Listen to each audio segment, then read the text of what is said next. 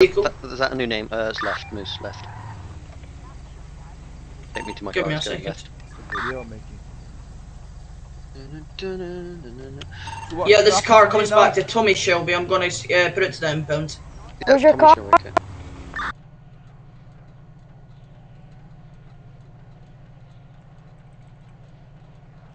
Right, so lads, yeah, that was a good turnover. That we did well in that last job. What do you think? Yeah, literally. Well, a nice car out of it. I don't think they followed us here. Back to what's that noise, boys?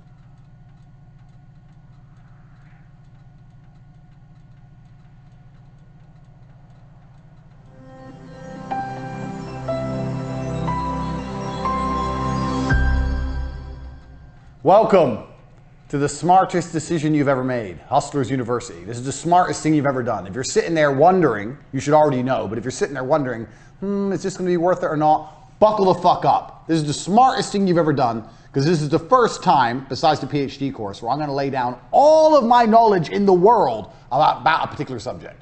PhD course was girls, this is gonna be about business. Everything I know about making money. So the way this came around was I was convincing yet another person to not go to university. I have convinced, well, I don't know if I've actually convinced them, but I often say the biggest mistake people make in their lives is traditional education. It's a waste of time, it's a scam. And I always tell people why it's a waste of time, why it's a scam. Like there's the double inflation principle that I coined myself, the fact that more degrees exist every year, which inflates them because they're less valuable because more exist. Plus the price goes up every year, which means it's less valuable because it's more expensive. If more exist, the price should go down. Scarcity and value are linked, but there's some kind of double inflation that goes on with education, which is propagated by the mainstream think tanks because they want to put you in there and they want to brainwash you. They want to put you in there and they want to turn you into a pussy, not actually teach you anything that's useful, just turn you into a little worker drone. Nobody goes to university and leaves knowing how to get rich. And if you look at all the richest people in the world or all the most successful people, they'll say, I didn't go to school, or I quit university, I dropped out. Because you're not learning anything about getting rich. You're sitting there just being brainwashed. It's bullshit. So when I was sitting there saying to this person, don't go uni, don't go uni, don't go uni, they said, well, what do I do instead then? I said, learn from me. And they said, oh, okay, well, what do I learn? So you can join the war room, you can learn there, da-da-da. So, okay, yeah, I'll join, but is there anything else? I thought, you know what? I'm gonna start my own university. I'm gonna give people a genuine option, a genuine alternative to mainstream education. I don't know about you, but me personally, all I ever want to do is get rich. I didn't give a fuck if I got rich breaking rocks or got rich being a professional fighter. I didn't care. I want money. I was not passionate about some business. I was passionate about money and money only. So if you've joined this course to learn how to run a business and get rich, congratulations, you're about to learn a whole bunch of shit. Because I've run a bunch of companies, you're gonna find out during the length of this presentation. This is no nonsense, no fluff, no doubtably the hardest hitting presentation given by a multimillionaire on how to make money in history. Because all the other multimillionaires are lying to you. They're lying to you by talking bullshit. Ty Lopez, if you read books, you'll be rich. Lie. You can read books all day, you're not gonna get rich. That's a lie. These other fucking nerds. Think positive, you'll be rich. Another lie. What do you mean? If I read books and I think happy, money appears in my bank? No, it does not. This is garbage. We're cutting the garbage. We're getting down to it with 100 points, 100 business lessons I've learned across my business career. So, well, as I said, if you've just made the decision to join the university, congratulations. Your worldview is about to change forever. I don't have a seatbelt on my chair, but I'm ready. If you have a seatbelt on your chair, put it on. If you don't, hold on tight. We're about to get rich. Right here, Hustlers University. Lesson 1. I've even got a whiteboard for you motherfuckers. That's how hard I've worked on this university project. Whiteboard, markers. Lesson 1, speed. Now, I tell this to everybody all the time, and nobody understands what I'm trying to say. I'm gonna try and articulate it. Speed is extremely important in business. Everything that needs to be done must be done fast. That doesn't mean it has to be done cheap or shit. It means it has to be done quickly. People seem to conflate the two, that if you do something quickly, it must be terrible. That's not the case. When you're a professional fighter, you learn to punch. Your instructor says faster, faster, faster. You learn to punch faster. You don't degrade your punch. You don't start punching like an idiot. You keep the same quality of punch, but you do it quicker. Now, nobody in the world, the modern world especially, and I'm going to say this, a caveat that I've learned across my career as well, especially if you're dealing with creative people in any kind of regard, they don't understand speed. Numbers people kind of understand speed. Creative people don't understand speed. And this is they have a strength and a weakness there. With creative people have something I don't have. They're very creative and they can see things I can't see, but it takes time. I'm the complete opposite. I want everything done straight away now. But speed is super important for a business, and I'm going to tell you why. So whatever you're thinking of doing, whatever the business you're thinking of running, you need to do things quickly. If an airplane, everyone knows how planes work, is flying through the sky, arrow, beautiful demonstration for you there, a beautiful fucking diagram. Even if its engines fail, it will continue to fly. If the engines fail, it will not fall out of the sky and instantly crash to the ground. It will continue to fly. Do you know why? Because it has forward momentum. It's going forward, and that means the wings are creating lift, air is going underneath the plane. As long as the plane goes forward, it will not fall and fail. And a business is exactly the same. The key with business is to make sure you're always moving forward, always producing content, and always doing everything you can as quickly as possible while maintaining the quality. Do not conflate quality with speed. You can do the same. If you have an idea right now and you have someone you're working with, let's say you need a new website. You tell the company it's going to take 2 weeks. No, it's not going to take 2 weeks. It's going to take 3 days. We're going to find someone else. We can't do it in 3 days. I'll find someone who can. You can build a good website in 3 days. People have unrealistic, stupid time frames. Everyone thinks things take forever. Things don't take forever. Things can be done quickly. I know, because I've done it. I've pushed people or done it myself and seen what's going to be done. Do you know what I could do in 2 weeks? Me, as a man who knows nothing about web design, in 2 weeks, I could learn web design and build a website. And I know nothing. So how the fuck can you, the guy who knows websites, take 2 weeks to build a fucking website? It's garbage. Everyone is slow. And being slow is deadly to a company for 2 reasons. One, the faster you get things online, the faster you start making money. Now, if you make money today because you were in a rush, let's say you quickly push and you get it online today and you make money.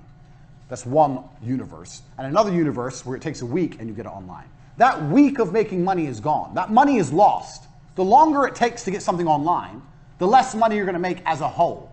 If I start a company today to the end of my life, and start a company next month to the end of my life, the one I start today has been running longer. It's going to generate more money. The quicker things are done, the quicker money is made. It's as simple as that. That's starting a company. Even if a company is already online, speed is super important once again. I'll give you an example. Let's say, I don't know, producing an advert.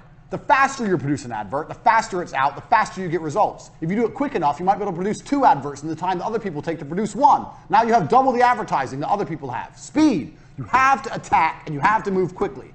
When I talk to people, people say to me all the time, I have a business idea. I'll say, okay, cool.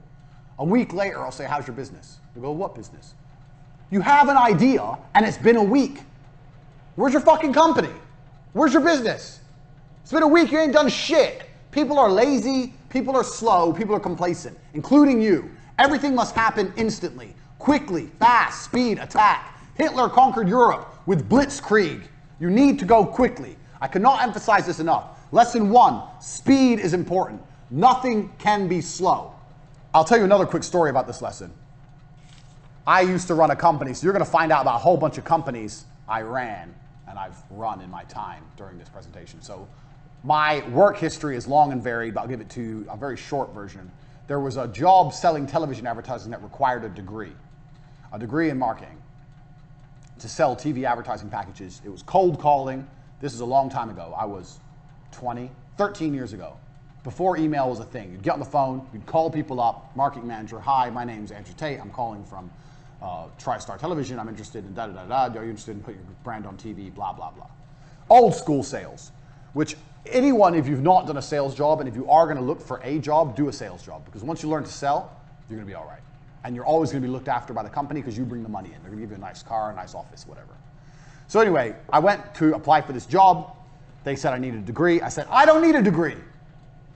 They're like, why didn't you go to university? I said, because I ain't got 4 years to waste in school. I'd rather get 4 years of experience out here working jobs. I'd rather have real experience and money in my pocket and learn the hard way than go to some school and sit around and drink alcohol and do drugs like all these other university graduates are. I'll work for free for 1 week, and if you don't think I'm good, don't give me the job. That's what I said. I worked for free for a week and they gave me the job because I'm a G. So there you go. That proves how pointless uni is. I got the job above all the graduates because I was prepared to do 1 week's free work. Well, it's better to do 1 week's free work than 4 years free work while paying money to go. The fuck is that? Waste of time.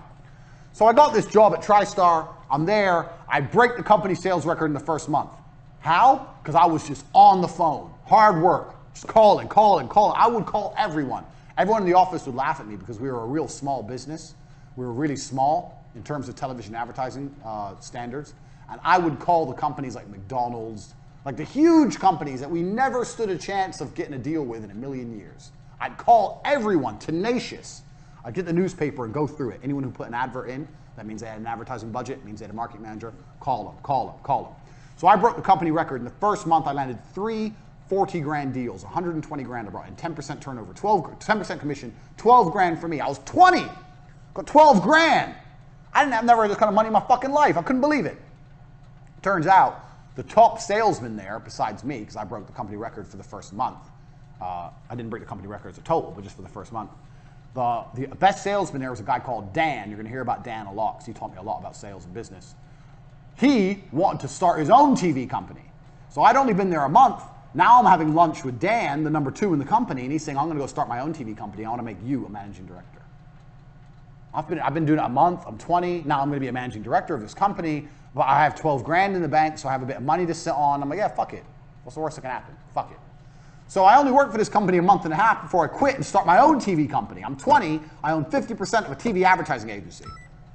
Turns out Dan is a massive cocaine addict and basically left me to run the entire company. That's why he wanted me. He wanted me to do everything and him just go out and take the money from the bank and do cocaine. So at 20, I ran the entire company. Now, for a year and a half, this company functioned. And this company functioned by selling the cheapest television advertising that ever existed. So what we would do was, let's say we would charge people 18, 19,000 pounds, and that would include a fully produced advertisement from start to finish, and their airtime on TV, and all the legalities to get them on TV. You have to go through the advertising standards, everything. That was a complete package with like 150 adverts on TV for like 18 grand. And we're calling people on the phone, me and Dan. Eventually we hired Tristan, ended up with like 10 members of staff, cold calling the world, promising television advertising at this price. Now, how does this all link back to lesson 1, speed? I'll tell you how. Because on an 18 or 19 grand package, we were only making 2 grand, 3 grand. We weren't making any money on it. In fact, a lot of the deals we were losing money or breaking even. But we were just trying to build up a customer base. We were just going into meetings saying, here's our clients, and showing a list of clients. People were like, how the fuck these young guys got all these clients? They must be some kind of young marketing geniuses. That's what people thought we were, but really we were just selling it too cheap. So we had all these clients. So how did we stay alive for a year and a half before it finally blew up in our face? Speed. We were robbing Peter to pay Paul. So we were getting money in. I bought a brand new car. Dan had a brand new car. We had this big fancy office. We're paying wages, but we didn't have the money. So how do you pay to put the person on TV? Well, you get a new deal. You get a new deal. You get a new deal. So you're paying for old deals with new money. But the key was, as long as we kept the speed going, as long as we kept the speed, as long as we kept pushing forward, we were never out of business. We didn't even need to make profit. We just needed to get money. If you can just find a way to get money into the bank, you don't even need profit. We were doing 2 deals a week. In our first year, we turned over nearly £1 million. I'm 20. I've got £1 million business. But there was no profit. It was just land a new deal so we can put the old deal on TV. And eventually you get deeper and deeper and deeper and deeper into the hole. So it gets to the point where you owe shitloads of money, which is what happened. Now, this business would have still lasted another 2-3 years. And this business, I learned a very valuable lesson in, which we're going to come to later. We're going to come back to this business, so pay attention. But I learned a really important lesson in this business. But this business would have lasted another 3 or 4 years, except I took a 1-month holiday to go training kickboxing in Thailand. I was still training at the minute. I wasn't a world champion by then, but I was still a professional fighter. I was training. I took a 1-month holiday. During my holiday, Dan just did shitloads of coke from the company bank account, just emptied the company bank account, no deals were landed, and it all blew up in our stupid faces. Law, fucking court cases, everyone taking us to court. I was 20. When you're young, you're scared of things. There's bailiffs at the door. We've lost our office. I was literally sitting there. I couldn't sleep. I was panicking. I didn't know what to do. Everything fucking blew up in our stupid faces. But if I could go back in time and I didn't take that 1 month holiday and I would have kept it running for another 3 or 4 years, and if I knew then what I know now, some of the other lessons I'm going to teach you, this would have made me a millionaire at 20 years old. So, speed. If you are moving fast, you cannot fail. The name of this company was T2 Television. T2. T2 Television proves speed wins. Get the money in. Get a deal. Produce the advert. Get it out. Get someone else in. Get money now. Speed. No, we can't wait. When's the meeting? Oh, next Wednesday. No, it's not next Wednesday. It's tomorrow. Tell them we'll go there tomorrow. They can only travel to us next Wednesday. We'll go to them tomorrow. We have to close the deal now. Money, money, money, money, money now. Speed. I cannot emphasize this enough because it is my entire business philosophy. If I had to give you one important point, this is the reason this is the first point. Speed. And everybody is slow. And if you start to work like me, you'll realize everyone's slow, and that's okay. But things must happen quickly. It's extremely important. The second point of the university. Most of you don't know what a business is. A business is money in. A business is nothing else but money in. It's not money out. It's not your accountant. It's not your logo. It's not your website. A business is money into a bank. So, a drug dealer who has money going into his pocket is more of a businessman than someone with a registered trade logo and an accountant and all this garbage who ain't getting paid. You own a business if you're getting paid. That's what a business is. So please understand this point, because this is a very important point. And this is why this is called the Hustlers University, because you need to understand how to look and approach at a business. So, cash is first. So let me give you an example. I say to people, start a company. How would you start a makeup company? And they go, okay, well, I'd find some makeup, and I'd get a logo, and I would I'd get a trademark, and then, I'd need stock. Listen to all the things they're mentioning. Find makeup. We're going to have two things. We have things that cost money and things that make money. As a business, your primary concern is always making money.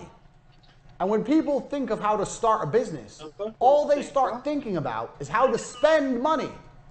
Oh, I need to find a makeup brand. I find some makeup and test it out and then get a logo and get some labels made and get a warehouse and get a website and spend. Where's the money in? Where's the money? This is a business. Where's the fucking money? You're talking about spending money. I'm talking about making money. So as a hustler, you always have to be about making money. Money in is a business, not money out. The amount of people I've spoke to said, I have a business. I go, what have you got? Oh, I've got this, and I've got a registered trademark, and I own this. And I know you've all watched Dragon's Den, and you think this shit's important with your registered trademark, and you own this, and you got the logo, and you got the labels, and you got the product, and you got blah, blah, blah. You're not making any money. No one's paying you. It's not a business if no one pays you. It's a business when people are paying you. Until then, it's circle jerk bullshit. It is much better to have this right and this wrong. Understand me? It's much better to have this right and this wrong than the other way around. That is extremely important for you to understand. If I had to start a makeup brand, I would do none of this. Zero. Do you know what I'd do? I'd make a website with makeup on it and prices, and I'd start advertising. Bang! Now I'm making money. I'm making money. I'm getting orders.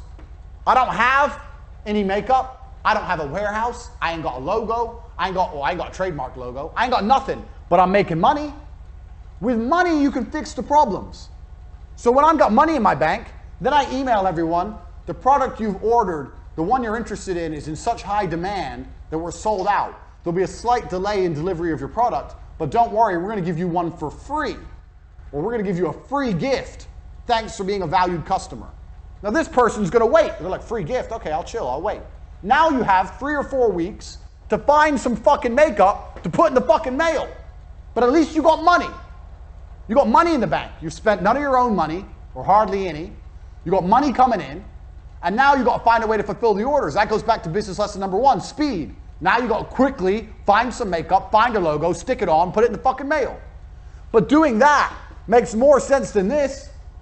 What if you do all this shit and then you try and advertise and no one buys? Then you've lost. If we do it my way, I advertise, no one buys, I ain't lost anything. Big whoop. Who cares? No one wants my makeup. Oh well, good thing I don't have 500 boxes of it sitting in my fucking bedroom. Like you dorks. A business is money in. When you want to start a business, your number one concern is how do I get money in? Nothing else. Everyone who starts a business starts talking about everything else. We need an office. Why do you need an office? No one's paid you yet. And you're talking about an office? I need a new laptop. Why? No one's paid you yet. You're talking about a laptop? You don't need anything until people start giving you money.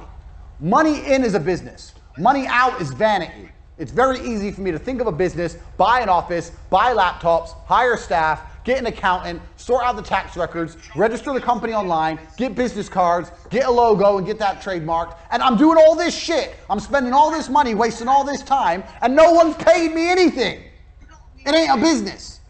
When you come at me with a business plan, my first question is, where's the money? When you want to start a business, the first question is, where's the money? How are you going to get paid?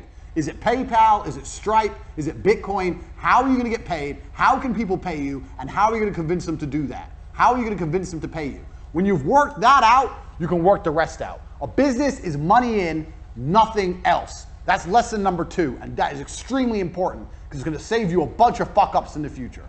This leads on to idea number 3. The third lesson you're going to learn in business is super important. I've kind of covered it when I discussed 2, but this is very important. Start ideas for free. People come to me all the time, Andrew, I have an idea for a business. Maybe you need a small investment. It's normal. Let's say you're developing an app, you need to invest in the app, something. That happens. But a lot of people ask for insane amounts of money. 50 grand, 100 grand, 200 grand. Oh, to start my business. You can start businesses very, very cheaply if you do it the right way. Let's look at our beautiful demonstration, our beautiful diagram here of our makeup company. If you start a makeup company this way, you need minimum 200 grand.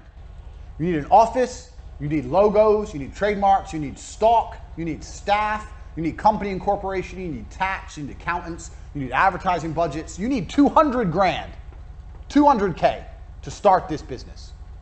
If you start business this way, make a website, put some pictures on there, pretend you've got a whole bunch of stuff you ain't got, and start getting money in, you can start this business for 5 grand. Let's say for the website, 5 grand. That's 195 grand difference. Now, the problem with this business is you're going to start getting money in and you're not going to have any way to fulfill the orders. But back to business lesson number 1, because you're a fast worker, because you're industrious, because you work with speed, you'll find a way to fulfill the orders. Hey, listen, worst case, you give them the money back. Worst case, you refund them. But at least with this idea, you can test the viability of your plan. 1. And 2, you're not in the hole. So let's assume both companies are bound to fail. Here you've lost 5 grand. Here you've lost 200 grand. Why risk all that money when you can do it cheap? Also, with 5 grand startups, you can now, for the same price as starting one company, you can now start 40 companies. One of them's going to work, because they're 5 grand each to start. One of them's going to work. So you have to learn that the idea of starting a business is not expensive. Get that out of your head. I'm a millionaire, a multi-millionaire, and I will not spend more than 5 grand launching a company. 5 grand max. I'll spend 5 grand, and if I see money coming in, maybe I'll invest some more. Or when the money starts coming into the makeup company, you might reinvest all the money. That's fine, because that ain't your money. That's money you're making. You can build a company off the money you're bringing in from the company and never spend your own money. That's how you launch a company. Now, every time I say this, people go to me, oh, well, what about this? What about that? If you're going to launch a fucking airplane company and try and compete with Boeing, you need money, obviously. But I'm talking about for you guys out there, this is the Hustlers University. If you're looking at making money, starting a new company, or you already have a small company, some of the biggest mistakes you can make is investing lots of money.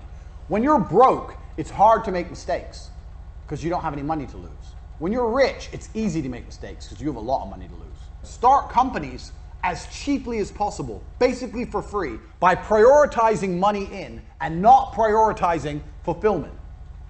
That way, you get to start companies cheap, you can start a lot of them, you have money coming in the door, and you can reinvest money you're making in your company and build your company from the ground up. Every company I ever made, including T2 Television, was done this way. When I got my first deal for T2 Television, I had a BlackBerry and a business card. And I went to their office and I signed the deal. I had a business bank account that was free, no tax incorporation, nothing. They paid me and I used that money to buy an office. Done. I started a television advertising agency like this. I didn't get an office first. Office, staff, computers, desks. I didn't have any money. I had the 12 grand from the commission, but I was saving that for myself in case it all went wrong.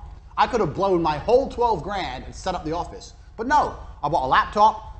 I had a laptop. I bought a BlackBerry, had a business card, landed my first deal, and set up my whole business off of money already coming in. And if you can do that with an advertising agency, you can do that with nearly anything. This is television advertising. This is like premier shit back in 13, 14 years ago, before the internet was big almost. Everyone wanted to be on TV. That's how you start companies. I started an advertising company with a fucking BlackBerry. This is how. This allows you to start more businesses and allows you to see what's viable and what's going to make money and what isn't without risk. It's extremely important you approach businesses this way and not businesses this way. It is extremely important. Get this in your head. These first 3 lessons about speed, about money in being priority over everything else, and about starting businesses with this focus as opposed to the cost focus, money in as opposed to fulfillment, I've already taught you more than you're going to learn about business anywhere else. That's key, because if you do things this way, it's very hard to have a monumental fuck up. It's very hard to lose money. And also, now you can start nearly any company. You can start nearly any business. Give me a business. Name something completely random. A record label. You want to start a record label. So, record label, what do you have? You have, this is completely on the fly, record label. So, let me wipe my board. This is completely on the fly, unprompted. We're testing my business genius for the Hustlers University. Let me clear my beautiful diagram here. Right, so how does a record label make money? Make. We have make and we have costs. So a record label makes money by selling records, correct? I've never run a record label, so I might be wrong. So you have to sell records. Now, a record label is a digital product, so it's actually harder than makeup, because how can you sell records you don't have? So what I'd be looking to do first thing is test my distribution channels. So, costs, you need to find records you can instantly supply, unlike a makeup company. So you need to find artists which are, I wouldn't say struggling, but there's certainly, you need to go out there and find some artists which don't want money up front. So you need to work out some kind of commission deal with artists and say, look, we're gonna give you X amount on the basis of the sales. So you have to find, we're gonna put broke boys. Because it doesn't, you know what, at this point, especially with a record label, although you need good quality artists to have a good reputation as a record label, if you have shit ones at the beginning, it doesn't really matter. If you have some shit ones and you sign Rihanna later on, is anyone gonna be like, oh, they have Rihanna now, but 3 years ago they had that crap band no one's heard of. They ain't gonna care. It's not gonna damage your reputation. So at this point, you can just get broke boys. Get broke boys, offer them a commission deal to make to try and sell records. So let's say we're selling a record for £1. Let's say it's a 50-50 split, 50-50. Now you've got distribution channels. How are you gonna sell the records? Where are you gonna sell them? Apple Music, Spotify, whatever. You have to test the distribution channels, test them out. Test out an independent distribution channel. So let's say you do all the traditional distribution, traditional stuff. And let's say you want to try and sell some stuff independently. So let's say you start a website or you go on, is MySpace still even a thing for music? No, it's the other one. Yeah, so there's a few other abstract ways you can try and sell money. You can try and sell records. Let's say through their own website or through SoundCloud, through some of the other ones. You can try some abstract methods. Now here's what I would do. I'm running a record label. I find broke boys. Broke boys agree to go a 50-50 split. I promise to sell loads of records. You have to promise. This is your job. So I promise to sell fucking 100,000 records a month. Some bullshit. I promise. I'd lie. This is what I do all the time. No big deal. 100,000 a month. Easy, easy, easy. I'd get them. I'd put them across all the distribution channels. I'd see how many we sell. If we don't sell any, do you know whose fault it is? The broke boy's fault. I'll come back to him and go, okay, well, yeah, we have 2 of your songs. It's not enough. People don't know who you are. We need to produce some content to raise your profile. I don't know if you guys have any videos of you performing live. We need more music we can put out there. Da, da, da. And I would just continue to extract from the broke boys more videos, more songs, all for free, all based on a commission deal, and just put it out there. Speed, just like we said in number 1. Like I said, I've never run a record label in my life that's come off the top of my head. Speed. Give me more, give me more, give me more. The more they produce, the more they give you, and the more you put out there. It doesn't matter. If you sell a little bit of each, you're going to start to make money. Look at what we do and what I do, all my different businesses. At this moment, I run CobraTech.com. I have the War Room, which is a business in itself. I have the webcam business. I have 2 YouTube channels. I have casinos. All I do, because it's just speed, scattergun. So in this kind of particular, if you're going to do a record label, you need to have as much as possible video and music that you can afford. And when I say afford, a commission-only deal, just constantly put out there, speed, on every single possible distribution channel. That's what you need to do. Then what you do is, when you have these boys everywhere, Broke Boys, the Broke Boy record band, you have them everywhere, and you have tons of their stuff, then you can approach someone who's not shit, or a little bit better. So we have the Less Broke Boys. Less Broke, we're right here. My terrible writing, because I'm writing at an angle. And when you go to the Less Broke Boys, you can say, well, look at the Broke Boys. We've got them on Spotify, SoundCloud, they're on their own website selling, they're here, they're on iTunes, they're there. Look at this, this is some videos of them performing. Yeah, we use these for promotion. They're on this YouTube channel, they're on that YouTube channel. The Less Broke Boys will be like, oh, these guys, they actually got them a lot of promo. What did you really do? All you did was extract it from these guys. Now the Less Broke Boys might want to work with you. Maybe you don't give them, maybe it's a slightly better commission deal. Maybe they get 60, you get 40. Take their shit. Before you know it, you're going to have a catalog of stuff. So people go, who's this record label? You go, well, bang. And you type any of those bands in, and they flood the internet with things. Now you're a real record label. Now new bands, up-and-coming bands want to work with you. Just because the amount of promo you put them everywhere. One of these up-and-coming bands might be the next big thing. Who knows? All I've done in this business model, I don't know anything about record labels. All I've done is stick to my tenets of business. 1, this is free. This is free. This is running a record label from your bedroom. Doing all this is some work on your computer, putting them on iTunes and making a website, whatever. That's all fucking free. Negotiate with the Broke Boys, you can do it at Costa Coffee or a Starbucks. So this is a free business I've just given you. 1, it's free. 2, we've prioritized money in. The first thing I wrote is, how do we make the money? How do we make the money? We sell records. Okay, so we need this, we need this, we need this. Prioritize making the money. And the third thing I did was speed, quickly. Get out, get out, get out. Tell the Broke Boys to make more. Tell the Broke Boys to start a daily vlog of them recording, a daily vlog of what it's like in the band. Start putting out on a YouTube channel. Speed, speed, speed, more, more, more. Give me content, non-stop. Speed. All I did was stick to my 3 basic business principles. Now, imagine you try this for 6 months and it doesn't work. Have you lost money? No. What did you lose? You didn't have a big fancy office. You didn't lose nothing. What's the worst that can happen? What's the worst that can happen? Nothing. And that is the exact point I'm trying to teach here. If you stick to these 3 tenets in nearly any business, you'll launch it for basically nothing, and nothing can go wrong. Nothing can go wrong. Point 4. Let me clear my board. Let me get some hot chick. Just sit here and wipe the board. In fact, let me message a female right now. Sorry, bear with me. Let me get a member of staff. Right. Point 4. Staff.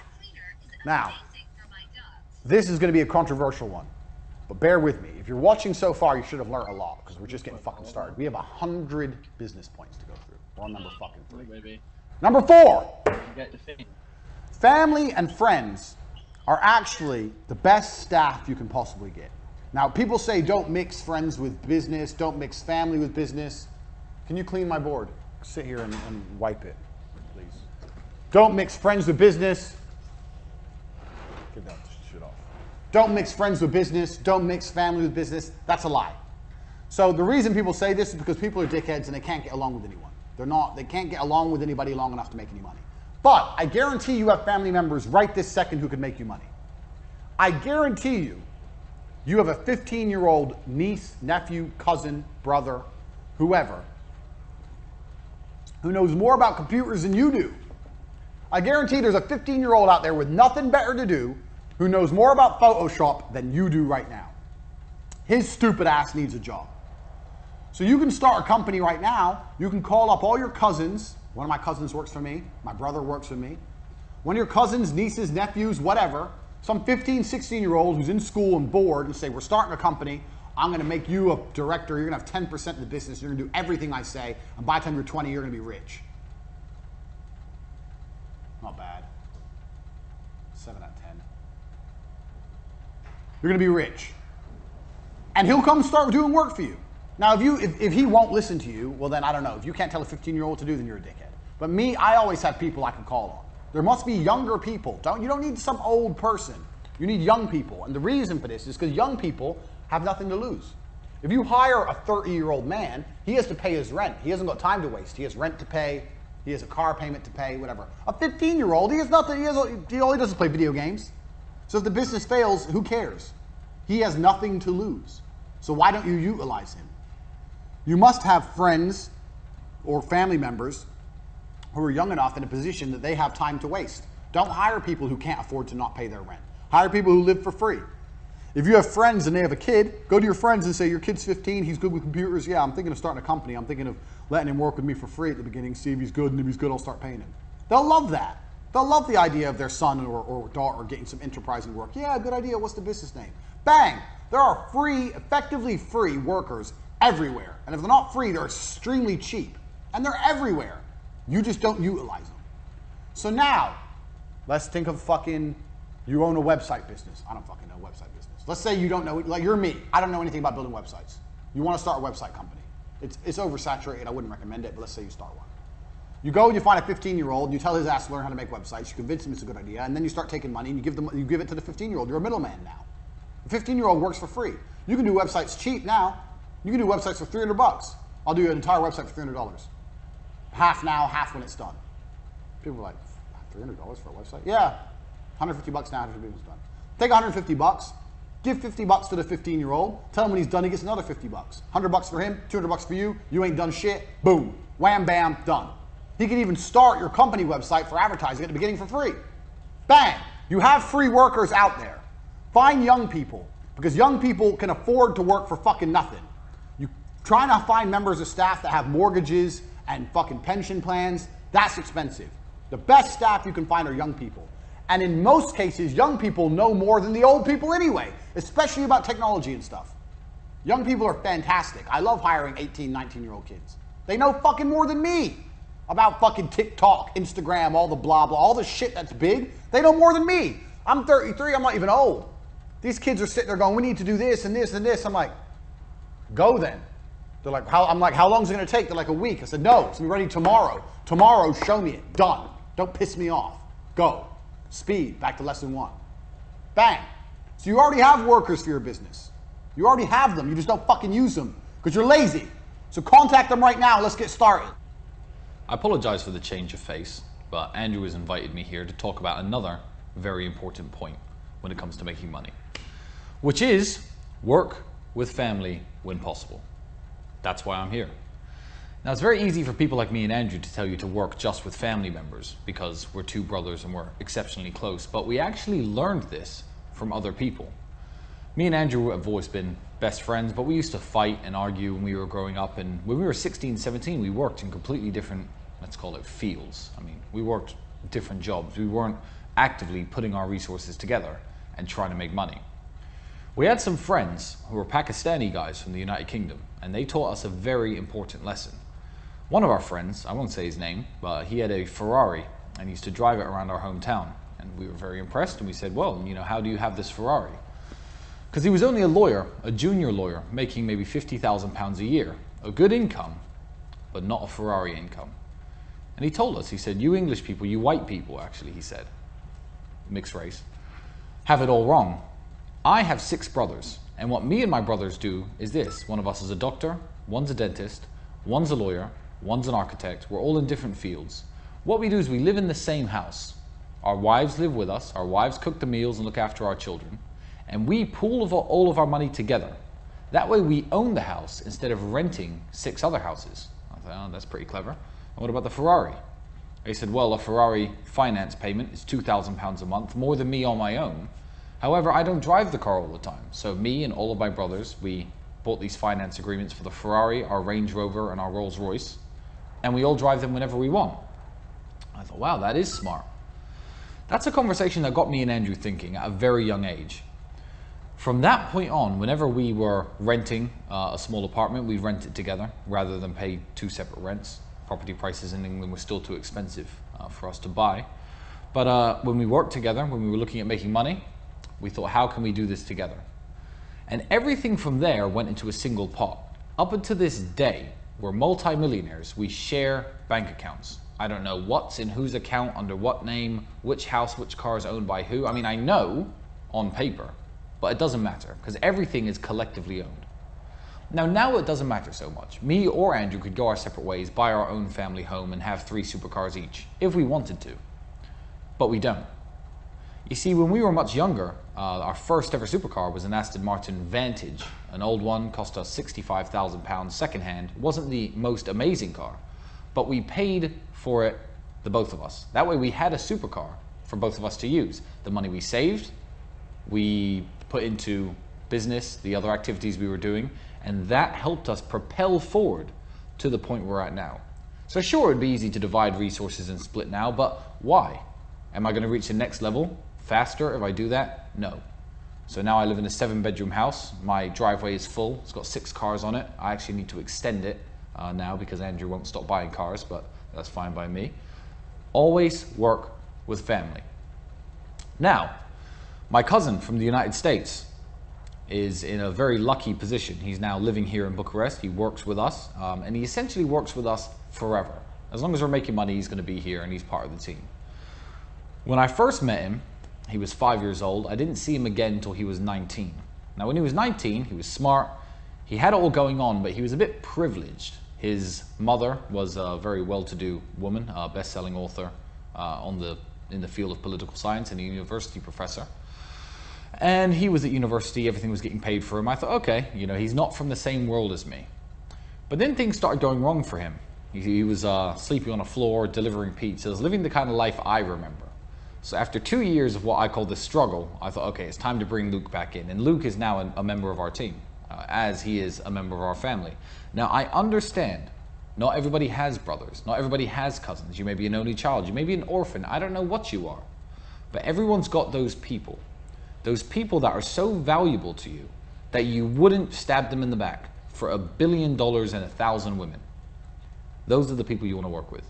As long as you are sure that they share your sentiments, those are the people you want to team up with. Pool your resources, live in the same house. If you're broke, if you're both working dead-end jobs, rent one room together if need be.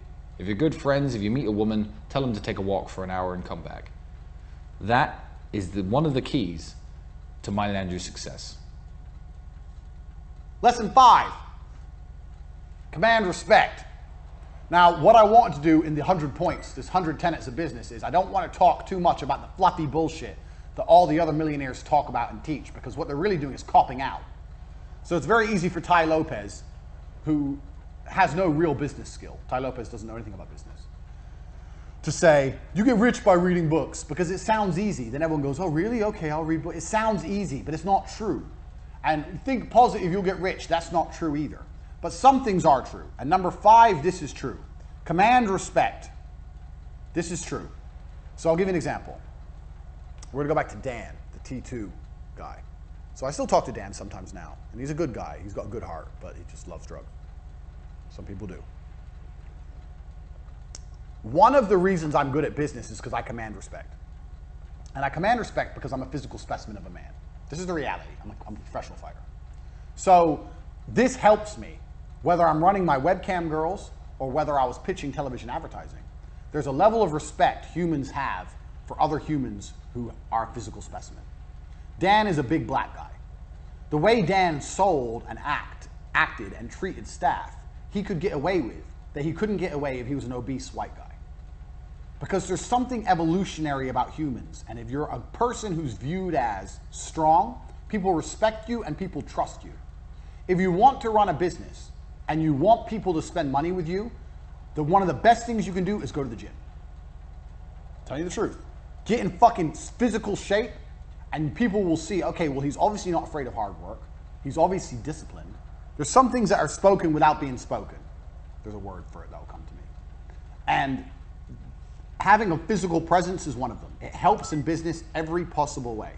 If I stand up, when I used to stand up to sell TV advertising in front of people and say, I guarantee you spend $19,000 with me. I guarantee you spend $19,000 with me, you get double back. When they see your product on TV, a product like this, it's going to sell. Do you sell online? Yeah. Where else do you sell? Tesco, Sainsbury's. Oh, you're in the superstores as well. You are going to make twice your money back, guaranteed. If I say that as a big, strong guy who they could tell obviously trained really hard, was disciplined, was not afraid of hard work, that was more valuable than if I was a fat piece of shit. It's going to work. I'm like, well, what the fuck do you know? You just eat pizza. You don't know anything. Go to the gym. Command a physical presence. I'm not saying you have to beat anyone up. I'm saying if you command a physical presence, your words have more weight and it helps in business across all things. Everything. I know webcam girls is a very unusual business and none of you have probably run webcam girls, but I learned a whole bunch about business running my webcam girls. In fact, I approached my webcam girl business the same as I approached every other business, with the same tenets. I started it for cheap with a laptop I already had and a girlfriend I already had. I found out how to get the money in before I found out how to produce the videos. I had people sending me money for these feature-length porn videos, and I couldn't even produce them. I didn't even have a fucking camera. Money first. All my same things. Speed, quickly, get everything produced quick. I did all the same things with all my businesses. But the reason I can have so many girls listen to me is because I'm me. And I'm me because I'm big and strong. I'm Andrew Tate. So if you want to run your business, do not neglect physical presence. Now, you can be successful without physical presence. There's a whole bunch of dorks who are successful. But I'm talking about what I know about business and what I've learned. This is the Hustlers University. And what I'm saying is it will help you. Even if you're Bill Gates and he was super successful and he's a dork, he would have been more successful if he was a big, strong dude. It's never going to detriment you to be bigger and stronger in life, and whether it's in business and every other aspect of life. Being bigger and stronger and commanding physical presence will always help you. It shows discipline, it shows that you understand hard work, and it makes your word more valuable. And sometimes in business, all you've really got is your word. You have to promise people shit and they have to believe you. So if you do that as a big, strong dude, people just believe you more. This is just the harsh reality. This is the Hustlers University. I told you it's no nonsense, it's no garbage. If you want to run a company, start going to the gym, get big, get strong. It's going to help you make money. Sooner or later, I guarantee you, it's going to help you make money. This is point 5. Don't neglect it because it's very, very true. Even if it only helps you 10%. 10% is a lot. 10% is the business. 10% is the difference between success and failure. 10% is the difference between a little bit of money and a lot of money. 10% is a huge difference. If you're selling, let's say you're selling $1 million of product, and you got a 20% margin, that's 200K. If you had an extra 10% margin because you're the big strong guy and you got 300K, bang, that's an extra 100 grand a year. That's a fucking 911. That's a Porsche. There's a big difference. It's a big difference. So do not neglect number 5 because it's real. Check the guns. Would you, and here, let me prove the point. Would you have bought this course? You bought this course because I'm Andrew Tate. You trust me. You've obviously looked at me and you go, you know what, something about this guy, he knows something, I trust him. Would you have still bought this course if I was morbidly obese? Genuine question. I know it's an extreme, but it's a question. If I was morbidly obese in my chair and very, very fat, I'm going to teach you about business, would you have bought the course? Or would you have thought, fuck you, fat fuck, you don't know nothing? And if you're honest with yourself, you'd think, yeah, you're probably right. I wouldn't have bought from you if you were obese. So that's the extremes. I'm a professional fighter, obese. These are extremes. But the extremes prove the point. The closer you are to in good physical condition, the more likely you are to be respected, and the more likely you are to be able to say things and people believe you. So, get in physical shape. That's point 5. Commanding respect is always going to be able to help you throughout life, especially in business. Point 6. Resell to people you've already sold to. It's the easiest money you'll ever make. So, in T2 television, because obviously we knew we weren't making money. When shit was getting hard, what we do is we were selling these 18, 19 grand deals. And one of the reasons we survived so long is we'd get people to sign up, pay 18, 19 grand, make their advert, show them their advert, hope they loved it. And if they love their advert, then we try and sell a bonus airtime package. We come at them and say, by the way, we've got a really big purchase coming up for McDonald's, some bullshit. And we're getting airtime extremely cheap. And for only an extra 5 grand, we can get you an extra 100 spots on TV. Some garbage, some bullshit. and try and sell them this extra package. And this package had some profit in it for us. The spots we'd give them would be in the middle of the night, cheap, bullshit. And this was our only chance to make any profit. So if they said no to this, we did all the work for effectively nothing. If they said yes, we'd sell it for $5, and it was like $4 grand profit. That's how we were surviving. So if we tried to put that in at the front end and sell 24, 25 grand packages, we couldn't sell it. But if we sold them at 19 and then tried to upsell them later, we had about 60, 70% upsell rate if people liked their advert. So the easiest money you'll ever make is selling to people who have already bought from you before, as long as you relatively fulfilled your deal. So we did it after the advert. We never tried to sell it to them before they saw the advert, because then it was much harder to sell. So if you do a good job or a half good job, the best customers you're ever going to have are people who have already bought from you before. You should already know this about business. This is a very easy one. But it's so much easier to sell to someone who's already bought from you than it is to sell to someone new. A lot of you watching this may have already bought something from me before. Congratulations, you must know a lot of shit. But it's very, very important. It's very, very true. So I know a lot of people with a lot of different businesses, and they all call me up for advice. And one of the first things, I had a guy call me up about 2 months ago, and he was saying he was struggling for cash. He asked me to borrow money. And I said, I won't say who he is or what his business is, because you'll know. Some of you will know. So to protect him, I was like, well, okay, how much do you need? He's like, 200 grand. So how many customers do you have? I was, oh, all in all? Yeah, all in all, how many customers are on your database? He goes, oh, about 10,000. Like, bro, there's your 200 grand. Put together a fucking email campaign. Do a huge discount. You don't have to let it leak out into the public. Let them pay full price. These people have bought from you before. Put it all together, pow, and blast it out. There's your 200 grand. What do you need me for? These people have bought from you before and you delivered. There's your money. Your money's sitting right there. Go get it. So easy to sell to people who have already bought from you before if you did a half good job. In business, you don't need to sell to tons of people if you can sell to the same people over and over again. And it's much easier to sell to the same people over and over again than it is to keep finding new people. Keep that in mind, especially during times where you need cash, or you're trying to raise cash, or you want to increase cash flow. The first thing you should do, if you have a company and you're making a bit of money, making a little bit of money, and you go, you know what, I want to make some more, what can I do? Don't look at advertising more. Don't look at getting new customers. Don't look at a new product launch. The first thing you should do is go, is there anything I've already got that I can resell to people who have already bought from me? And that is the easiest money you're ever going to make. Don't forget that, because you'll need that at certain points in your business career. You're going to need to be able to pull that ace out your sleeve and generate money from thin air. Keep in mind. That's point 6. All right, point 7. This is another one that goes back to point 2 and point 3, but this is really important. Don't get legal before you get rich. This is super important. We're talking about hustling here. I'm telling you the hacks to becoming rich. Do not get legal before you are rich. You can fix your legal bullshit when you've already made money. It's a shame I've deleted or erased my beautiful makeup diagram. But it's very similar to what we were saying earlier. I know so many people who have registered a company, registered for VAT, registered with the tax man, already have an accountant, and haven't made any money yet. In most of my companies, will make $1 million before I'll even consider fucking around with a tax form, talking to an accountant, or registering any fucking companies.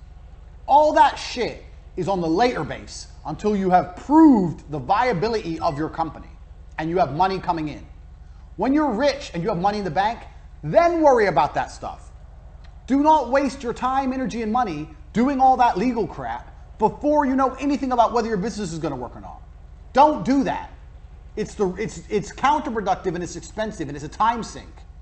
If every time I had to start a company or an idea, I had to go register a company, get an accountant, do tax forms, do VAT forms, what a waste of time. I've started maybe 100 companies in my life. 20 of them made money. You're telling me 80 times I would have had to fuck around? Don't do that.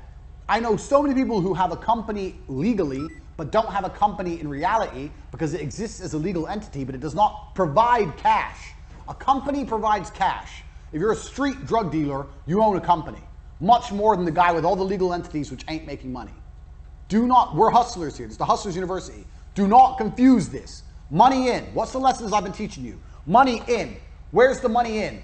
Legal shit is a cost. We're not interested in costs until we've seen the money in. Do not get legal before you get rich. You do not need any legal bullshit. You need a website, a domain name, and that's it. You do not need any legal bullshit before you get rich. Don't make that fucking mistake. The reason people do that is because it makes them feel better. It makes them feel better because then they feel like they have a company. So people go, I want to start a company. They don't know what to do and they don't know how to make money. So they think, well, if I spend money and set it all up legally, then I've got a company. Then they feel better inside, like they've achieved something, when really they've achieved nothing because they're still not making money. Don't fall into these traps so you can walk around telling everyone you have a company because you spent money. Anyone can spend money. Making money's hard. Spending money's fucking easy. Do not do that vanity, I own a company on paper garbage. Fuck all that off until money's coming in the bank. Do not get legal before you get rich. Extremely important. Point 9. Use what you got. So, this comes down to one of the ideas for what idea of a business to run. So, I just gave you the example of the 15-year-old cousin who can make websites, now you own a website company. Or your 15-year-old cousin who can do, I don't know, fucking, who knows what he can do. He can mow lawns. Every 15-year-old can mow lawns. Now you have a lawn mowing business. Bang. Tell his stupid ass to go deliver some flyers. Drive him around in your car. Play some 2-pack. Chill out in your car. Text some bitches. Drive at 5 miles an hour. Let him drop off all the leaflets. And then let him mow all the lawns. You collect all the money and just pay him a percentage. Bang. You now own a lawn mowing company. Congratulations. Use what you got. I made a lot of money with webcam girls. If you're watching this, you don't know that. Webcam girls. You can go to chatterbait.com. You see girls on there on webcam, getting naked, talking to dudes, taking money. That made me millions and millions of dollars. I came up with that idea by sticking to this principle. Use what you've got. So right now, if you're sitting there, make a list of everything you have. And I mean everything. You have a house, say it's rented. You have a car, it's on lease. You have physical strength. Let's say you're a strong guy. When I was making my list, I was writing everything down. I was like, well, I've got 6 girlfriends. 6 girlfriends. So, okay, how can girls make me money? Strip club, but that takes money to set up. Remember? Costs, money in. Strip club, I cannot get money in a strip club without a club. So I looked at all the costs for a strip club and realized it's too expensive before I could get money in. It's too big a risk. Remember? It's too much risk. I could lose 300-400 grand. Can't risk that. How can I get money in? How can I get money in for having hot girls without spending money out? So my first idea was strip club. But I looked at all the costs. I was like, okay, so why do men spend money on girls in strip club? Because the girls are beautiful, they get to look at the girls, see some titties. How can I do that without the club? Well, the internet. If I put them on the internet, it's cheap. This is literally how I thought. I stuck to my business principles. Okay, it's cheap. Start looking up, bound, discovered the webcam websites. All right, so I've already got the girls, I've already got a laptop, I've already got the internet. Bang! The day I had the webcam idea, the same day I was making money. I didn't spend any money, but I was making new money because I refused to allow myself to spend. Then I started making new money in with the webcam because I knew I had the internet, I knew I had laptops, I knew I had girls. Use what you've got. Look around you. What people do you have? Does your old mother need a new job? Maybe she's at home and she's bored and she wants to, maybe she'll mail things for you. I don't fucking know. Do you have cousins, nieces, nephews? Do you have a girlfriend who has nothing to do? Use what you have. People, things you have. Make a fucking long ass list and you'll start thinking of ideas, business ideas. And they're going to come to you like the strip club came to me. But then you're going to sit there and go, okay, this is a good idea, but I can't afford that. But then you're going to go back to the other lessons I've taught you. Okay, this is how much it would cost to set up that way, but how can I get the money in that this would generate without all the costs? And if you do that and you sit there with a piece of paper and you write everything down and you stick to the principles I've taught you so far about how to start businesses, you may find a business you can start for a couple grand. You've already got your staff, a couple grand, you got an idea, you try it. Doesn't work, lost a couple grand. Does work, bang, you're rich. That simple. If it starts to work, speed, more. Lesson 1. It's really not that complicated. This is how hustlers get rich. It's really, really simple. So, use what you got. A lot of you already have things you can use, you just don't use them. Uber's another one, man. Uber's a fucking perfect one. So, I know Uber doesn't pay very much at all. I know that. But, you know what everyone loves to do when they first get their driving license? Drive. Maybe you have a 17-year-old cousin or some shit, he's just learned to drive. Get his ass on Uber. Rent a car. find a way to rent a car with unlimited mileage per month, tell him he's going to do 10 hours of Uber a day to train how to drive, lie to his ass and say that in the Uber app you can track and make sure he ain't breaking the speed limits so he drives safe. Put his ass on Uber, pay for his gas, and give him half the money and keep half for yourself. Bang, done. Set him up, get him ready. This is shit. I didn't plan. I'm just telling you things off the top of my head. Because this is how I think as a hustler. I don't need to sit and think. I just know there's money, and I find a way to get the money. That's how I am. So right now, you've got cousins out there who aren't driving Uber. If you can convince them to drive Uber, well then why don't they do it without you? Easy, you can talk some shit. Make some shit up. Hey, have you got an Uber account? No, I'll set it all up for you because it's complicated and there's some tax. I'll handle the tax. Don't pay no tax, just lie. Blah, blah, blah, get them an Uber, get them in cars, bang, bang, bang, take the money. Done. What are you waiting for? Use what you got. You've already got people, there's cars, there's things happening. You're just not doing anything. Look around, make a full list of what you have, stick to the business principles, and find a way to get money in without spending money out. And you won't lose. That's what I did with the webcam company. And it made me millions of dollars. Millions. I ended up with huge numbers of girls.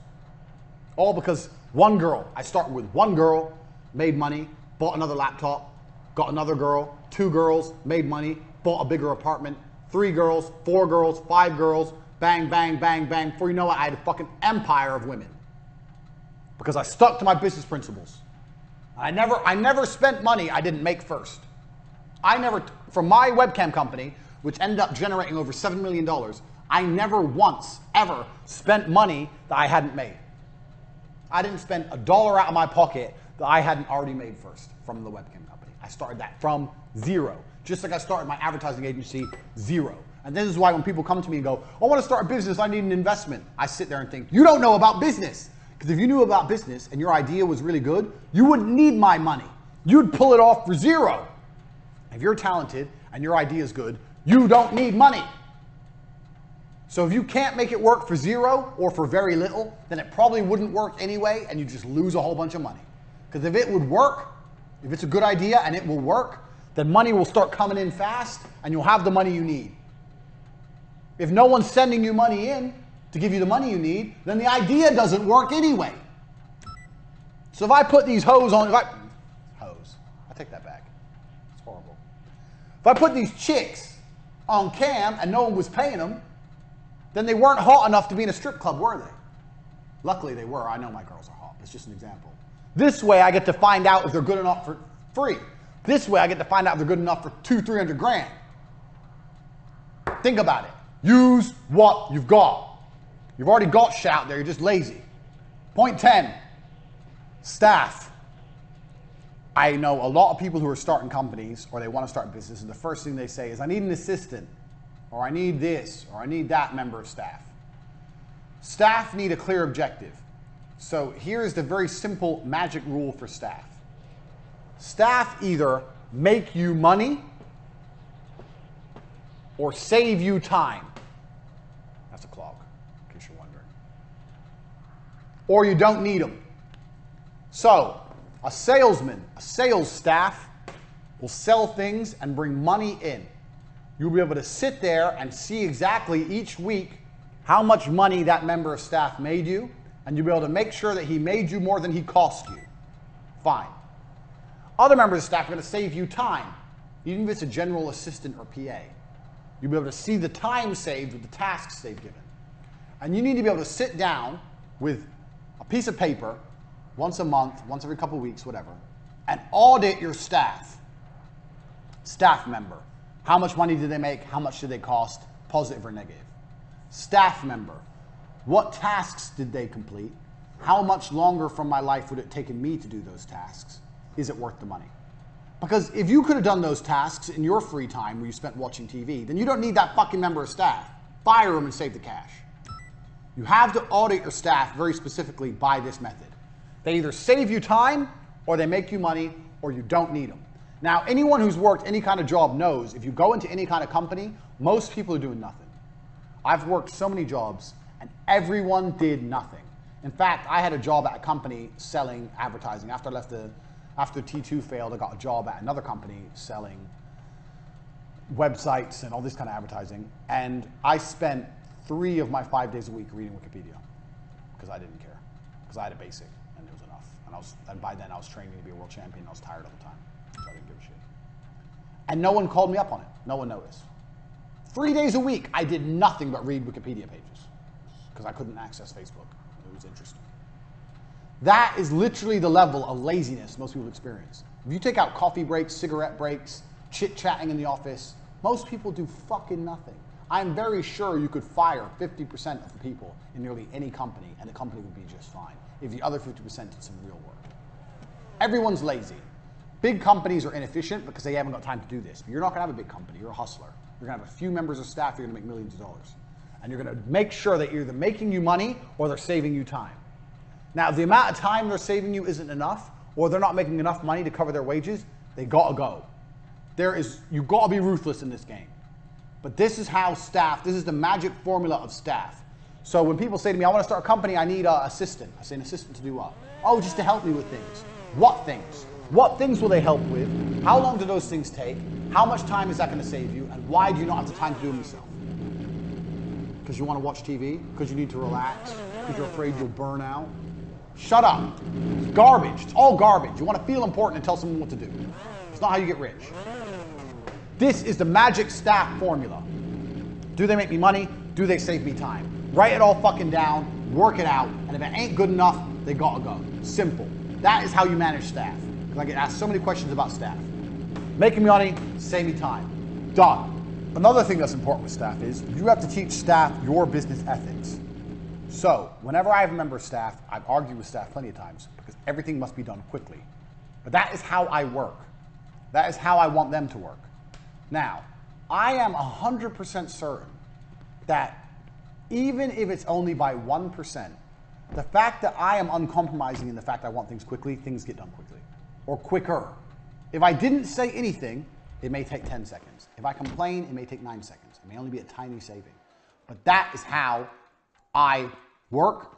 That is how the people I work with, I want them to work. Speed is everything. So when you get new members of staff on board as well, make sure they understand your business principles, especially number 1, because that is your business mantra, speed. So if you have a salesman and he's selling and he's doing fantastic, that's good. You can sit him down and say, you know what, you're doing a fantastic job, you're making lots of money. I'm very, very proud of you. Look, you're making this, you've done really well there, you're making target. There's only one thing I want to talk about, is how quickly you work. I'm like, what do you mean, I'm hitting target? Yeah, you are hitting target, but when you're inputting information into the system, I think we can get that done quicker. There must be a faster way we can get that done. Free up his time. If he does things quicker, he has more free time to sell more products, he'll make more money. Speed. No one ever works fast enough. When I was fighting, jab, cross, the basics is never quick enough. It has to be quicker. It has to be quicker.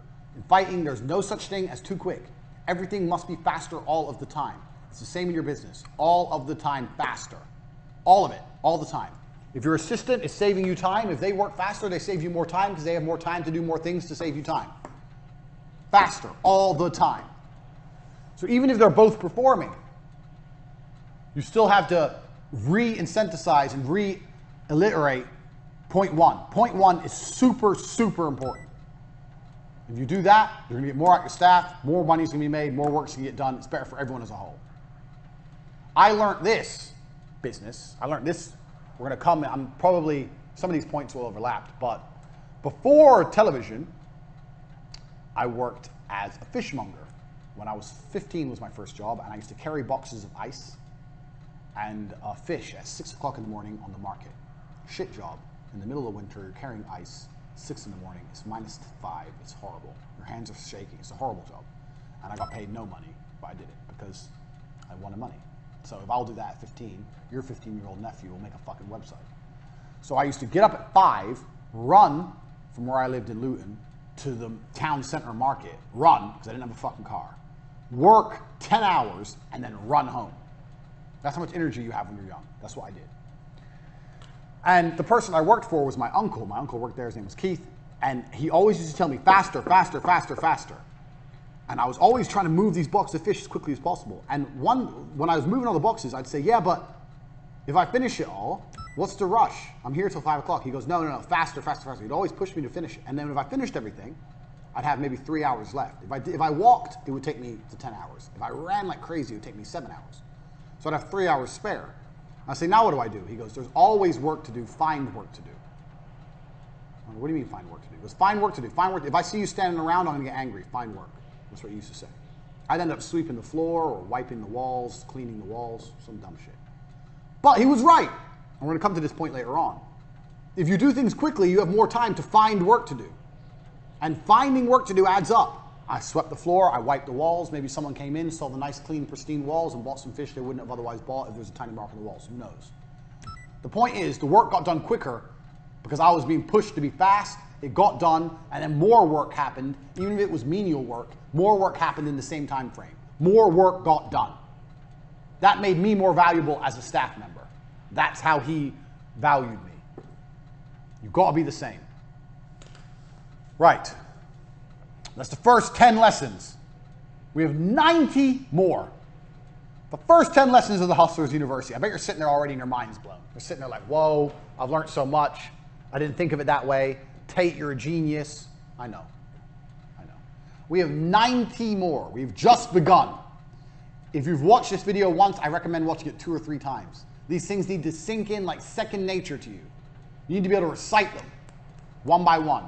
We've talked about how you start companies, what you prioritize in a company, how you make sure everything's done quickly and why that's so important, how you manage staff, how you find ideas to launch companies, what members of staff you can get. We've covered all this in the first 10 points.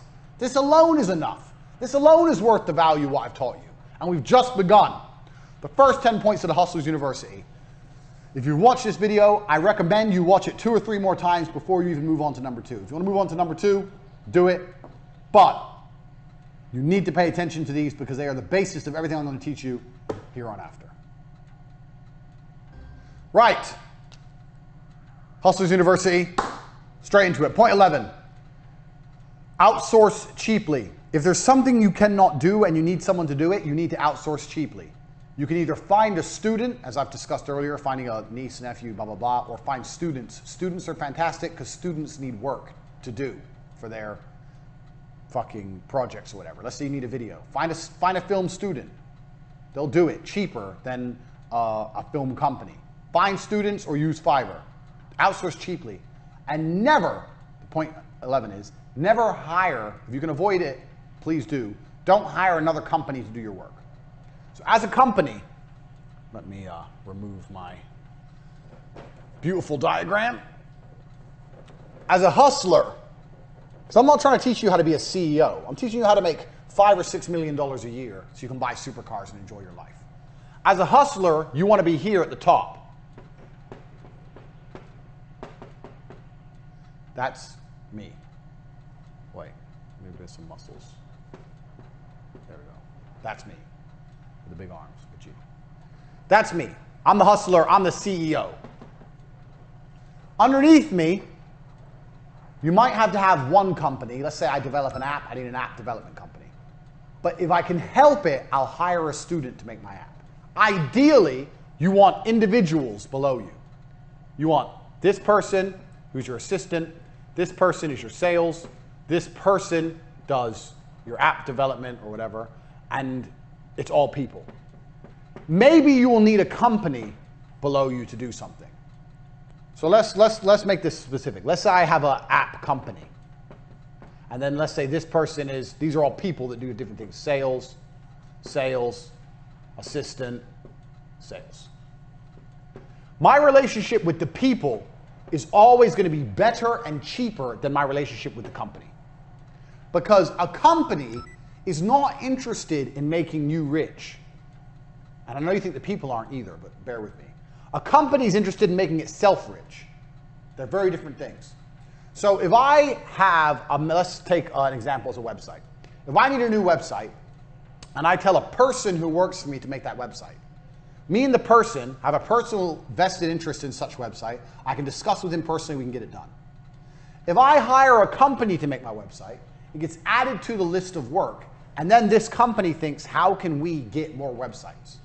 Do you understand where I'm coming from? The person who's tasked with the website has one job, make my website. The company who's tasked with the website has 2 jobs, make the website and find more people who need websites. They need to do 2 things.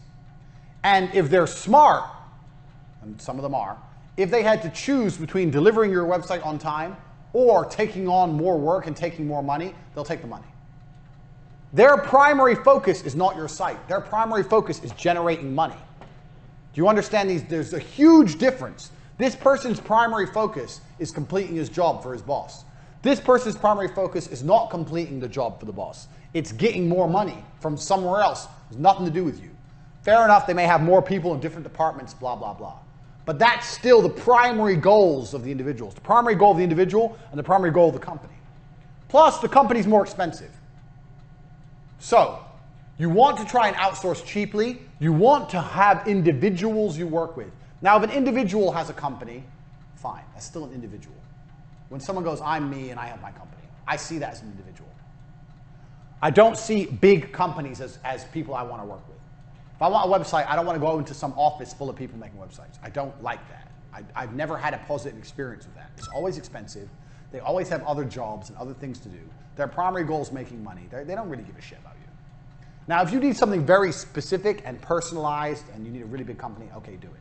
But in most cases, you don't. Try and work with people and try and outsource cheaply and try and use students. This is number 11. Nearly anything you need done, a student can do. You can find students, and students are, drum roll, broke, which means they work cheap. Find students. If you don't know how to do something, find a student who does know how to do it. Try and avoid going to companies. Companies have a different objective than keeping you happy. If you have good staff under you, you become like a team, you become like family, everyone wants to work together, everyone wants everything to work.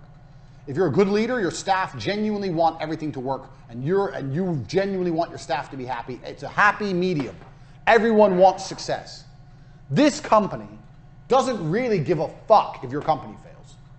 If you've paid the invoice, they don't give a shit. You've paid the invoice, they have to deliver a website, whatever. They've got 10 other people they're making websites for. Oh, your company fucked up, big whoop. Work with people with vested interests. Students, young people, try and outsource cheap. Try and avoid hiring another company to do anything.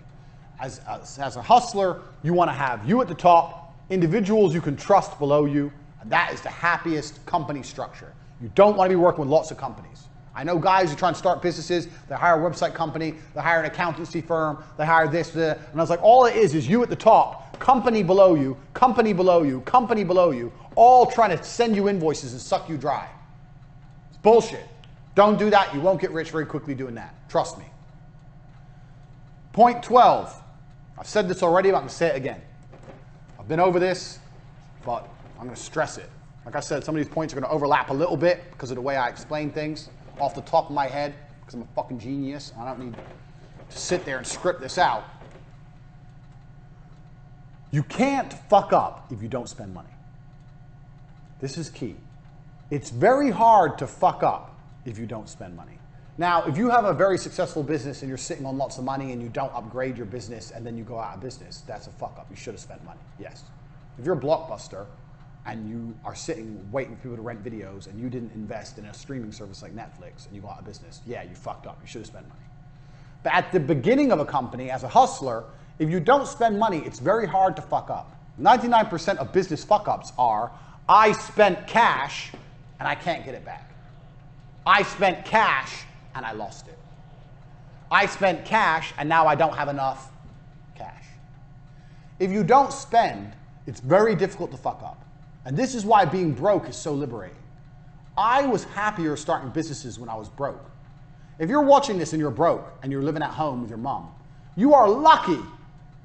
If everything goes wrong, you still have somewhere to sleep, you're still going to eat, you haven't got to worry about a mortgage payment, you ain't got to worry about a car payment. If everything fucks up, you're still okay.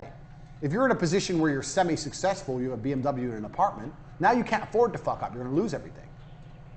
This is the point. So, if you're not successful, things are even better. But spending money is the easiest way to go wrong. If you don't blow money, it's very hard to fuck up. And that's why we go back to the way I teach you to start businesses for nearly for free. Don't spend money. If you're going to spend money, spend it on what you spend it on here. Knowledge, information. I'm going to save you thousands, hundreds of thousands for what you got this course for. But in general, I see people and they're so happy to spend money. Don't spend your money because it's very hard to fuck up if you're not spending money. If you've got a hustle, doesn't matter what it is. and it's bringing money in, yeah, and you're not spending money all the time, you'll be okay. Now, I'm not saying be tight. I'm not saying don't invest. I'm not saying be stingy. I'm not saying any of that. I'm saying be careful and think, do I need to spend this money right now? And when you were to decide if you're going to spend money or not, the question is it going to make me more money? So let's take our makeup brand. You have your makeup brand. I chose makeup because I don't know anything about makeup. So I'm a man, so it's just. You have your makeup brand. You have your website. You're doing some advertising. You've got a few YouTubers, makeup YouTubers using your products, and you're doing some advertising. You're bringing in money, right? You're bringing in money. Right now, you're all working from home. You're from home. You've got boxes around your bedroom. You're working on a laptop. You're making money. Now, you have some money you can spend. How do you spend that money? I'm asking you, but I already know the answer. The answer is you spend the money in a way that will bring more money in. So let's say you're semi-successful now. You may sit and think, well, I want an office now. I need to get an office. No, you want an office. You don't need an office. You're making money without an office. Setting up an office, is that going to bring in more orders? How will you be in an how is you being in an office when the website's exactly the same going to bring in more orders? It's not. It's not going to change anything. If you spend that money on more YouTubers talking about your products, you'll bring in more money. Only spend money if it's going to directly, if you can see the clear path to how it's going to lead to more money in. Or don't spend it. Too many people fuck up because they just go, oh yeah, let me invest in, oh, I need an office, or we need a, I have this all the time with people, all the time. I get approached with this all the time. You need a back end. Fucking back end. All the time. You need to spend, it's only 2 days ago, 15,000 euro he wanted to build me this super back end, because I have the war room, which is all run on Telegram, and all this bots, so when someone buys a product, it automatically links to their Telegram ID, automatically adds them in and out, and the war room checks what other products they have, links them into the right rooms in the war room, blah, blah, blah, blah, blah. And I'm sitting there going, okay, I see how that would be useful, a huge, very complicated technical back end. But I don't see how that's going to bring more people in the front. I'm a millionaire. He wanted 15 grand, which is nothing.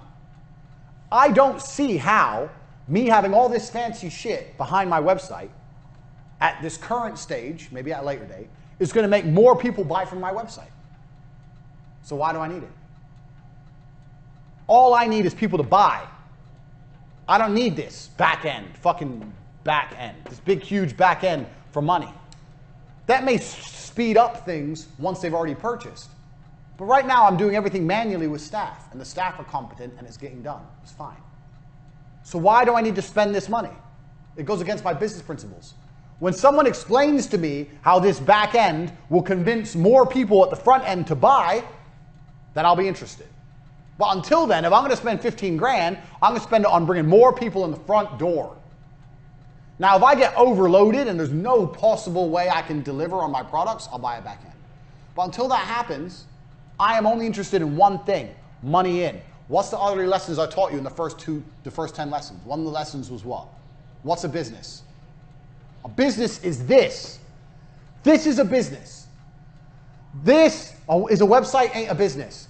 Money in the bank ain't a business. A back end ain't a business. The only thing that's a business is this. Orders coming in. That is a business. The rest of it is bullshit fulfillment. This is your focus.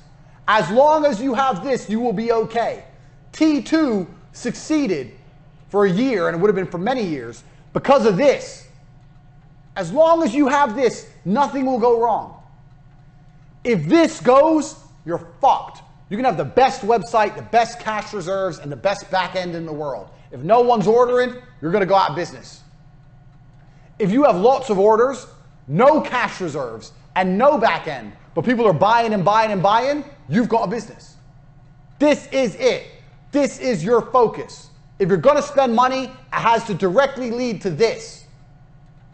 Don't fall for the geek shit, especially with the war room. I've had so many people come at me and go, oh, and it's going to be a program, and it's going to be geek shit, programming, blah, blah, blah, blah, and you're going to be able to see everything, da, da, da. Very interesting. I understand why that sounds like something I need.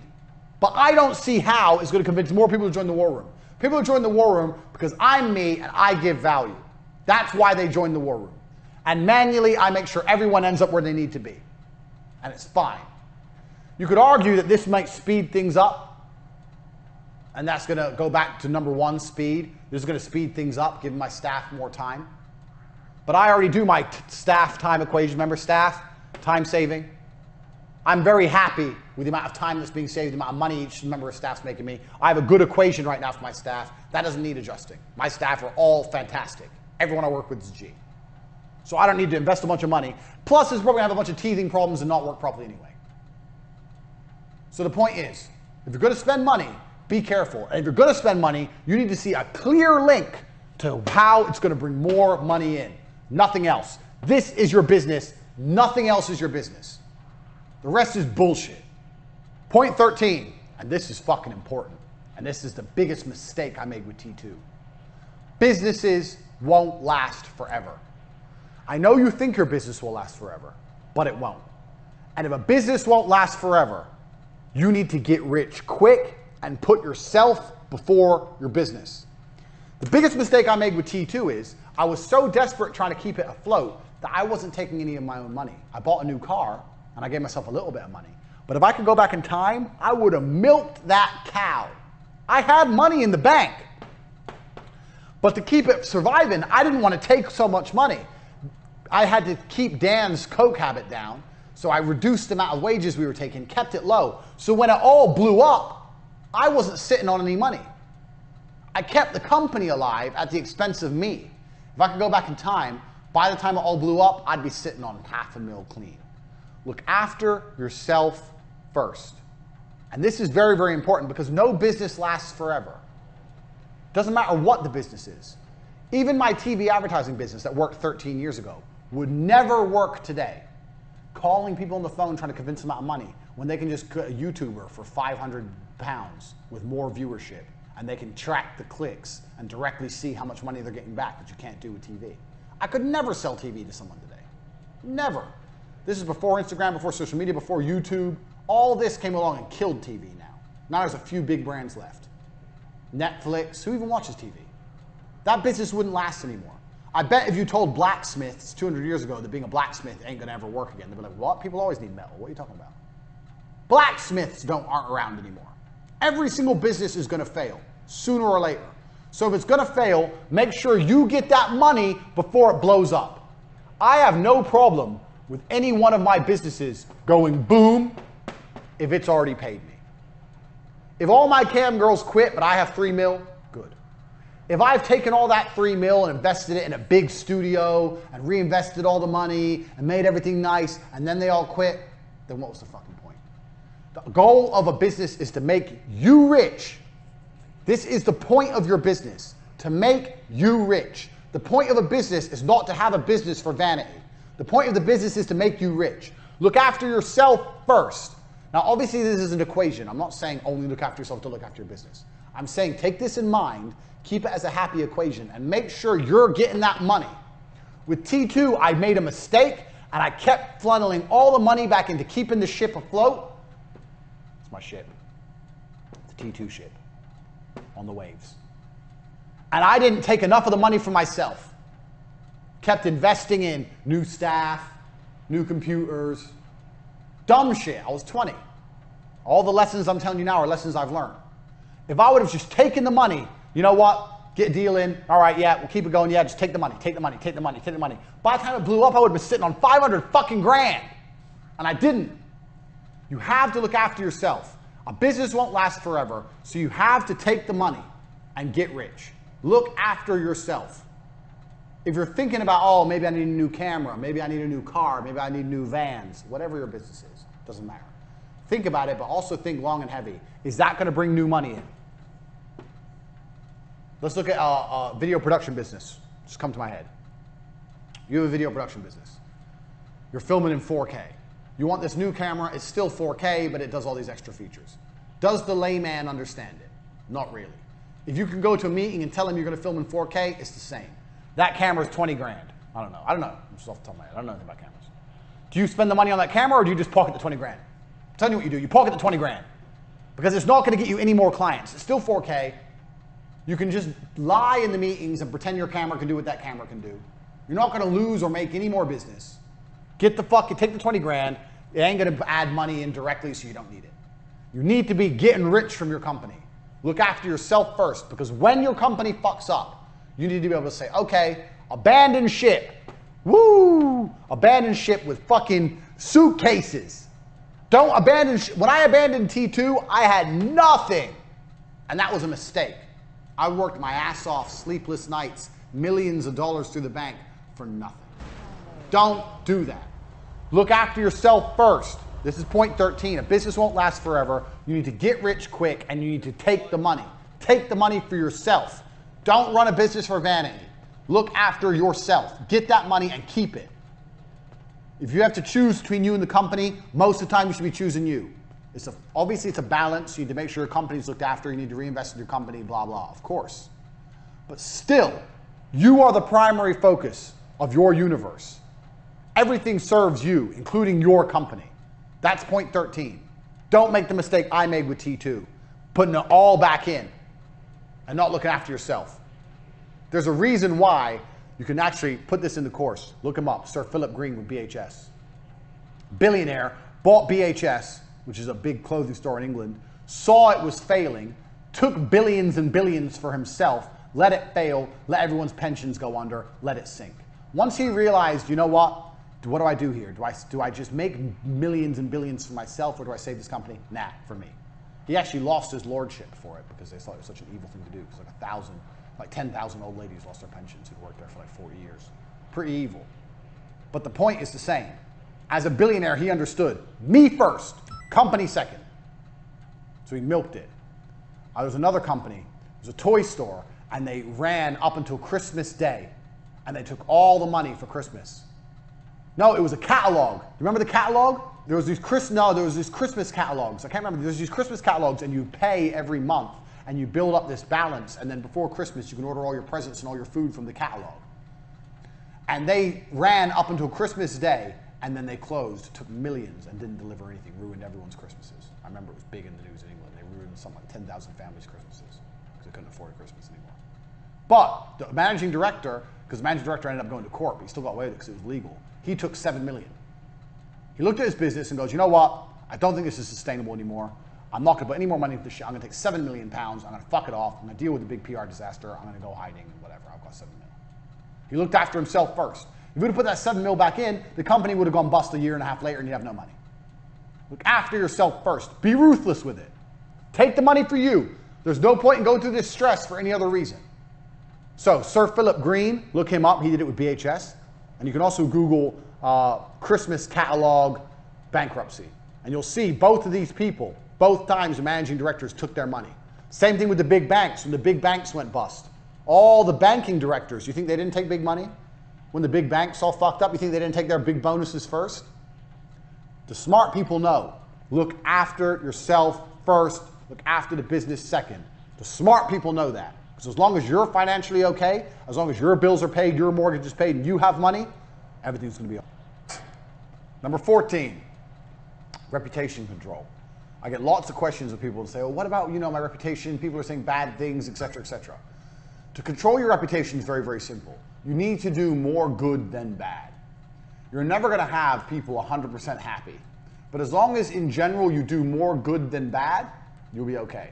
Also, you'll find that people don't often really go out of their way to slander you unless you've really, really pissed them off. And one of the easiest ways to piss people off is to ignore them. So, in business, no matter how bad things are going, you never ignore them. Even if they're blowing up your email and messaging you nonstop, I'm unhappy, I'm unhappy, I'm unhappy, try and find a solution. People only get worse and they only get bitter if they're ignored. Because if they're emailing you, then they're not writing all over blogs and forums and making their complaints public. They're complaining directly to you, which means you can manage it. So this is another very important thing about business. Everything I've taught you so far, you obviously see there was some struggles along the way.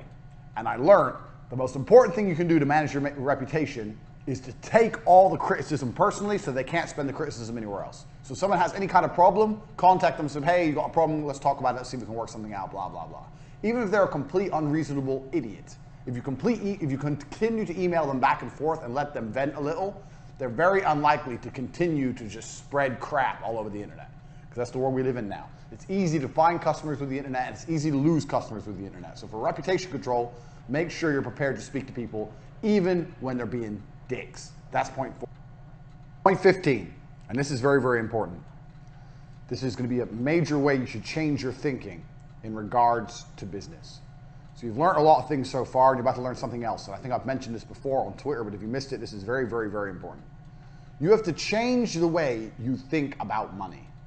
And you're going to change the way you think about money by only thinking about money all of the time. So I'll give you an example. 99.9% of people who go in a coffee shop and buy coffee and sit down.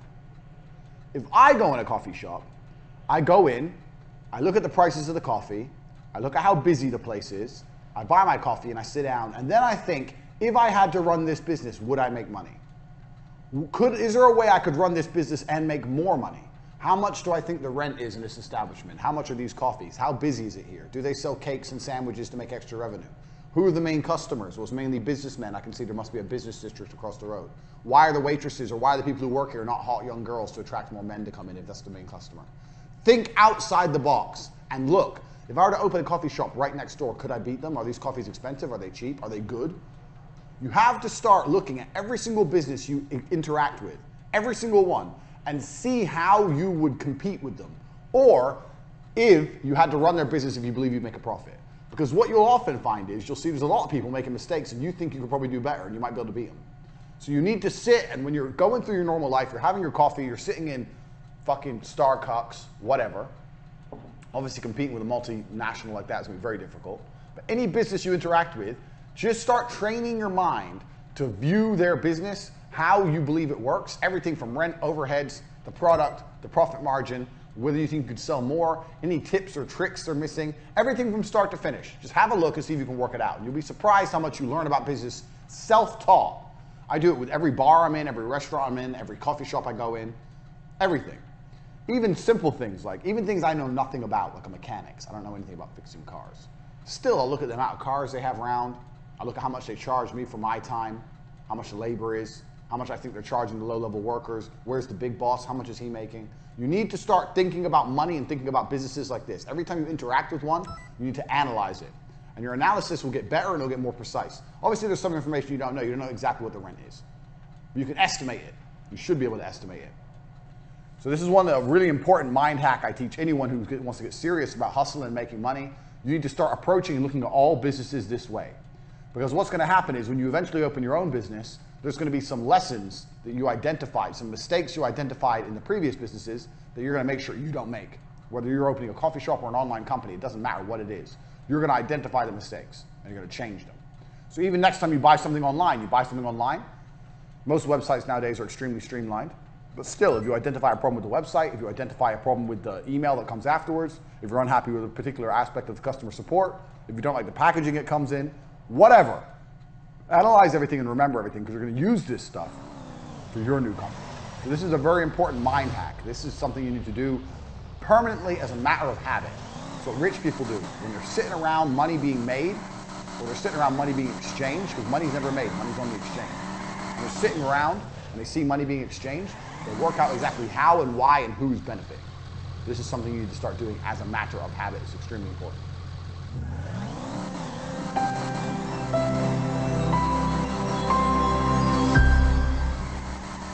Right, number 16.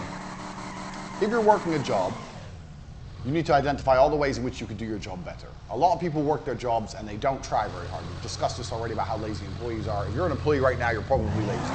So, you're working a job, you're not trying your best. Make a list of all the ways you could improve how you do your job. You could work faster, you can make more phone calls, you could care more, X, Y, Z. You could do the entire 9 hours without super long bathroom breaks where you disappear to sit on your phone, whatever. Make a list of all the ways you can improve the way you do your job. Then ask yourself why you don't do it. Why don't you work at 100% of your capacity? And the main reason is probably going to be because you're not incentivized to do so. I don't know about your job. Obviously, this is the Hustlers University. We're going to teach you how to make money outside of your job. But if you're in your job right now, the fastest way you can do to get a pay rise or increase your money is literally to sit there and think, I need X, Y, Z to be incentivized to do this job properly. I think you'll be surprised how often you can go into your managing director or your, especially for smaller companies, your boss's office and say, look, here's the deal. I want to do X, Y, Z, X, Y, Z, X, Y, Z. I think it's going to make us a lot of money. I just want to say, if I'm right and it pulls off, let me prove myself first. Let me make the money first. But if the money starts rolling in, that's when I'm going to reward. They'll say, oh, okay. They'll call your bluff because you promised them money. When you go in there and you say that, all you've done is say, look, I want to make you some money.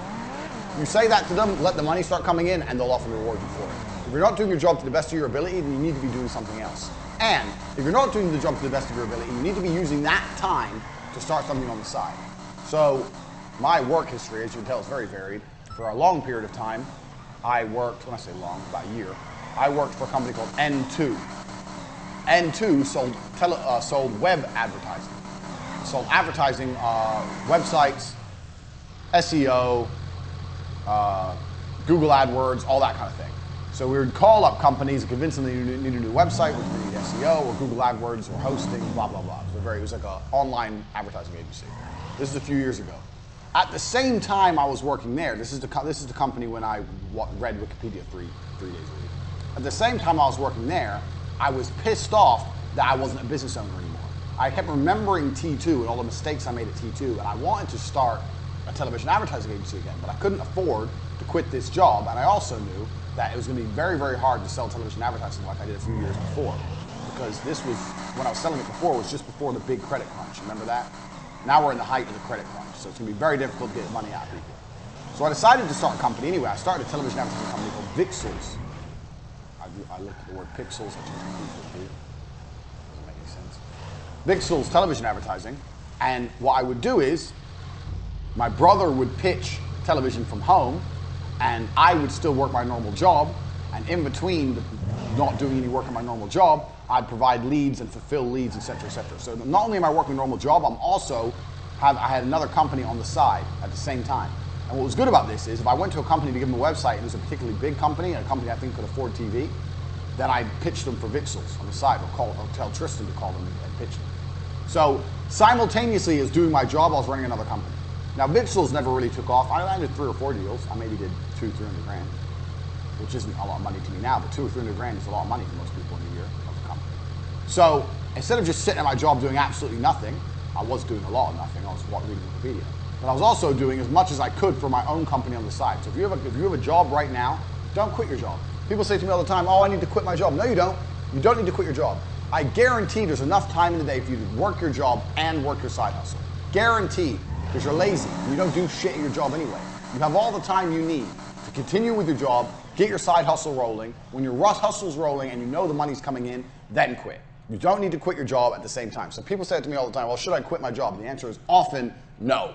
You don't need to quit your job until you've been through and you've sorted out all the things you've already been over so far in this university. Is money coming in?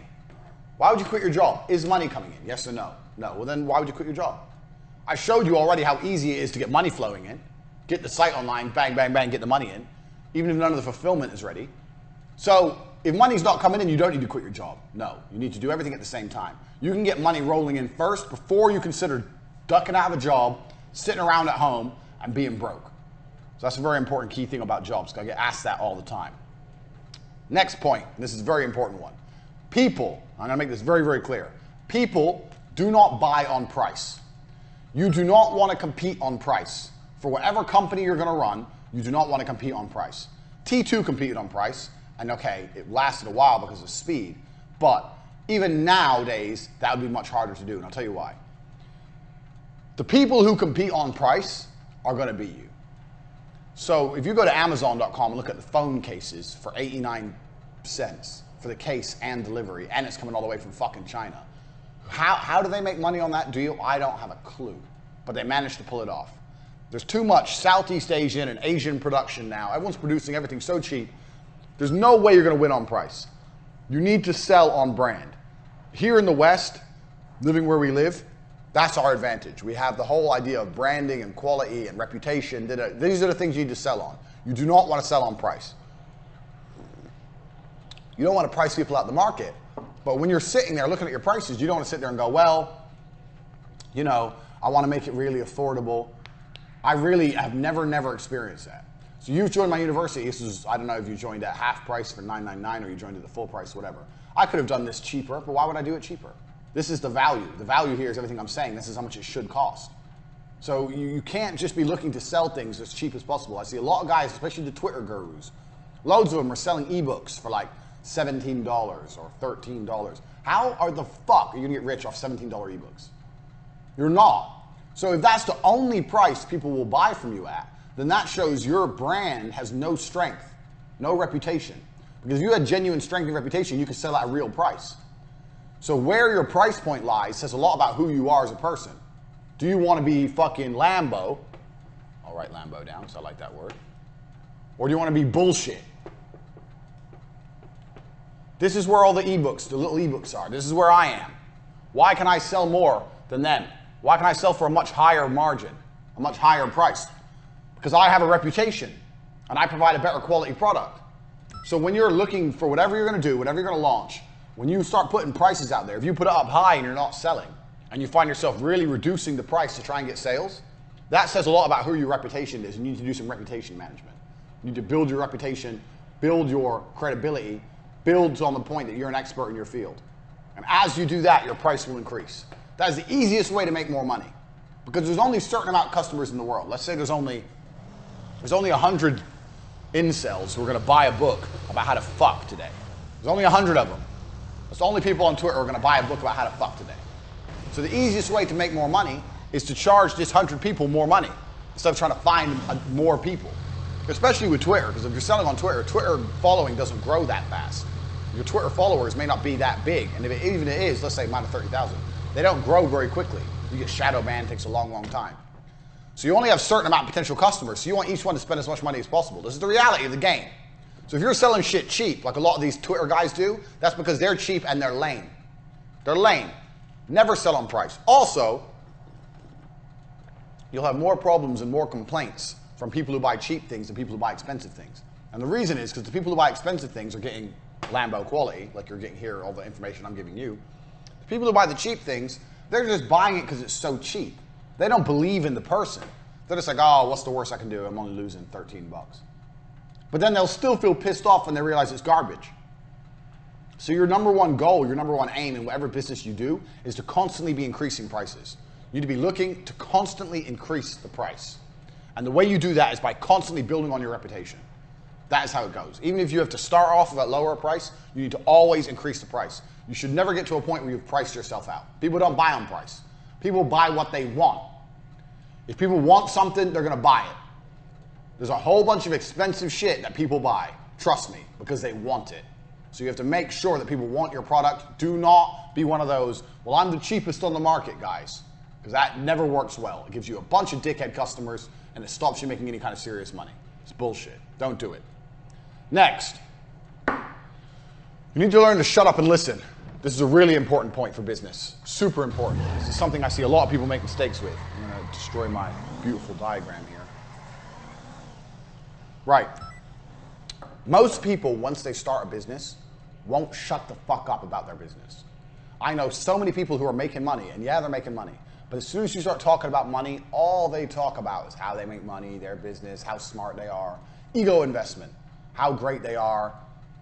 That is not going to teach you anything. You only learn by listening. So whenever I'm around people who are making money, I don't talk about money. I mean, it's different if they're friends of mine, I've known them for a long time, we're interacting. But I mean, if I'm meeting people and they're businessmen and everyone's talking about how they're making money, I shut the fuck up and I listen. Because anyone who's making money, one way or another, knows something you don't know.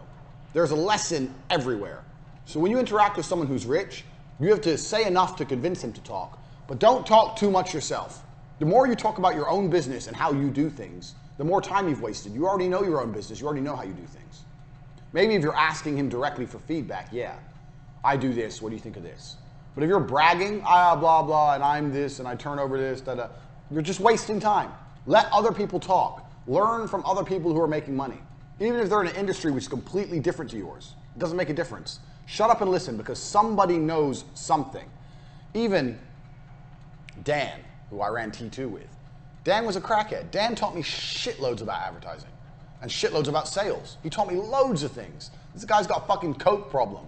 He's out of his mind and he taught me things. There's nobody you cannot learn from. You can learn from anybody who understands anything about either sales or making money. So be prepared to shut the fuck up when you interact with these people and sit and listen and adopt it. Be super prepared. Next. I'll tell you another little thing we did at T2, actually. Something just came to my mind. We had T2, and we had another company called Angel. I was 20, I was a dick. I don't know why I called it Angel TV. So we had another company called Angel TV. And what we do is, we'd pitch TV companies as normal, and if we ever had a company which was really close to doing it, but for some reason just wouldn't go over the edge, wouldn't buy, then we'd call them up and pitch them from Angel for a tiny bit of a discount. So let's say we're pitching someone at 19 grand, we're trying to get them, they won't do it. Then we call them up from Angel and say, hi, we have a one-time special offer, 18,000, and try and close them that way, even though there was no profit in it. But the point is, that's another little thing you consider, another little business tip. If you have a company like that, if you have a partner, a business partner, or you have some members of staff that they perhaps wouldn't interact with if they're talking to you in the initial organization, if you're really trying to get this order and you just can't get it in, you can always try and pitch at some other company and take the business that way. I know a lot of people who are doing that, I won't say who, in lots of different industries, who are coming along, trying to close the business, closing a lot, but those stubborn motherfuckers are coming along with another company and scooping them up. Keep that in mind. It's something else you can write down and think about. We'll come back to Angel later on in your university curriculum. Next, attention is free advertising. So you need to get good at getting some attention, somehow. I get attention because I'm the Don. But you need to find a way to get attention. Because all advertising is buying attention, which is fine. But buying attention is more expensive than getting attention for free. And when I say for free, I mean free financially. Getting attention is still going to take time with your money. But you need to find a way to get attention. I think you already understand this. You already understand viral marketing, no such thing as bad press, blah, blah, blah. But finding a way to get attention is a fantastic way to start generating money. Now, what most people do is, you see a lot of people, they find ways to get attention, but they don't monetize it. So for this, I'm going to put in an example of my Star Wars thread. We're going to start putting it on the screen now. When you look at my Star Wars thread, I said something that pissed off the nerds. You can see I pissed off the nerds. Started to go viral, started to get traction. And for every single tweet afterwards, all I'm trying to do is promote my website. I'm doing it in a funny way. I'm doing it in a way that annoys them. I'm doing it in a way that's going to get some interaction. But I'm still trying to promote my website from start to finish. That is the end goal. Get attention, and then do not be afraid to shamelessly sell. But you have to find a way to get some attention first. Now, that's not easy in the modern world because everybody's vying for each other's attention, especially on the internet. Everyone is competing for attention. But attention is key. So finding a way to do it is important. I had a guy who had this is the most simple, stupid example, but it's true. It's one of these guys in Romania, and they wrap cars, and they're in an industrial state. And he painted the entire side of his wall with a huge mural, like a spray paint mural of a car being wrapped. And I said to him, that was badass, how much did it cost? He goes, it cost me $3,000, but it's increased my business big time. I've made all my money back big time. I said, why? He goes, people look at it when they drive past and they see it's artistic, it's creative, and they want to work with us. He got attention. He fucking painted his wall. But anything it takes to get attention. If you have a sign on your company, is the sign big and bright and bold enough? Probably not. There's no such thing as bad attention. In the world we live in now, we live in an attention economy. If you have lots of attention, you can turn that into money. If you have no attention, you're not going to have any money. We're in an attention economy. You don't even need good ideas now. YouTube has proved attention economy. You have fucking morons out there doing nothing on vlogs, talking shit and being complete losers. But because people watch it, because they get attention, they're millionaires. Attention is the currency of the modern world. So if you're going to start any kind of business, one thing you need to consider is, we talked earlier about money in, all your money out. This is your only real business, the money in. And how you don't want to be investing any of your money in anything that doesn't lead back to here. You can see that bottom one there. But you know what's going to lead to this? You know what's going to increase the number of sales coming in? Attention. Attention is key. Attention is going to accelerate everything. So you need to keep that in mind. Don't be afraid to do things that are a little bit crazy to get people to pay attention to you. Now, obviously, I'm not saying join ISIS or something stupid to get attention. Keep it in mind.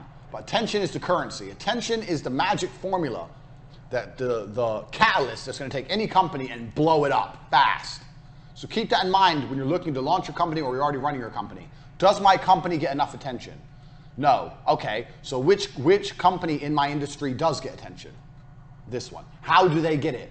Oh, well, they pay for advertising, or for example, or they did this viral campaign, or they sponsored this. How are the people taking the attention that you want? How can you get the attention? Find a way. If you have to go and run a marathon dressed as a fucking dinosaur with your company name on the back, then go do it. It's effectively free and it's good for you. Don't be lazy. You have to do something to get some attention.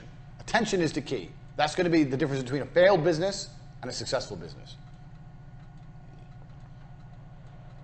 Even with the cam girls. People say to me all the time, cam girls, that's not real business. Girls just get naked and they just make money. No, that's not true. Girls used to say, oh, what, you just get naked and you get money. No, it's not like that at all. Making money as a cam girl is difficult. It's a real business. How many girls are online right now? 100,000 maybe? You're trying to compete with all those titties and pussy. It all looks the same effectively, tits and pussy. It's all the same. How do you compete with that? How do you get the attention of men when they have so many choices? They can click, scroll through all the titties. So how do you get the attention? So as a cam girl, with all my cam girls I was training, we would have meetings. How do we get attention? And that's why all these girls do like cosplay and dress up as video game characters, differentiation, anything it takes to get attention. So the cam girl industry is completely an attention industry. You have to find a way to get attention. You have to think about it. So with the cam girls, we did lots and lots of different things. Very small things that made a big difference. Remembered customers' names, remembered the names of their pets, paid attention to them, said hello when they came in the room, called them by their first name, so they all felt valued, so they kept coming back to try and build some loyal followers. Made sure that their thumbnail, when they broadcasted, they had a little thumbnail. So their thumbnail, when they broadcasted, was a really hot one, so they looked good. So people would, oh, that thumbnail looks interesting, click on it. Make sure their room was interesting, a few things in the background, da-da-da-da-da. Basic advertising stuff, but it's all the business of getting attention. Don't forget that, super, super important. Right, next, coming on from the cam girl thing, play on people's insecurities. So I made lots of money with cam girls, and in 3 days from the filming of this, I'm opening my first casino. People have vices and people have insecurities, and if you can find a way to twist them, you're gonna make money. People can't help but lose their money in casinos. The house always wins. People like tits and ass, and they're desperate to have a hot girl. That's why they talk to cam girls. So even if you're running a business which is very traditional, let's say you're running clothing, people like to feel good looking and attractive. You have to twist that angle. You have to put something on the angle so that people go, you know what, I want to be attractive. I want to be good looking. I want to be seen as important. That's what all these brands do when Porsche and Mercedes, they advertise as a businessman. Mr. Businessman, getting in his car, has his briefcase, Mr. Business. He's important. You're not important. You're a Porsche. You're a nobody. You're a loser. You have to play to people's insecurities. The cam business was the #1 for this. Play to people's insecurities and promise with your product that everything's going to be better. So I'll give you an example. So with the cam girls, guys would come along. The guys who are talking to the cam girls can't really get girls, obviously, because otherwise they wouldn't be there. So they can't really get girls. But our cam girl would tell them that they could get girls, or that they could get them. So let's say the guy would come along and say, oh, so what kind of guys do you like? The cam girl would describe that guy. And this is something I had to train my girls to do, because girls are so stupid. So like literally a fat old man would come along and say, what kind of guys do you like? And she'd be like, young, fit, Italian men, or something dumb. And obviously he'd be like, well, that's not me. So there's not going to be a relationship there, is there? Whereas if a fat old man said, what kind of guys do you like? She'd be like, oh, someone mature, someone who's done playing games, someone who's ready to settle down, I know will value me. All the bullshit that he wants to hear. Sell people what they want.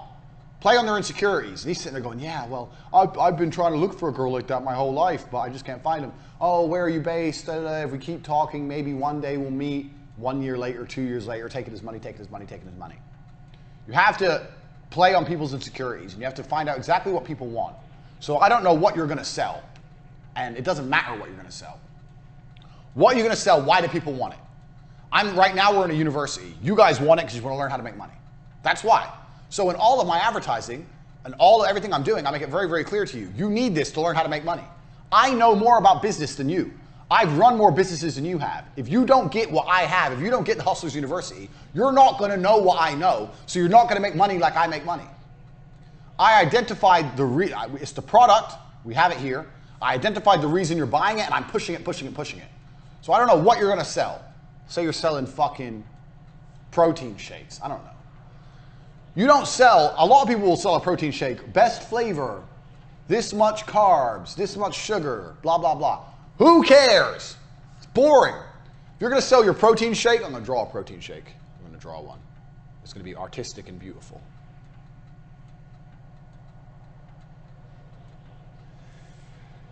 If you're selling protein shakes, you need to say to people, you won't be strong without the protein shake. You won't be fit without my product. Why are you wasting your time in the gym when you're not going to get in good shape anyway? Oh, you'll get in shape, but you'll be in better shape if you use my product.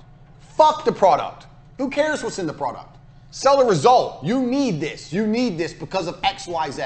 Doesn't matter if you're selling protein shakes or the Hustlers University or motherfucking raspberries. Doesn't matter what it is. You have to push that point over and over and over again. Play on people's insecurities. That's what makes people buy.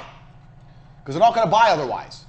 Oh, I can go to the gym and I'll get in shape. And oh, do I need more carbs? I don't know. No, who cares? It's all dork shit. The odd geek will care, but most people don't care. You need protein shakes or your gym time is a waste of time. Why are you suffering in the gym for no reason? If you drink this one drink, you're not wasting your time anymore. Stop being a loser. Quickly, buy. That's how you have to be. Play on people's insecurities all the time.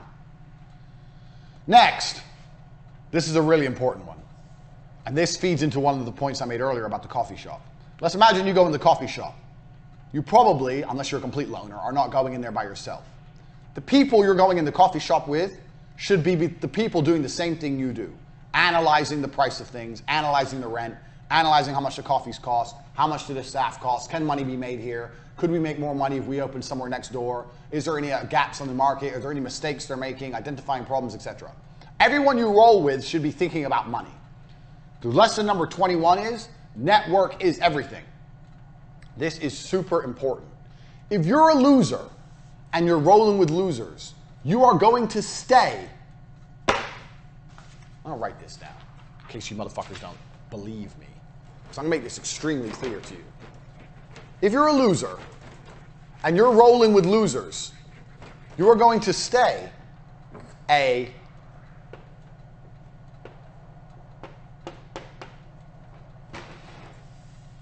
loser. I don't know if you can see that.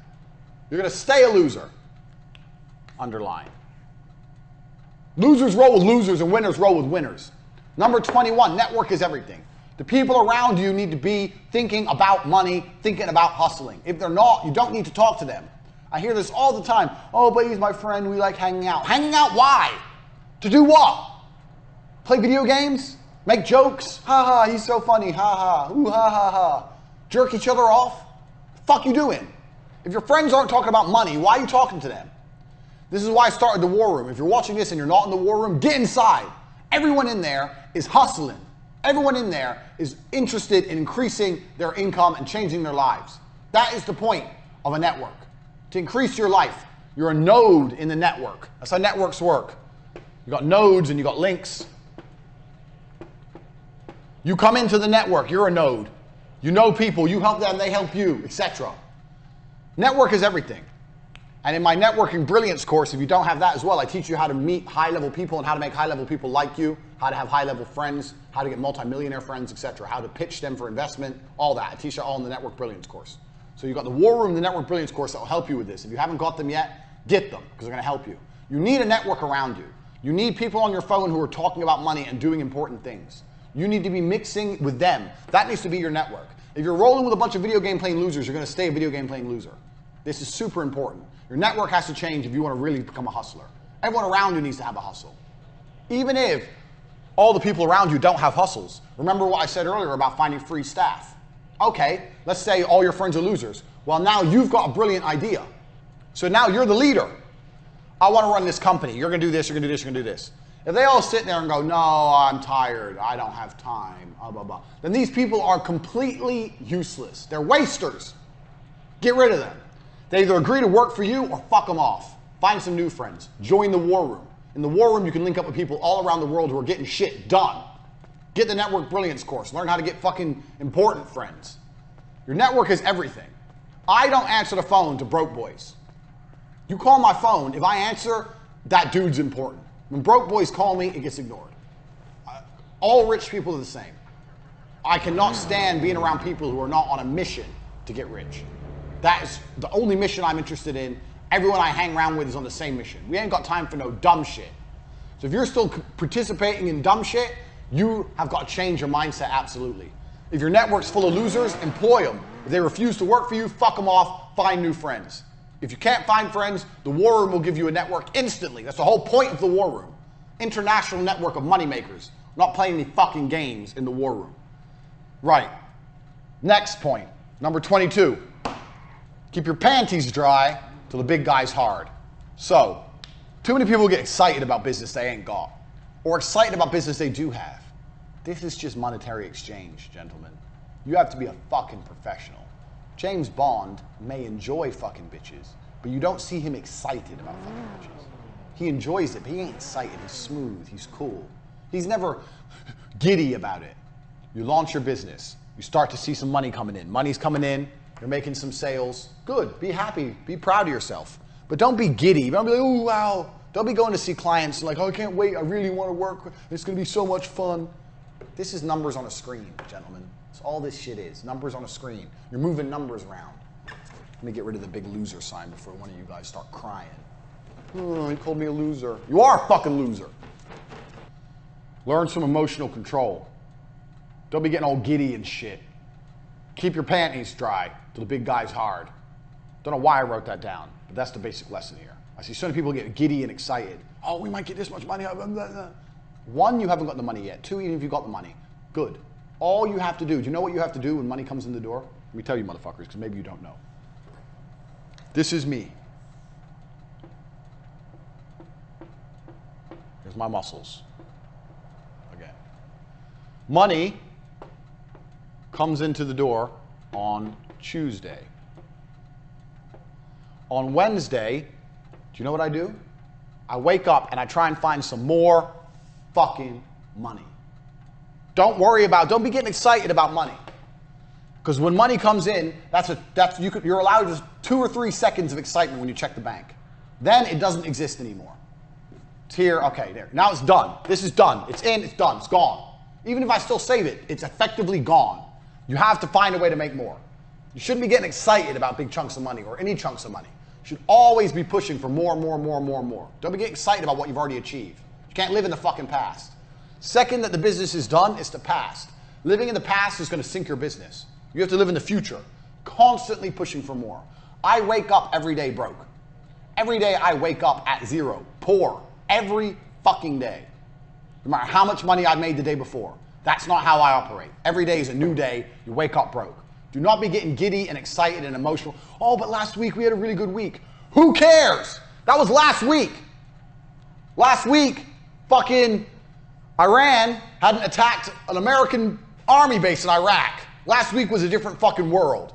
This is this week. Shit's different. Don't be getting excited about old shit. Every single day you are poor. Every single day you need to attack and go again. Every single day. Every day you wake up at zero. Don't be getting giddy and excited and emotional about money you've already made or money you might make, which is even worse. I used to know so many sales guys. When I worked at TriStar, the first TV company before I went to run T2, so many sales guys would be fucking in the office laughing, drinking their coffee, talking shit, saying, oh, I've got 4 really good leads, I've got 4 really good pitches, they should be coming in today. Laughing about money that they thought was coming that they hadn't made yet. And even if all 4 came in, which it never happened, 2 came in, but even if 4 came in, the time they're wasting being happy fucking around, they could have found more. Don't fucking waste time counting money that you ain't got yet or counting money you've already got. You live right now in the present. Right now, I'm going to draw another diagram. I'm starting to get happy with my diagrams now. I think my art's getting better. Do you think my art's getting better? I think it's getting better. So my art's getting really good. So because my art's getting good, we're going to draw another diagram. I want you motherfuckers to understand something. So this is you. This is the past. This is the future. you're looking this way. This shit doesn't matter anymore. It's come, it's gone. Even if it's still in the bank, even if it's $10 million, it doesn't matter. It's over, it's finished. You should never be looking that way. You should always be chasing more and more and more and more and more. And you should be living here in the present. When I say chasing, I don't mean excited for. I mean get it. You need to get it from here, move it to here. And forget about it. More, more, more, more, more.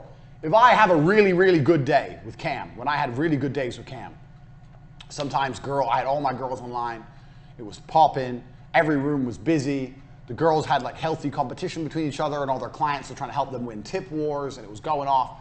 And we made fucking $12,000, $13,000 in a day profit for me after I paid the girls and everything. Really, really busy. The next day I'd wake up and every fucking girl was lazy. Oh, we did really good yesterday. Oh, can we have today off? Or they'd go online, they'd half-ass it. And I'd be like, no, no, no. Yesterday's done. Yeah, it was a good day, but it's over.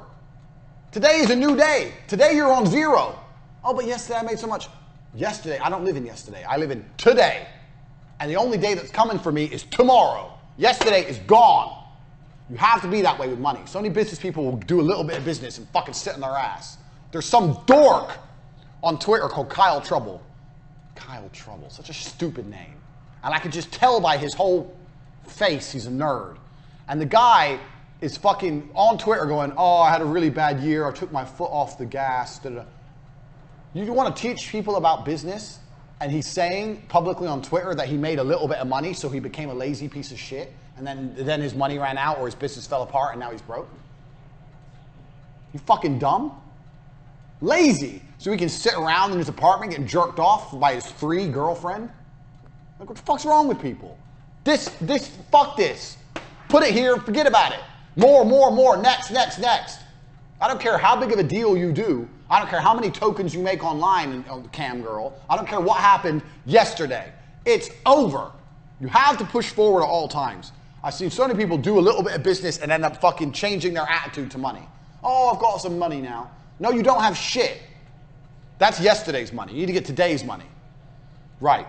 Next. 23. This is important. Very important. Because this is a business hack I learned. So I'm going to clean my board. And I'm going to teach you my business hack that nobody does. You're about to learn something that nobody does. Only I do. And it works fucking brilliantly. It works brilliantly. Check this out. My business hack is, drum roll, send people their money back. They love that shit. So check this. How many times have you bought something and you really wanted it, but then you kind of looked at your bank afterwards and thought, that was expensive. Well, a bit of a waste of money. Do you know what I mean? So what I used to do when I sold advertising was, I had this trick where I'd sell a package, let's say, I don't know, 2,000. I'd sell it, they'd buy it. They'd buy. When the invoice come in, I'd call them up and go, hey, this is Andrew Tate from N2, da-da-da-da. He's like, oh, hi, Andrew, blah. I say, yeah. I just want to let you know that some things have changed. I don't think now is the optimal time for you to start your advertising. I'm interested in this as much as you are. I have a vested interest in this working. I don't want to just take your money. I want to make sure that this pays off for both of us. Because if it pays off for both of us, we can do a lot of business in the future. I think it'd be better to wait about 2 weeks. In 2 weeks from now, I think it's going to be a better opportunity.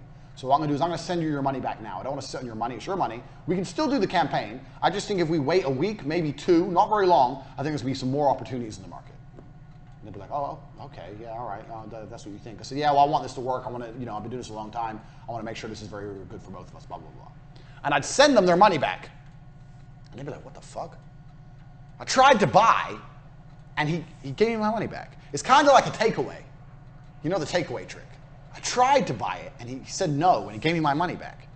And now they trust you loads, because no one gives refunds. No one gives money back. So he gave me my money back. Then when I called him a week later and said, bang, now it's time to do business. I've got a fantastic opportunity. We're going to do this, we're going to do this, we're going to do this. We have this gap, we have that gap, da-da-da-da. It's only 3,000. The marker stopped working.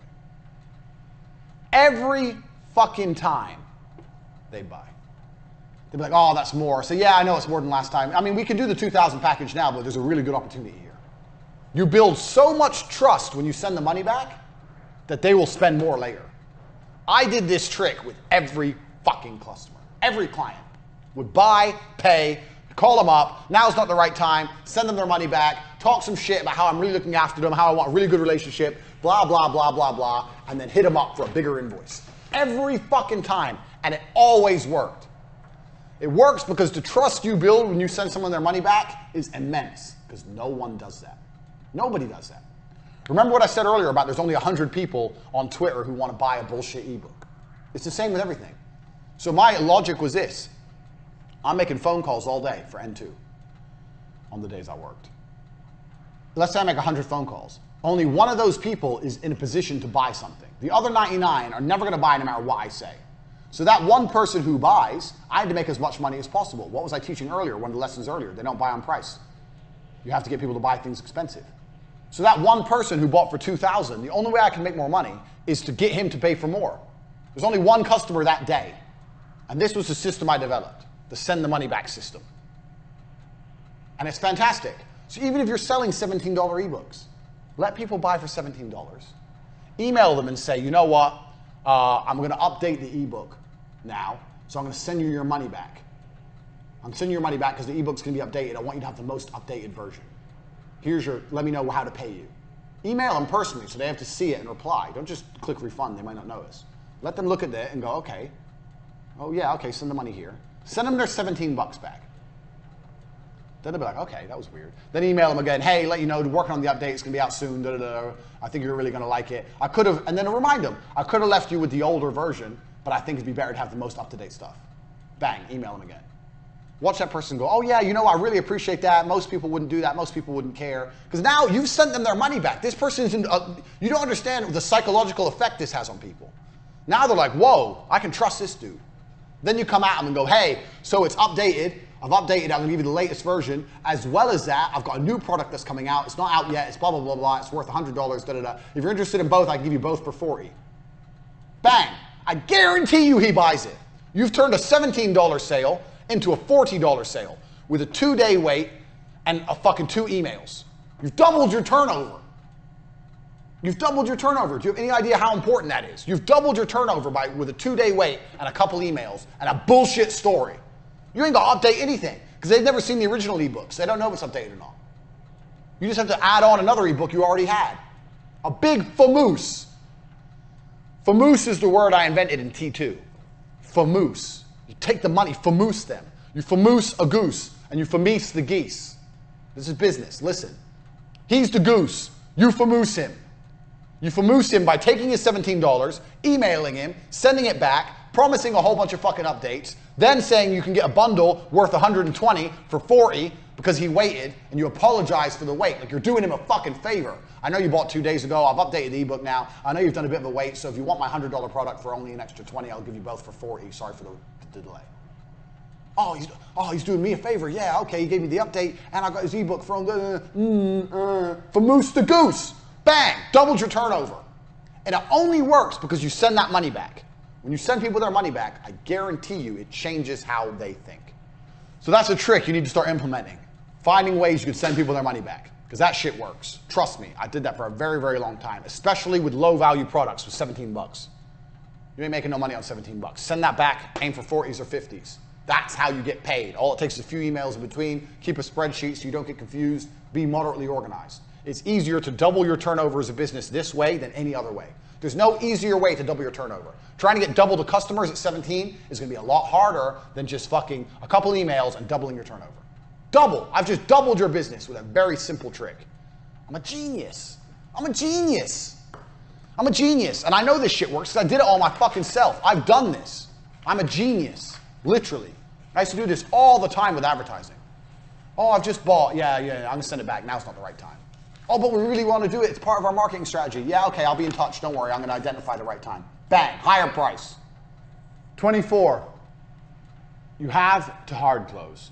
Now, a lot of people already understand this. This is why they do false urgency, buy now, running out of time, blah, blah, blah. But you have to hard close people because people don't buy things without being hard closed. So you have to find a way to close them. You either have to do the false urgency thing, we're running out of time, or you can just do, if you don't buy now, it's gonna be very hard to get this deal later on, blah, blah, blah. Now everyone knows this is very basic sales. But in my experience, I've tried soft closing and I've tried hard closing. Hard closing is better. With hard closing, you're gonna lose some people. The people you close outshine or outweighs the people you lose. I see so many businesses and are just working softly, just waiting for people, waiting. It's better to go hard and just get the business done or not. You have 10 potential leads. My board's still wet, so I can't draw for you. I'm sorry, I know you love my diagrams. You have 10 potential leads. It's better to hard close, come in like Rambo, close 5 and lose 5, than sitting there on 10 that might drop in, might not drop in. Because that 10 that might drop in, might not drop in, fucks with you. It fucks with your estimated numbers. It fucks with, oh, maybe tomorrow we'll have money. It wastes your time. No. Blow them out the water. Get some definites. A definite is better than a maybe. Get a definite. Some people go, oh, I've got this maybe, this maybe, this maybe. Why are they maybes? Make a phone call right now and find the fuck out. Come up right now and say, look, we're filling up for the month. We're really getting really full. I want to do business with you. I think we can do some fantastic business. I understand you may not be ready to move ahead right now. But if you can move ahead right now, because it's the last place I have available for the month, I'm prepared to give you X amount % discount. Yes or no? Oh, no, I can't. Okay, no problem. We'll speak in a few weeks. Bang, fuck them off. Bang, next. Someone will go, okay, yeah, I'll do it. Bang, get them in. It's better to have, what's the saying? A bird in hand is worth 2 in the bush. Stop fucking around with maybes. There is no maybes. You got to close. You got people out there, if they want to do business with you, they either do or they don't. Everyone's a maybe. Maybe I'll go to the moon. Right now, maybe I'm a fucking astronaut. It doesn't mean anything until NASA calls me up and says, get on the fucking rocket. Am I an astronaut or not? Too many of you are letting fucking maybes fuck around, and don't do that. Next point, talking about maybes, number 25. And I think a lot of people already know this, but I'm going to say it anyway. Business ain't real till they pay. We're on number 25. We're only a quarter of the way through. Think how much shit you've learned in this university. We're a quarter of the way through. 25. It ain't real till they pay. And I mean money in the bank. So when I was running Vixels, remember Vixels, my TV company I was running at the same time I was working at N2? I had the chance to land a deal for a company called Glorious Foods. Is Glorious Foods still a company? Let me have a look. I'm curious. Glorious Foods. Gee. And what they did is they had food brands in superstores in the UK. Glorious Foods. Glorious Food, yeah. Oh no, this is a caterer. Fuck. Anyway, they were a very big company. So Tristan called and pitched Glorious Foods for TV. Spoke to a junior marketing manager. Convinced her TV was a fantastic idea. We were talking about sponsorships on the food channel, blah, blah, blah, blah. Anyway, this was a £600,000 deal with £250,000 profit for me and Tristan. $250,000. So he convinces her TV's a good idea, blah, blah, blah. Organize a meeting. I go up to the meeting. In the meeting, I meet the head of marketing, the big boss, and this little loser that Tristan famoosed on the phone. I do the meeting, and I destroy it, because I'm a chi. It was beautiful. Completely destroyed the meeting from head to toe. Bang, did it. They loved me. They loved it. They wanted to do business. I sent them the proposed advertising plan. They loved it. I sent them the contract. They loved it. The deal was done. Me and T, it was done. And when I say done, I know you don't count money until it's in the bank, but it was done. They'd emailed back, yes, no problem. They'd signed the contract. The deal was done. We were just waiting for the money to show in the bank. Anyway, so we're emailing. The head of marketing, whatever, got sick. So when you emailed her, it came back saying, hi, on unexpected leave, I'm dying of some fucking disease, whatever. She got sick. The junior marketing manager had no power. And it turns out the big managing director didn't want to start a TV campaign when the marketing manager was away. So he just wouldn't pay the invoice. Stop fucking. Sue me. Because he knew they were so big, this is like £1 billion company, that we couldn't sue them. Like, I know they signed the contract, but what the fuck are we really going to do about it? Like, we're just me and my brother. Take them to court, waste our time and money? Bullshit. So we're sitting there waiting for money, and guess what? It never comes. Until the money's in the bank, it ain't real. Doesn't matter if they signed the contract, doesn't matter if they said yes, doesn't matter if they agreed to everything, doesn't matter if you've started the work. Nothing matters until money is in the bank. This is super important because me and Tristan, when we realized glorious food money wasn't coming, that was the closest I've ever come to feeling genuine depression in a very long time. We were so excited about that money. We did exactly what I said don't do. We got giddy. We weren't professional. We were excited. $250,000 liquid cash. What can we do? We can do this, we can go there, or buy this, buy that, change our lives, all this bullshit. We weren't rich then. That's life-changing money. Do not get excited about money until it's in the bank. Super, super important, because trust me, that glorious foods thing fucked me up for like a week. I couldn't even work properly for a week. I was so pissed off. Totally demotivated. Don't let that happen to you. And that feeds into the next part, number 26. Stress tolerance. You need to learn to care about things mentally but not emotionally. How successful you are as a hustler is directly linked to how much stress you can tolerate. Money making is only stress tolerance. So when you're making money, most of the time, what you're doing is you're taking stress off other people, especially if you provide a service. Even if it's a cleaning service, you're taking away stress from someone else. You're adopting someone else's stress for cash. The more stress you can adopt, the more money you can take. You need to have high stress tolerance as a hustler, as a moneymaker, as a businessman. You have to be able to deal with stress. Things are going to go wrong all the fucking time. You have to be able to just ride the waves. So, in life, usually there's two kinds of people. You have the stoner dickhead who smokes weed, who doesn't give a shit about anything, who gets nowhere. And you have the person who cares about things, but is very emotional, very uptight. Oh, fuck's sake. Oh, no, this has gone wrong. Angry, blah, blah, blah, running around like a nutcase. You don't want to be either of them. You want to be in the middle. You have to care about things mentally, but not emotionally. Andrew, the website's gone down, and PayPal have blocked us, and whatever. You need to sit there and go, okay, yeah, all right, I understand. Let's find a solution, ... And you need to care mentally, but not be getting emotional about it. Stress tolerance is a huge aspect of this. Most of you people out there, the only reason you're not successful is because you can't tolerate stress. And I'm saying this to you now. You cannot tolerate stress. I mean, what do you mean? I know you can't, because if you could, you'd already have side businesses, and you don't. You work a job and you don't have side businesses because, oh, I'm busy, I'm tired. This is sales stress tolerance. Needing to sleep is stress. That shows you have a low stress tolerance. Not having the energy shows you have a low stress tolerance. Not knowing what to do is a low stress tolerance. You do know what to do. You have ideas, you're just lazy and you're just afraid of the effort and you don't like the idea of stress. Oh, now I got more things to do. I can't handle it, more things. You're a little fucking baby. Stress tolerance is super important. Life's stressful. Being successful is stressful. I have 8 supercars in the drive, and it's all stress to fucking get them. And I enjoy them when I drive them, and I wouldn't have it any other way. You have to increase your stress tolerance. You're going to be stressed. You have to learn to do more things and deal with more bullshit. Increase your stress tolerance. If you're watching this right now, I don't care what position you're in, start a company today and deal with the bullshit. The quicker you get better at swimming through bullshit, the quicker you're going to get through the bullshit and to the end, which is money. Stress tolerance is super, super important. I can't stress that enough. 27. I kind of touched on this earlier with the protein shake. So let's draw the protein shake again. Because I kind of touched on this earlier, but it's an important point. How was my beautiful protein shake? It was really nice. I'm going to see if I can do it as good as before. Label. Got a lid.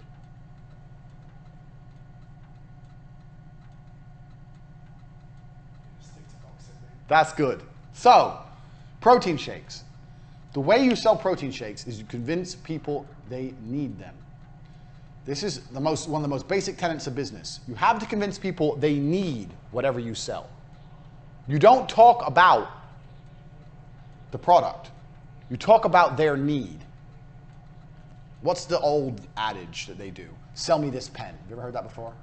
Sell me this pen. People go, oh, well, this pen is blue, and this pen is, it's made of plastic, and it's durable. No, that's not how you sell a pen. Sell me this pen. You need to be able to write things down.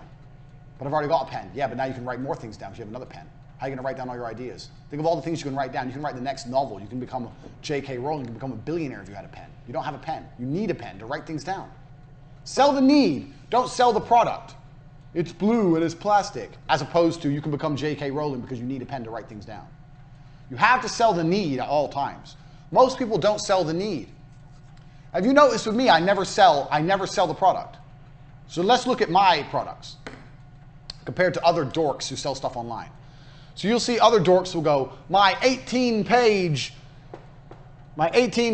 ebook includes blah, blah, blah, blah. Have I ever told you how many pages are in my books, or how many exact modules you're getting? Did you know how many modules you were getting with this university? Did I say this many videos, this? No, because that's selling the product. And you don't care. You signed up anyway. If I would have said 10 videos of this and ebook and PDFs, who cares? I sold you the need. You need to know what I know about business. It's the need that sells, not the product. So whatever you're selling, it doesn't matter what it is, sell the need. Even if you're selling fucking raspberries, they need raspberries. Why do I need raspberries? You need raspberries because of fucking it's good for your, I don't know, immune system. Talk some shit. Super berries, whatever. That's what goji berries do. What the fuck is a goji berry? I've never heard of a goji berry. Now I see them everywhere. Superfood. Goji berries, the superfood. Superfood, why? Am I gonna do it? I ate goji berries. I feel exactly the same. It's bullshit. But they sell on need. Superfood, you need goji berries all of a fucking sudden. I don't even know what they look like. Anyway, sell the need. At all times, you will catch yourself not selling the need. All the times you'll catch yourself not selling the need. So, even a coffee shop. This is the biggest mistake things like coffee shops make. They don't sell the need. They'll sell on, a coffee shop will sell you on price. They'll try and do it nice and cheap because they have lots of competition. They'll have a nice looking coffee shop. They'll have like a good, nice chairs that'll look nice, whatever. But they very rarely sell the need. If I had a coffee shop, I would have a massive sign outside saying, tired, ? Nice warm coffee. The need. Because everyone's tired, aren't they? Everyone's stressed. Everyone's going through life. Tired? A bit. Nice warm coffee. Yeah, nice warm coffee. Okay. Walk in. That's selling the need. I don't say Arabica beans in a cup. Who gives a shit? Care about fucking beans? Sell the need at all times. Never take your eye off that prize. If you're still paying attention, which you motherfucking should be, write that down. Already, all the information I've given you should be formulating how you view business. You might have to watch this university 3 or 4 times. But at the core of it, always you have money in. That's your business. The rest is bullshit. Everything has to feed back to this. Selling the need will feed back to this. People buy things they need. They sometimes buy things they want, but they always buy things they need. That's why they have to need what you sell. So find a way to make them need it. Next, this is something that most people don't understand. My experience of business, if you're going to be a hustler and you're trying to get rich, is as follows. Until you are a big rich company, or until you have lots of money in the bank, contracts are not real. Legal paperwork are not real. None of these things are real. Look at the Glorious Foods example. They signed the contract, they owed me that money. If I would have taken them to court, I would have spent a lot of money. And would they have paid me in the end? No. None of these things are real. Do you know why legality isn't real? Because legality defies Rule 1 of the Hustlers University. What's Rule 1? Rule 1 is speed. And guess what lawsuits are? Slow. Super slow. And if you're a new business, you do not have time to be fucking suing people. It's going to take forever. Years. Years for a maybe. And even if you do get a yes, they can still delay years if they even pay you, which they probably won't. It's different if you're like suing a huge news outlet or something. Like the Covington kids did. That's different. But in general, you want to do your business based on trust and cash. You don't want to be having, I don't really trust all the contracts. Well, I've got the contract. I've got the contract. If they don't want to pay you, they're not going to pay you. Fucking fuck a contract. And what are you really going to do about it? It's bullshit. I am not a fan of contracts. I don't work with contracts. I don't like legality. It's very, very slow. So if you're looking to start your business, you're like, okay, we need a contract with this person, contract with that person. You know what's better than contracts? Mutual interest. It's good for me if I do my part. It's good for him if he does his part. Look at how a road works. You're driving down the road. There's a car here. There's a car here. Why do they not crash into each other? Well, it's good for him if they don't crash, and it's good for him if they don't crash. Nobody wants to crash, so we all avoid it. Isn't that better than having a contract saying we won't crash? The fuck does a contract mean? And then he does crash into me. Well, I have the contract, but the crash has already happened and everything's a fucking mess. Mutual interest. Find a way to do business with people where there's mutual interest. My suppliers, I don't need a contract from my supplier because they want me to buy things from them. For what contract? For what? I see so many people who get involved in business start talking about contracts because they like to sound smart. Very much like we were talking about earlier on about people who like to spend money at the beginning and get their logo and spend money and get a big back end and all this bullshit. They like to sound intelligent. That's not business. This is business. Money in. The rest ain't business. Contracts aren't business. Contracts are just some fucking bullshit you might have to deal with when you get bigger. But in general, don't be thinking if I can get him to sign a contract, then I've got it. You haven't got anything. You've got a piece of paper. And if you try and enforce that contract, it's going to bankrupt you. So don't be relying on contracts anyway. I see a lot of people doing that, and I don't know why. A piece of paper doesn't mean shit unless you enforce it. And enforcement is very, very slow and very, very expensive. So forget about contracts. Find a way, if you're going to have to work with another company or another person, for there to be mutual interest. Mutual self-interest keeps the traffic of the world flowing. It keeps the business world flowing too. That whole suing each other bullshit, that's some mess you don't want to get mixed up in. That ain't going to get you rich. Hustlers are looking to get money. You're looking to do this. Suing people is a big fucking outlay for a long, long time. It's bullshit. So fuck contracts. Make sure your partners need you. And make sure you need your partners. This is a very, very important one. So I used to know a guy. Hopefully he doesn't buy this course. I knew a guy. I don't know the exact business he had. It was something to do with self-employed employees to avoid them having to pay tax or something. They'd use his company and he helped them all under one umbrella company pay less tax, something like this. I don't understand. It was in England. But there was him and two other partners. There was 3 of them in total. And one day he went into work and his 2 partners had fucked him over and screwed him out of his own company because they had the majority share. It's 33% each, 66%, they fucked him off and got rid of him. Why'd they get rid of him? Because they didn't need him anymore. Didn't need him anymore. You need to make sure your partners always need you, and you need to make sure you always need your partners. Not want, need. If you look at your partners and realize they don't need you or you don't need them, then you should do it on your own. And stop being a pussy, stop being a coward. Because you can be the absolute managing director, and you can find your number 1 employee from your old company or someone you really trust and make them your number 2 in command. Now you effectively have a partner. This is another thing you don't understand. People want partners because they like the idea of having someone to vibe off of or work with or someone who they can check their thinking with. That's fine. If you have a partner and you both need each other and it's 50-50, good. I'm not saying don't have partners. I have partners in some of my companies. However, you can still have all the benefits of a partner with a number 2 in command who's loyal to you. Now you still have the benefits of a partner, but you control everything. So make sure you need your partners and they need you. There's lots of ways you can do that. Mutual self-interest. You can do things, they can do things. You need to work together to get the job done. Otherwise, feel free to just hire someone and make sure they're your second in command and just make them feel important and use them to bounce your thinking and be the only person who's in control. Don't get fucked out your company. Not that it's likely to happen, but still. Even if you're making loads of money, you have a partner you don't need, now you have half the amount of money you're making. Why? Next point. Business. Number 30. Every purchase is an impulse purchase. So, if someone does eventually buy from you, even if they've been thinking about it for a long time, the moment they finally decide to pull the trigger and buy is an impulse purchase. That's why I say hard close. That's why people do false scarcity, all these things to try and get them to impulse buy. You can go and do a lot of research on impulse purchases, how they work, why people make them, etc. Everybody, after they purchase, the time between the money leaving the bank and them receiving the product, even if it's a few milliseconds, is going to have that little bit of, it's a lot of money I just spent. Every single purchase is an impulse purchase. Remember that. Keep it in mind. I've had a lot of people say to me, oh, you're selling impulse purchases. I don't. Mine's a considered purchase. No, it's an impulse purchase.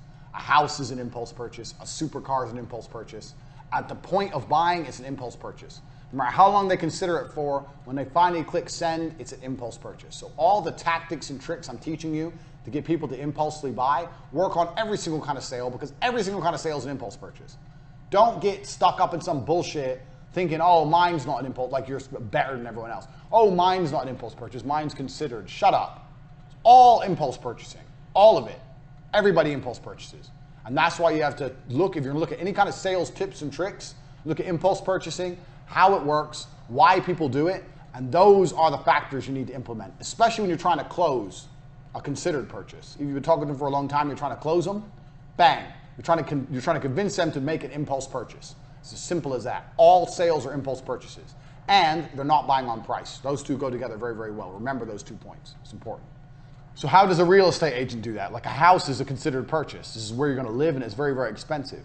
Well, they come and they show you around, they make you want it, and then they start telling you other people have won it. Other people are viewing the house, they're going to put in an offer, trying to force you to make an impulse yes or no. Okay, we'll take it. They understand. Everyone understands. It's always an impulse purchase. You have to put something there to make people buy. Make them do it, or they're simply not going to do it. Do not give people open-ended time frames. If I say, you can have this pen today for X amount, or you can come back to me anytime and get the pen. No rush. Why would I buy now? I'll live without the pen for a while until I really need the pen. And I'm not going to need the pen unless you convince me of the needs. So I'm never going to buy the pen. Everything's an impulse purchase. You have to convince them on needs, and you have to hard close them. This is something, just understand the nature of how people sell and how people buy, because this is the same with absolutely everything, no matter what it is. Next, promise your clients a future. This is important. A lot of people I see do not sell a future with their clients, and I don't understand why. You should sell a future with your clients. You should say, look, we're going to work together for a very long time. In the future, X, Y, Z is going to happen. In the future, I'll be able to provide you with X, Y, Z. When you talk about the future, you presume the present. So this is a trick I even do with chicks. Let's use dating as an example. If you're watching this and you don't have my PhD course, get it, because it's good. Very good. But I do this in the PhD course. So if you preempt the future, if you talking about the future, then you've already assumed the present.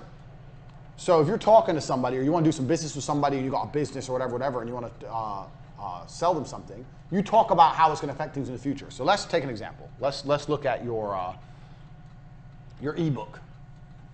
I don't know. I'm just thinking something off the top of my head. Your $17 ebook on how to pick up girls.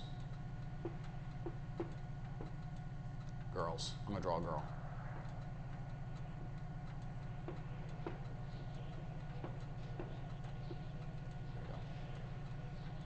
Hair. Beautiful smile.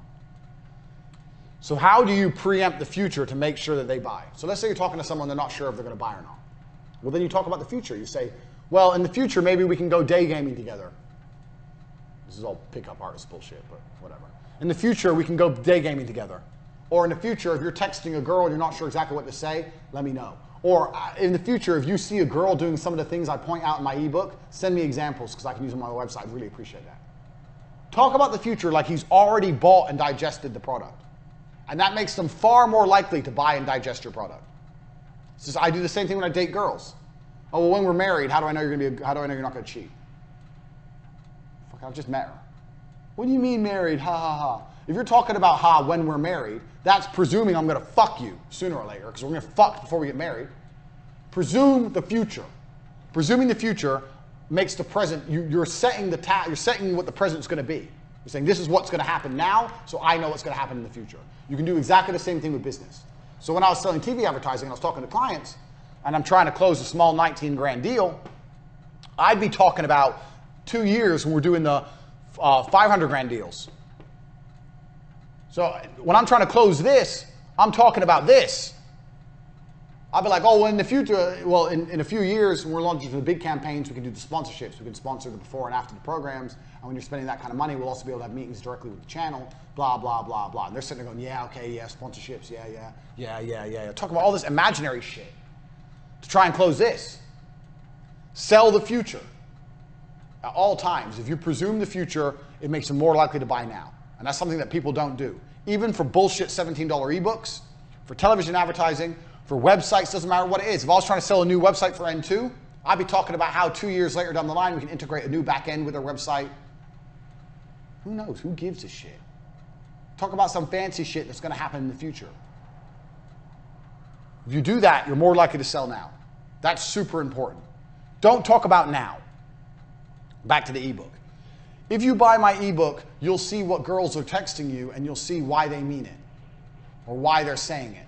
If you buy my ebook, you'll see why girls are saying what they say in text messages, as opposed to after you've seen my ebook and you see what these girls are saying, it's going to be exactly like I told you. And when they do it, screenshot it, send it to me, because you're going to see. The future. Okay, after I have the ebook, then I'm going to know, he said I'm going to understand why they're doing it, and I'm going to send it to him. You've already told him he has the ebook. Presume the future at all times. Very important. Next, number 32 is something I've already been discussing at length accidentally. What happens is when your brain, like mine, is a plethora of knowledge, you end up tapping into things that you're supposed to be saving for later because it fits at the time and you just know so much and you're just so hyper intelligent. I don't know if you'd understand that, but that's what happens when you have deep knowledge of a subject. Sell the result of a product, not the product itself. We've already discussed this, so we'll discuss it again very, very quickly in case you weren't paying fucking attention. Ebook. Selling the product is, I have an ebook and I deliver it to you instantly and it has 8 pages and 5,400 words and it talks about girls. That's selling the ebook. Selling the result is you're going to understand women and you're going to have a better sex life for the rest of your life and you're going to have lots of women in your bed. Which of them is more interesting for $17? The result. Always sell the result. Write that down here. I mentioned it earlier, but it's extremely important. Next, 38. Image sells. So we're hustlers. This is the Hustlers University. Image sells. Now, there's a lot of guys on Twitter who constantly talk about saving money. It grates on me. It annoys me. These are the other guys in the saving money, the making money space. It's not how much you make, it's how much you save. Can you save, save, save? Stay at home, save. Don't have a girlfriend, she's expensive. Jerk off, save, save, save. It's bullshit. You need to have a nice image of yourself if you want to sell things. Buy the nice car, wear a nice suit. Find some money, make sure it's still coming in.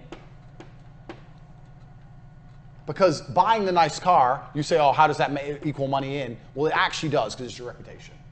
You have to have a nice image of yourself to sell nearly anything nowadays. Drive a nice car if you can.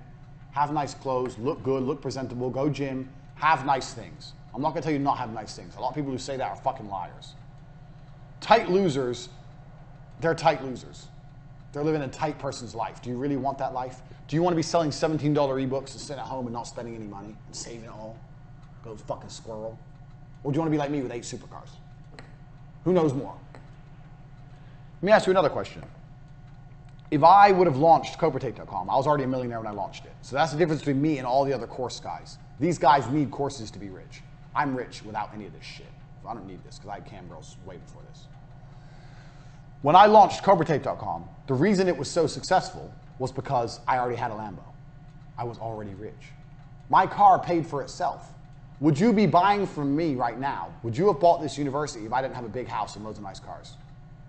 If I said, I know loads about business, but I live in an apartment with a laptop and I sit there all day on my own, but I know loads, would you have even bought this course? You'd be like, well, what the fuck do you know? That shows how important image is. Flexing on the broke boys is important. So don't fucking neglect it. I'm not saying blow all your money. I'm saying that having a good image is not going to hurt you in any way. Don't be afraid to spend money for your image because it's a real thing. Everything in life is basically the same thing.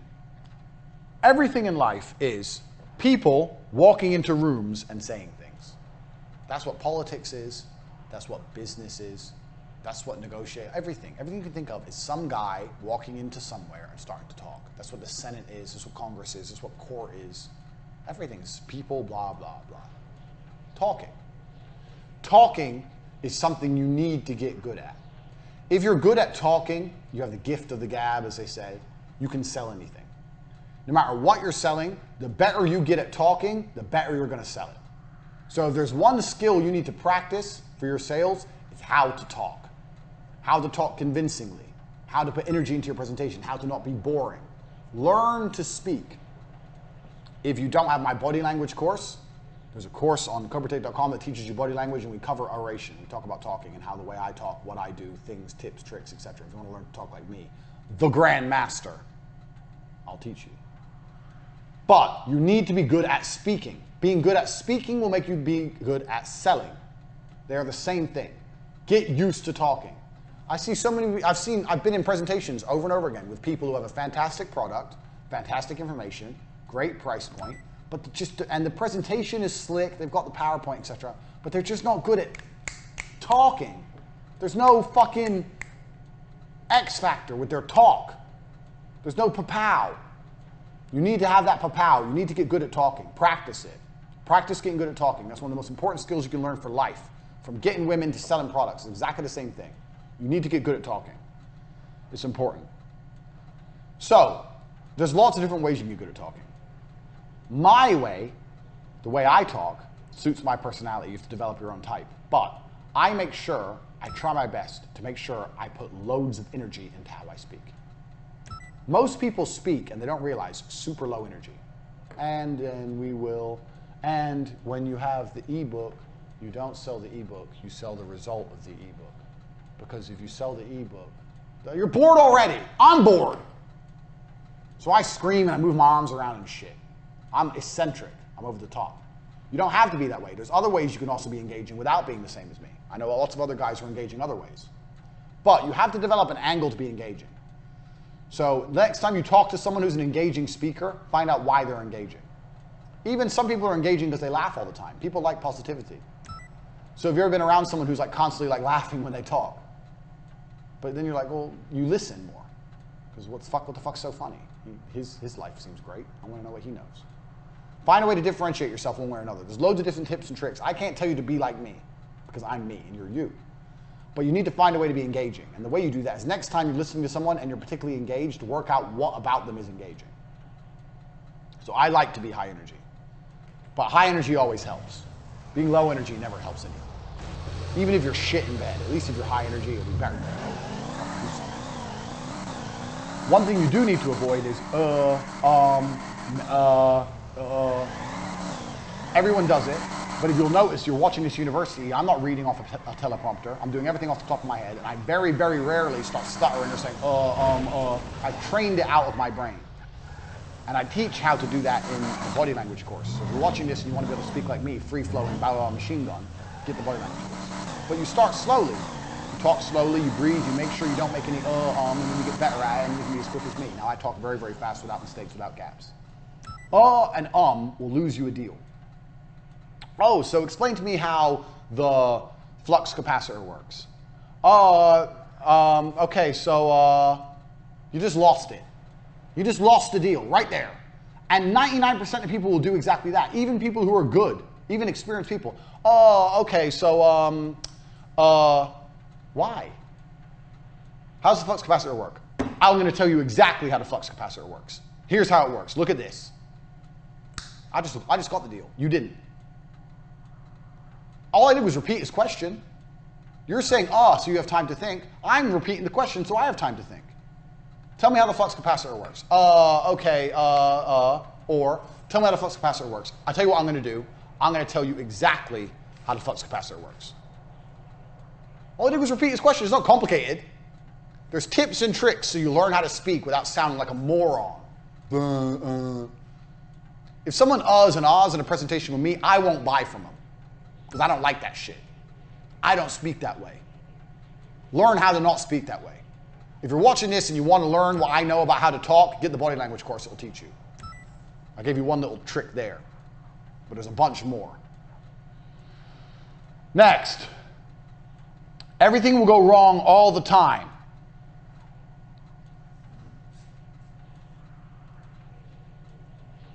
Everything will go wrong all the time. That's why you need to have a high stress tolerance. And that's also why you need rule number 1. Your best weapon against things going wrong is rule number 1. Speed. Speed defies gravity. If you get water in a bucket and you spin it around really fast, the water doesn't come out the bucket. As soon as you slow down, it falls out. Speed is that powerful. You have to be able to work quickly. You need people around you who work quickly. You need teams which react to things quickly. Everything will go wrong all the time. The faster you can plug the hole and fix things, the faster you're going to be back online making money. So anticipate things going wrong. High stress tolerance. And speed is the remedy to all your issues. No matter what the issue is, no matter what the ailment, you need to do things quickly to get it fixed. Always. As long as you can keep this going, you've got your business going. So let's say you've got your business. I've got titties on the board now. We'll leave the titties for now. You got your business, money's coming in. Your back end fails. Your big back end all fucks up. Oh no, everything's gone wrong. Do you know what I do in that situation? Most people in that situation goes, oh well, we can't take orders because we can't see who, what order. No, not interested. My business is still running. As long as my payment gateway is taking some money, my business is running. I'll deal with the shit show. And I'll fix the shit show. I'll deal with it using rule number 1, speed. But I'm not turning off my fucking tap. As long as this is happening, you won't go out of business. You won't lose. You will only lose when this stops. So even if everything in your whole company has gone wrong, you're going to sleep less. You're going to get it fixed. You're going to fix it with speed. You've got a higher stress tolerance. You'll deal with it. Your staff understand. Speed, speed, speed, speed. You're going to tear through the mess manually. You're going to have to go through manually one by one and get it fixed. But you're not going to stop your business running. This is your business. Never, ever, ever let this get fucked up, ever. If everything goes down, what's the first thing you fix? This is a test. Everything goes down. What's the first thing you get back online? How to take money. You don't care about anything else until this is online. There's nothing else without it. It's like, what's going wrong in your life? What's the first thing you fix? You fix oxygen. If you ain't got oxygen, the game's up. Nothing else is important. That's what this is. You fix this. Get the payments coming in. Then worry about it. Worst case, everything's so fucked up you can't even see what people bought. Don't worry. Don't worry about it. They'll email you. Hey, I spent money on your website. I ain't got my product. Oh, really? Please tell me the time and date. I'm sorry about that. Here's the time and date. Okay, yeah, they did buy. Okay, confirm it. Okay. Yeah, sorry about that. We're going to send you a free gift. Apologize for the delay. Bang. Problem solved. Kept your money in. You got them happy. They got a free gift. Wait for them to email you. Keep the money coming at all costs. Super, super important. Everything's going to go wrong. But as long as you keep this going and you work quickly, you can fix the other shit. Don't let anyone come into you and say, well, we can't do this because the back end. Fuck the back end. I'm interested in the front end. Fuck the back end. Give me my money today. Next. If you find, this is a staff tip, number 41. You can clear my board. No more tits. Sorry if you've been jerking off, enjoying my beautiful pornography. But she's got to go. Number 41. Everything I know about business from start to fucking finish. Every single business I run by these principles. Every single business I run by these principles. Literally, every single one of them. 41. If you can find a loyal person, find them a job. So most people approach recruitment like, I have a job I need to fill, let me find a person. I approach recruitment the other way around. I try my best to go through life as I interact with people. If I find a person who I believe would be a good fit for my leadership style, which is do whatever the fuck I say and do it quickly, then I'll find them work. You can always find more work. The work is never done. Work is a black hole. Even if it's just to sit on my Twitter account and retweet tweets all day. It's still work, still engagement, still attention, still advertising. If I find someone who fits my style and I believe they'd be a good worker and they're loyal to me and I know I'm going to be able to count on them, I'll find work for them. Don't turn down people you think will be good because you can't find work. If you're running a business and you can't think of work to do for an employee, then you shouldn't be running a business. It's very easy to find work. There's always something to do. There's always Twitter to tweet, or blogs to write, or go on Reddit and post forums and post bullshit with links to your product. There's always something to do. If you find a good person, hire them and find a job afterwards. That's key. And then as jobs, real jobs appear in your organization as you grow, you'll already have loyal members of staff you can reorganize. Don't throw away loyal people because you don't know exactly what they're going to do straight away. That's 41. 42. Aim way too high. And when I say way too high, I mean way too high. Now, don't be one of those jackasses that comes along going, yeah, I'm going to have like on Dragon's Den or some shit, or The Apprentice. I'm going to have a business worth $500 million. I'm going to be a multimillionaire. Don't be an idiot. But you need to aim too high. The higher you aim, the higher you'll get. If you aim for the moon, you'll get to the stars. If you aim for the stars, you'll get to the sky. If you aim for the sky, you won't get off the ground. That's how it goes. You need to aim high. Be realistic. Don't be a dick. But you do need to aim too high. Whatever your expectations are, you need to triple, at least quadruple them. Because if your product is good and you're doing a good job and you're selling it to the whole world, why can't you be a billionaire? Why not? If you're doing a good job and selling a good product to the whole world, why couldn't you? So you need to aim much higher than you're currently aiming. It's going to help you reach higher levels. Just don't be one of them deluded dickheads who's already talking about $500,000 turnover when he has literally sold zero. I guess another way to phrase this lesson, number 42, is never be content. So when your money's coming in, let's say you get to the point where you're doing $2,000 a day, $1,000 a day, whatever. Never sit there and go, oh, that's pretty good. It's never good. It's never good enough, ever. It's never enough. It's never good enough. It's never enough to make you happy. Be greedy. Want more. Aim high all the time. It's your instant source of motivation. If you're happy and content with what's coming in, you're not going to aim high enough. You have to be pushing forward. Remember, always looking to the new money. Forget the old money. Aim higher. All of the time. I can't stress that enough. Next lesson. Irrational self-confidence without being a bullshitter. People like confidence. If I'm going to spend my money with you, I want you to be extremely confident on what you're doing with my money. If I'm going to, okay, so let's say I'm going in for surgery. I'm going to go see a doctor for surgery. Do I want that doctor to be confident about the operation or nervous? Do I want the doctor to say, yeah, I've done this loads of times. Yeah, I know exactly what we're going to do here. Yeah, it's easy. It's simple. I've done it loads of times. Or do I want him to be like, oh, well, yeah, I mean, things can go wrong, and, you know, I didn't sleep last night. What do you want? You want confidence. So if someone's going to spend money with you, they want you to be confident all the time. So you have to be confident in your delivery. Now, don't be a bullshitter. Don't come along and say, I know more about girls than Andrew's hate, because everyone's going to make it believe it. You don't. And you want to see the PhD course later.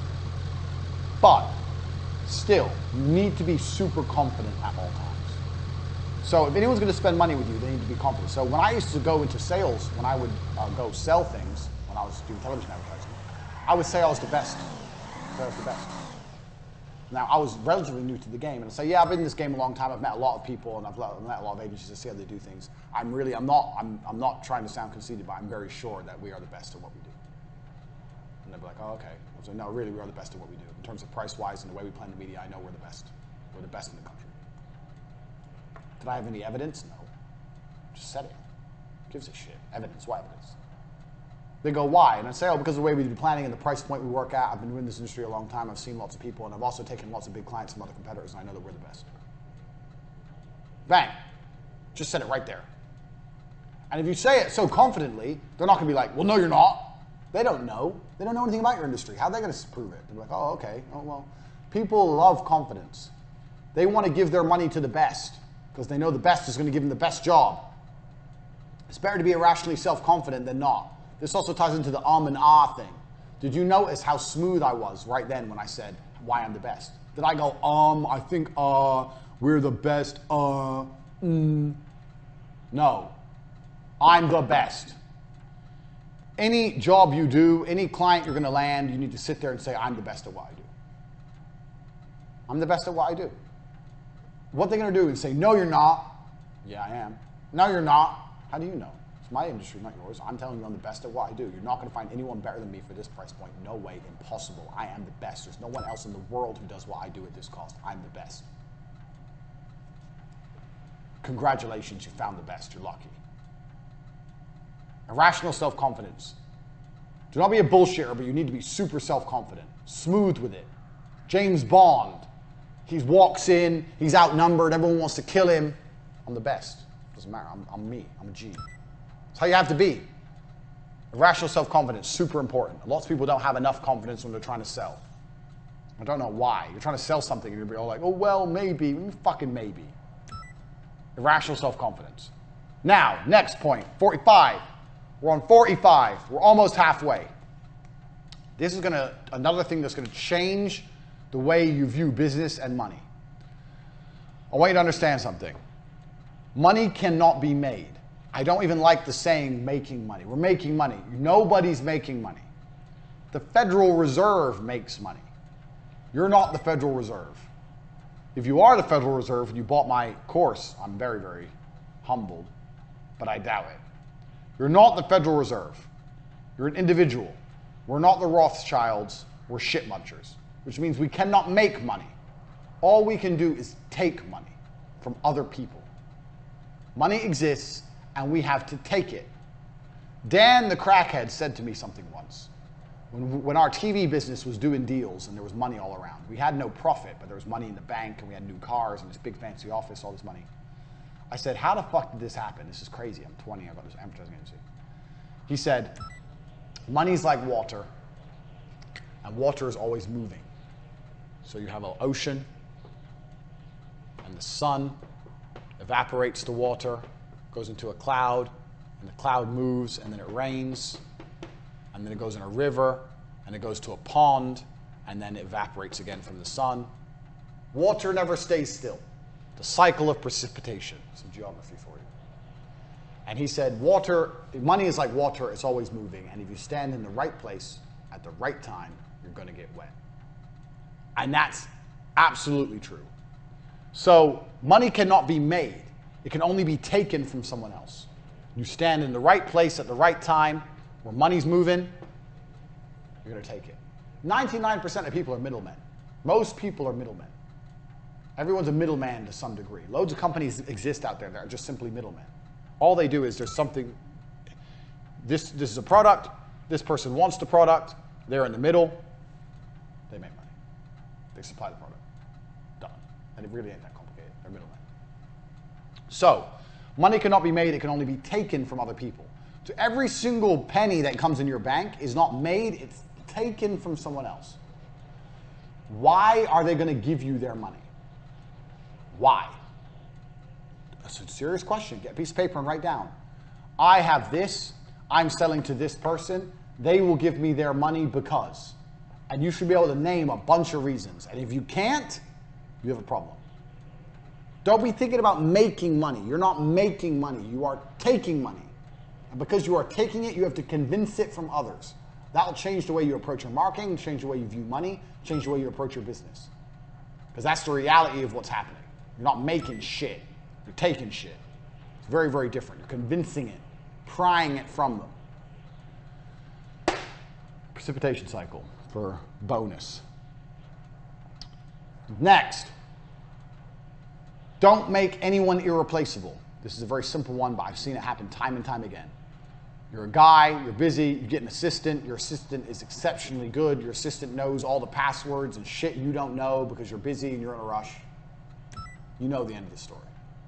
Don't make anyone irreplaceable. I wrote this down because I've seen 2 people lose their companies because they lost either their top salesman or an assistant. So if your top salesman's floating your company, he's irreplaceable. You need to fix that quickly. So with T2, we had one salesman who was better than all the rest. His name was Gerdip, who was really, really good. And we didn't make him irreplaceable. And when he left, we really suffered. What I should have done is go to Gerdip and say, you know what, bro, you're really, really good. You're amazing, da, da, da, da. Do you mind on Fridays, if every Friday morning you give a speech or you teach the guys the pitch or what you're saying on the phone, and then you can have Friday afternoon off. I'll give you a day off a week, or I'll give you some extra money, or we'll go out for lunch, or I'll give you a company car, anything.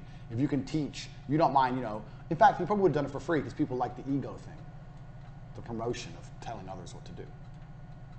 How about every Friday you can teach the guys and we can go through the script and they can learn from you?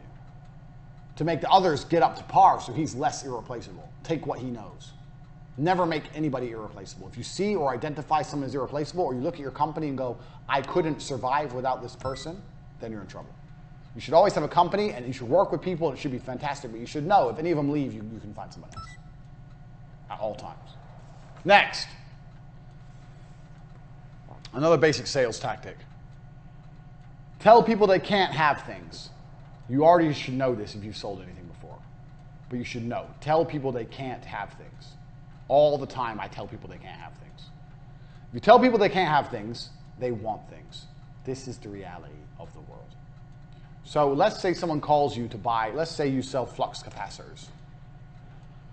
I'm going to draw a flux capacitor.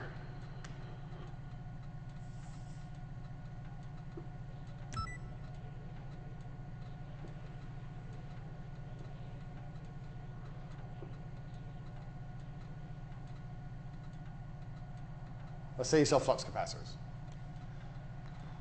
And someone calls up and goes, I need 2 flux capacitors, please. The first thing you say to them is, oh, yeah, sure, okay, no problem. Let me just check and make sure we have some, because they've been in high demand at the moment. I think we might be sold out. I'm not sure we have any. What do you need them for? Oh, I actually want to buy them for X, Y, Z. Okay, I don't think we have any right now. Let me get back to you. What's your name, number? Da-da.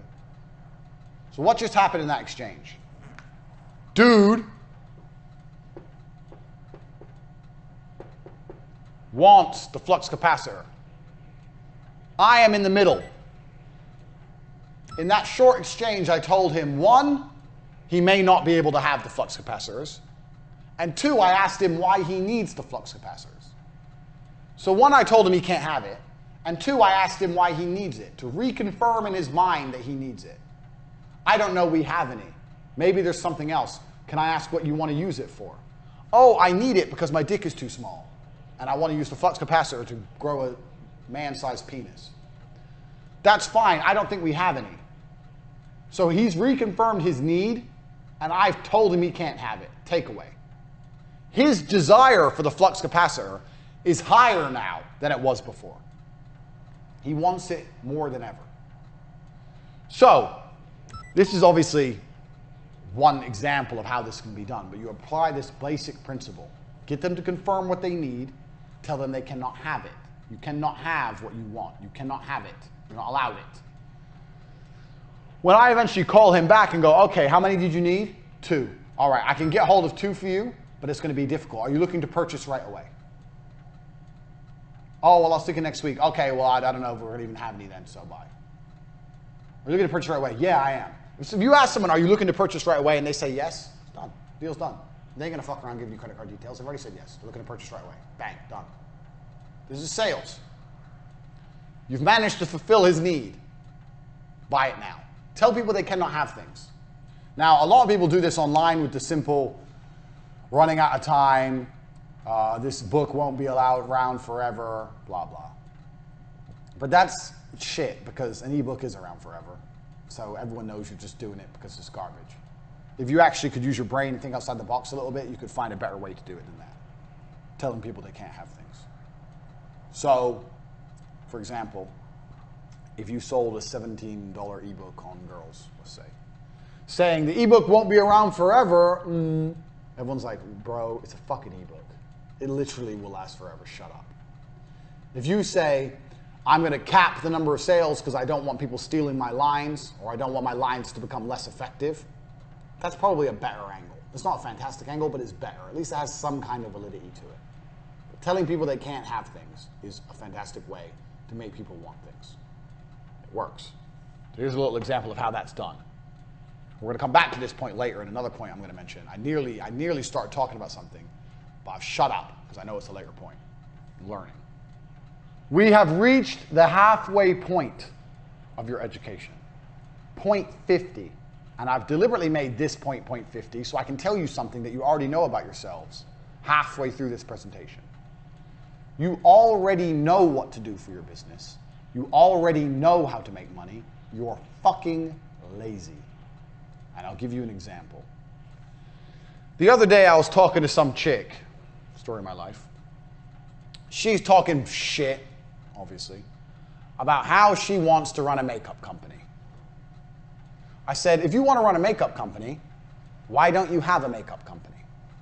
She goes, oh yeah, I know, but I don't know what to do. I said, okay, I'll tell you exactly what to do. Here's what you do. Let me clean my board.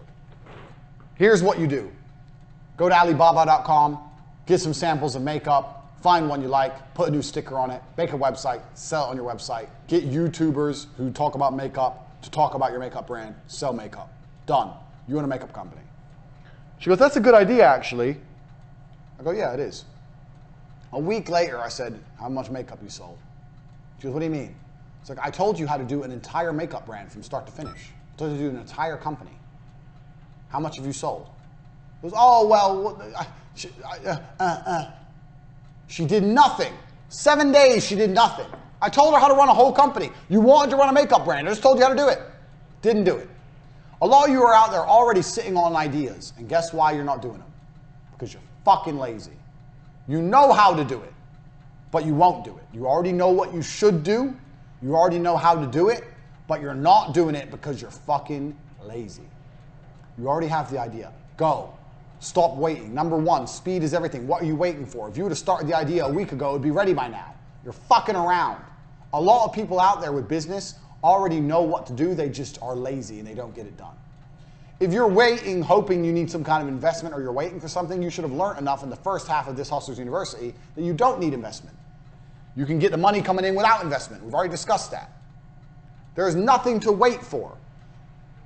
I hear it all the time, man. People don't realize how often they do it. I hear people say, oh, I've got this idea for a course, let's say. Cool. A month later, yeah, I'm working on my idea. A month? Do you have any idea what I could achieve in a month? A fucking month? If I have an idea, it's ready same day. I had this idea. When did I have this idea for this? We're halfway through filming. We made the advert. We made the website. We start getting enrollment. I had this idea 34 hours ago, maybe. Like, fucking, let's get going. You know what to do. You're all slow and you're all lazy. That's the reality. That's point 50. You need to accept that about yourself and accept that if you really had the tenacity that you desire, if you really have the tenacity to get what you desire, if you're really like me, a go-getter, a warrior, you'd already be doing shit. Too much waiting, too much talking, not enough fucking action. I managed to get you here watching this program, and I got paid to do so. And I had this idea 32 hours ago when I was yelling at someone not to go to university. I move quick. That's why I'm rich and you're not. Miss Makeup Bimbo is what 99% of people are when it comes to business. They have an idea, and even if you tell them exactly how to do it, they don't do anything. They fucking sit around waiting for a makeup brand to fall out the sky and land on their face. Garbage. 51. Welcome to the second half of the Hustlers University. You've surely learned a lot so far. I know what you're thinking. Andrew, you've already taught me too much. Andrew, we've already opened my eyes to a new way of thinking. I never thought about business or money this way. Andrew, you've already taught me so much. I already have had all the value I deserve for this course. You should stop it right here. I know. But I'm fucking generous. So you're going to do it again. 50 more points. 50 more lessons. Pay attention. First, 51. Why are you running your business? Genuine question. As a hustler, why are you running your business? I'm pausing so you can think about it. If you don't know the answer, I'll tell you the answer. The answer is for money. That's why you run your business. People will come to you all the time and say, start a business you're passionate about. Bullshit. You're only passionate about one thing. Cash. It doesn't matter if you sell rocks. It doesn't matter if you sell jellyfish scrotums. Who gives a shit? It doesn't matter what you sell. It matters that it sells. Sell what sells and get rich. Be passionate for profit. Most people come to me and go, oh, I need to start a business I know about and I'm passionate about. No, you don't. I could sell a makeup brand today. I don't know anything about makeup. But I know with my business acumen, the lessons I've already taught, the way I'd start the company bringing money in before I put money out, the way that I'd move quickly, the way I know I'd make money. I'd make money with a makeup brand. Fact. And I don't know anything about makeup, never wore it in my life. I ain't got a fucking clue. You don't need to know about things to sell things. You need to know about selling to sell things. The idea that you need to be passionate about the business to make money from it is complete airy-fairy bullshit that idiots say. You are passionate only about what's making you money. You are passionate for profit. You're not passionate about product. So if you can make money selling concrete, let me tell you something. There's some Chinese billionaire out there, B, not M, B, who's selling rocks and concrete and making billions. Do you think he's passionate about concrete? Do you think he's fucking making love to concrete, kissing it late at night, hugging it in bed? Think he's got a fucking concrete doll and he's made a little hole for his dick? No! He doesn't give a fuck about concrete. He gives a fuck about money. As should you. Drop that I need to be passionate garbage. Passionate for profit only. 52. This is specifically for you social media marketers. War is profitable, but not always. So I get this a lot. I see a lot of people who have digital products constantly in battles with other people in the space trying to get attention through war to try and sell products. War online is very much like real war, and you need to sit and plan and strategize if it's worthwhile. What are your end goals? What are your end objectives? How are you going to achieve them? Is your end goal and objective just to get people paying attention to your tweets? Is your end goal and objective to sell products? Is your end goal and objective to defame and to devalue the status of your opponent? What is the end goal and objective? War can be profitable, but you need to make sure it is worthwhile. You shouldn't be arguing with small accounts, people who are smaller than you. I will only beef with someone if they have more than 10,000 followers. Know your place, know their place. War can be profitable, but you need a strategy for war. So when I went to war with the Star Wars guys, let's show the Star Wars tweets again. My strategy was clear. Who likes Star Wars? Guys. If you meet a hot girl, she doesn't like Star Wars. Really, they don't care. Who's passionate about Star Wars? Guys. What kind of guys? Dorks. What do dorks need? Well, dorks usually have some money because they're dorks, but they don't have any girls. So if you will go through my Star Wars thread, you will see my strategy is simple for war. Sell my PhD course. Sell the ability to get girls. Show lots of girls. Sell the ability to how to obtain females. That was my strategy for that battle, and it worked fantastically well. That weekend, I sold a lot of PhD courses. I think I did like 15,000 or something. All basically off the fact that I said Star Wars was bullshit. I had a clear objective for my battle. Most people will go viral or they'll go battle, and they haven't got a clear objective. They don't know what they're trying to do. I knew exactly what I was trying to do. Poke the geeks, annoy the nerds, and then off the back of it, be humorous enough for them to entertain the idea of learning from me how to get girls. That made me money. War needs strategy.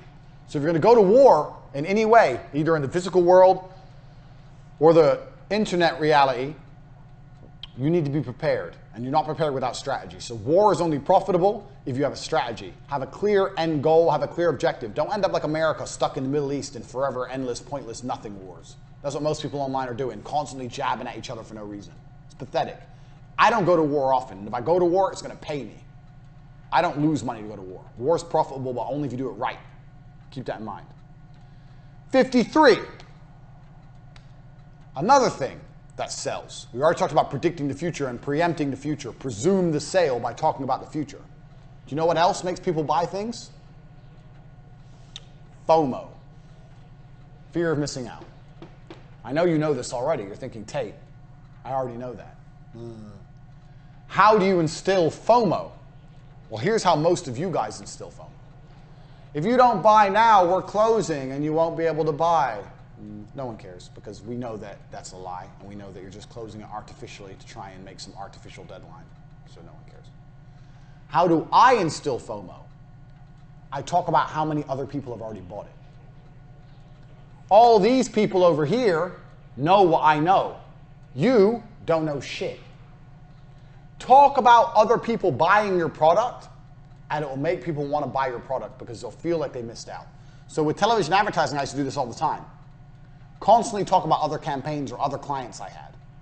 Not in a braggy way, just in a, when I'm doing business with this, da-da-da, or I did this campaign for this, da-da-da, or this actually a very busy time of year for us right now. We have 15 people sign up in the last 2 weeks. We're really busy. Lots of people are doing this. Everyone's involved. People are doing this, people are doing this, people are doing this. Oh, I don't want to miss out if everyone else is doing it. Man, everyone else thought it was a good idea. Well, why don't I think it's a good idea? Well, I don't like this and that, but everyone else likes it, so okay. Even successful people are herd mentality. Even very successful people are sheep. If they think everyone else is doing it, they're going to do it.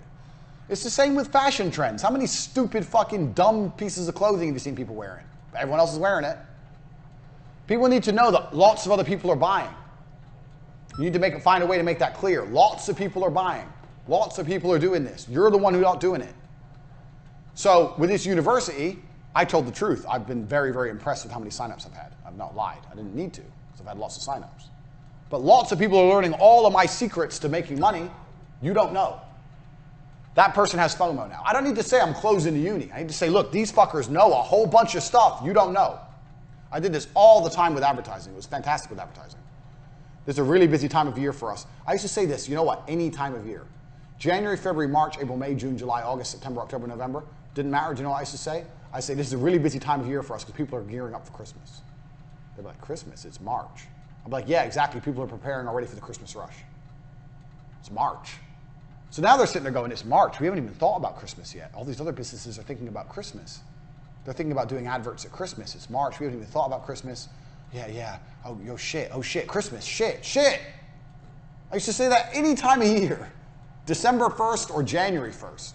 I'd say January 1st. I used to say, when I used to go to meetings, I'd say, you know what's funny about January? They say, what? I say, we sign up most of our Christmas advertising this month. They go, really? I go, yeah, we're preparing for Christmas in January. After Christmas, everyone's made a lot of money with TV advertising. People have made a lot of money in the campaigns we've already run. So now they're already preparing for the next campaigns at Christmas. So we're actually gearing up for Christmas right now. People be sitting there going, oh, maybe I need to do a campaign at Christmas. Other people are doing things. You're not doing anything. You are lazy. You are slow. Other people are ahead of you. Quickly, get on the train. The train's leaving. Quickly, get on. Quickly, pay the invoice. Yep, thanks. That's how you do it. I used to do it all the time with advertising. Talk about other people buying. It sells.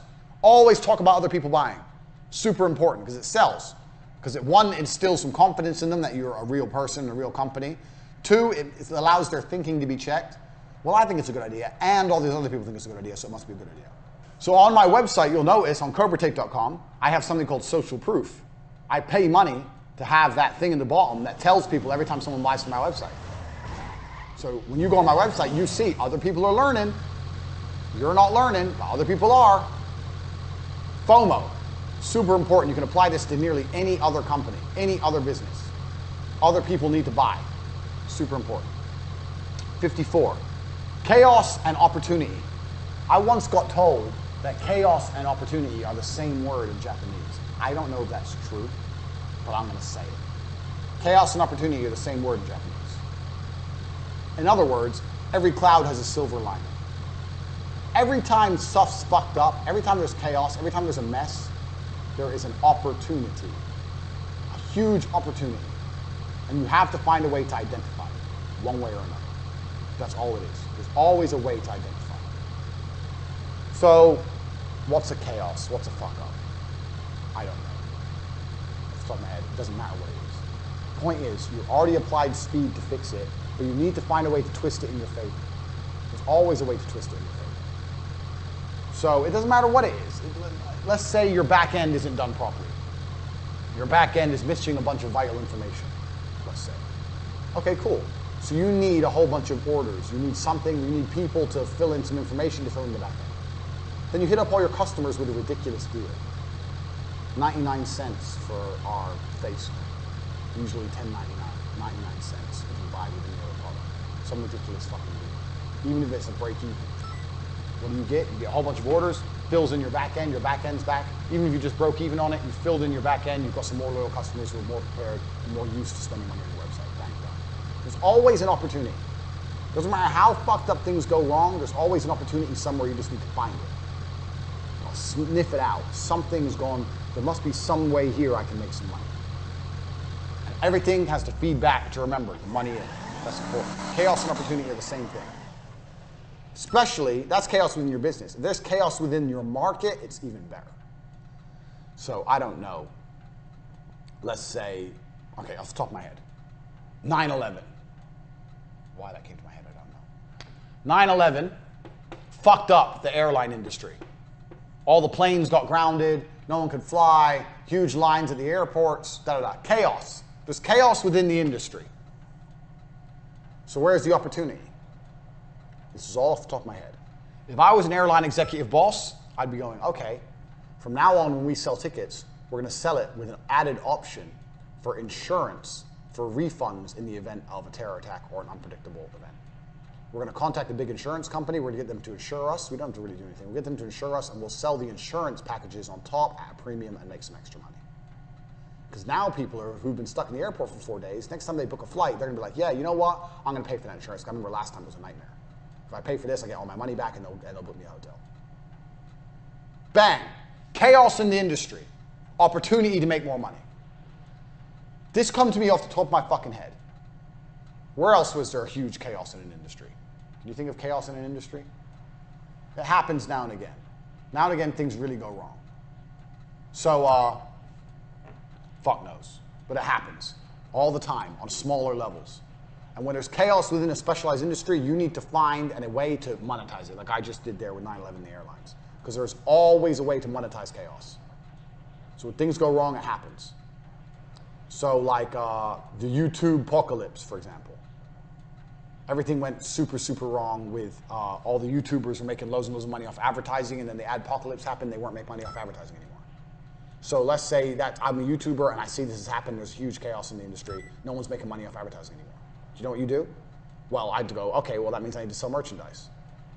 So I'd contact all the other big YouTubers and say, hey, I've got a really good link for merchandise if you're interested in selling merch. I'll start a fucking merch company. Or I get a link with a merch company for commission. It's not complicated. So let's look at the adpocalypse. Everyone, I don't know if you know what happened. Everyone had all these big YouTube channels. They're making loads and loads and loads of money. Overnight, that all goes down to zero. Now they've still got viewerships, but they've got no money.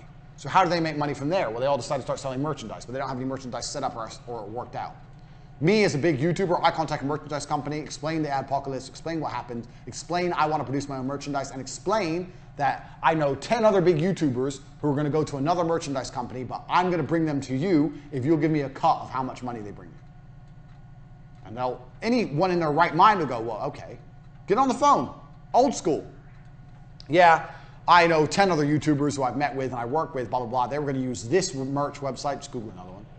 And I'm saying that I want to use you, but if I bring them all to you, I want 5% of their turnover. They'll agree, bang. Now, from the chaos in the industry, you've become the fucking shark of merch. Now you're making money off all of their YouTube channels with one phone call by just being a G. Now every time Jackass 1 and Jackass 2 sells a hat, you get paid. Before, you didn't get none of their money. You just knew them. Now all you have to do is call them up and say, bro, Adpocalypse is bullshit, but I know a fucking awesome company that's going to sell us merch, and we're going to sell merch and make money.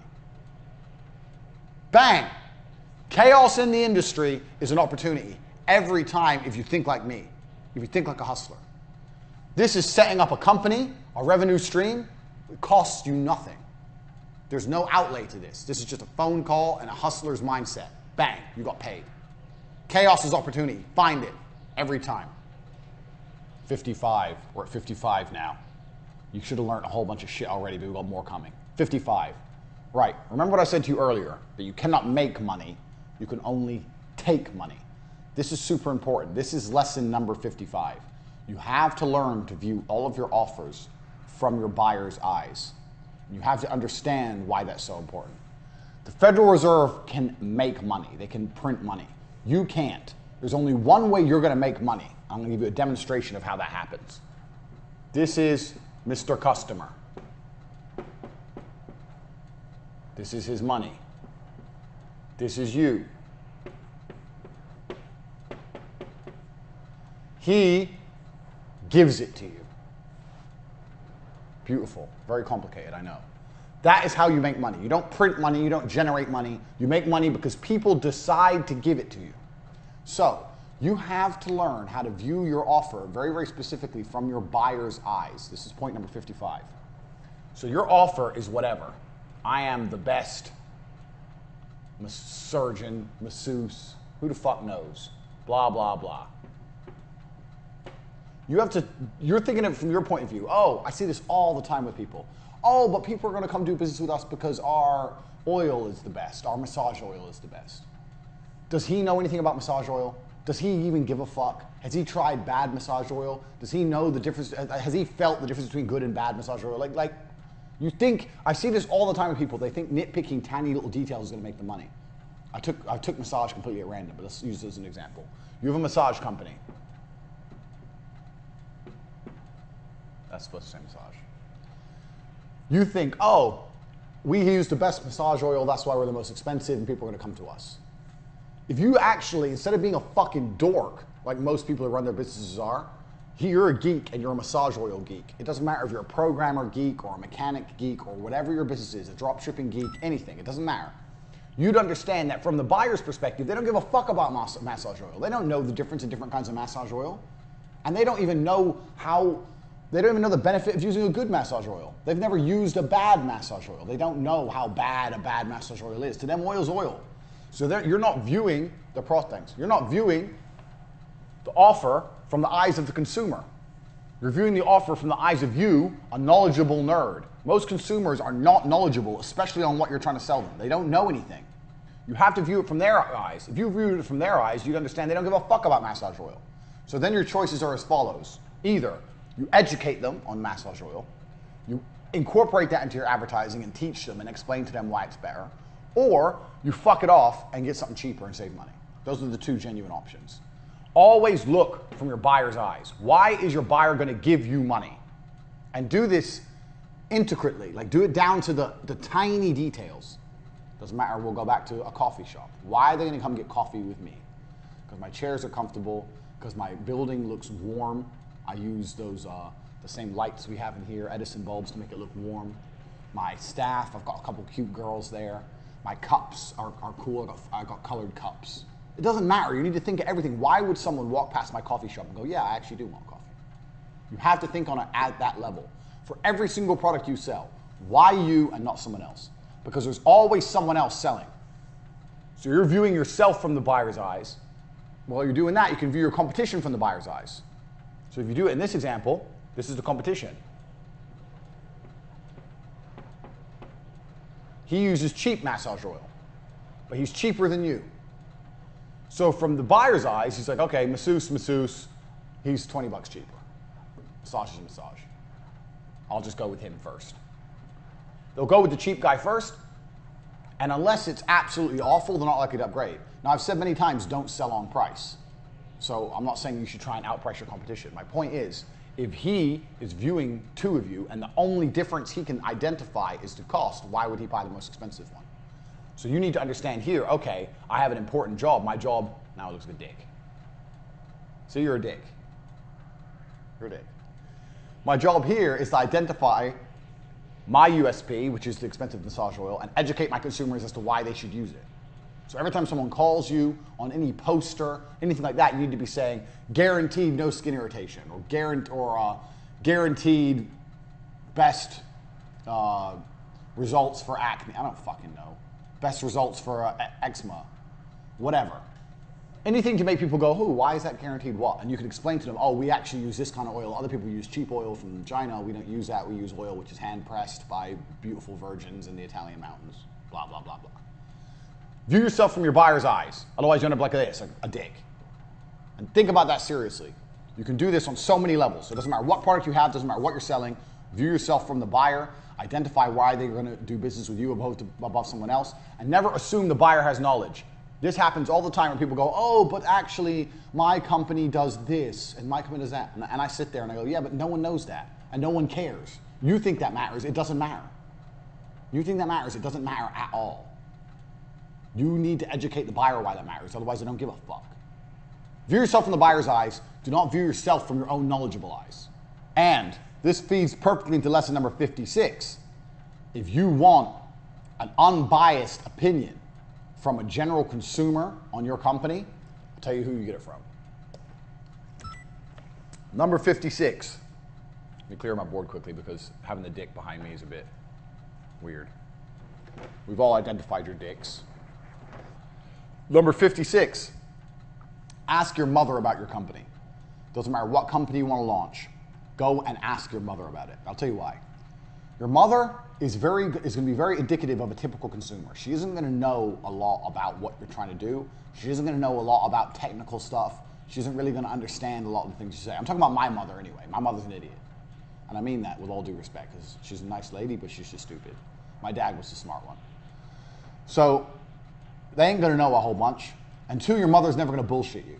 So if you have an idea for a company, let's say you want to fucking, I don't know, sell, okay, you're a masseuse, and you go to your mom, hey, I'm going to open a massage company. Really? You're going to open a massage company? Why?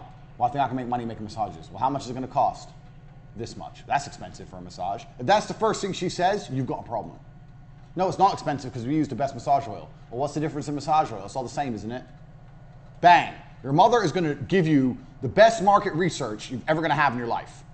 Now, if you're selling something super specialized and your mom may not understand, then maybe, I don't know, maybe a little bit more difficult. But for anything basically normal, you should ask your mom about your company because she's going to identify all of your problems straight away. That conversation, imaginary conversation I just had with my mom, she identified that I'm coming across as expensive and that no one gives a fuck about massage oil. Bang, there's your problems identified. Your mom's never going to bullshit you. She's always going to be straight to the point and explain to you exactly what your issues are and what needs to be solved. Any company you're launching, you need to show to and speak to your mom about because she's going to cut the bullshit faster than anyone.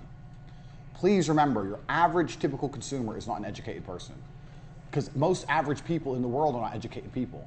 They don't have much knowledge of anything and they certainly don't have knowledge of your particular subject and they don't have specialist knowledge of your subject. I don't know about you. I mean, I'm a professional fighter. I've been getting massages where I've been training hard for many, many years. When I walk into a massage parlor and they say, do you want sports massage, Swedish massage, this massage, that massage? I still don't know the difference. I don't know. They're all the same, aren't they? I don't know. I just go, okay, this one. So I don't even know about massages. And I've probably had more massages than most people.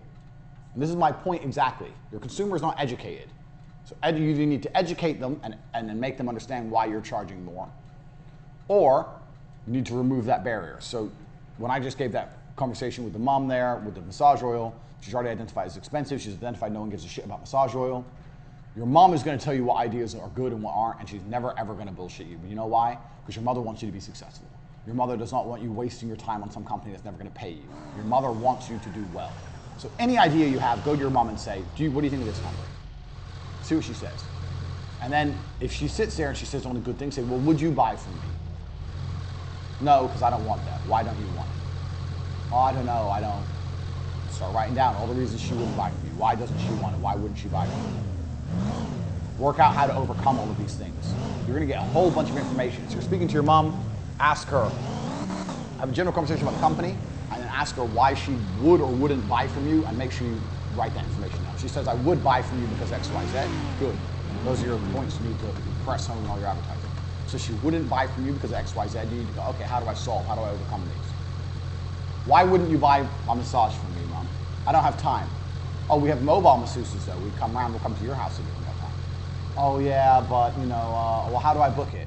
We'll put a flyer through your door, and you can just book by text message.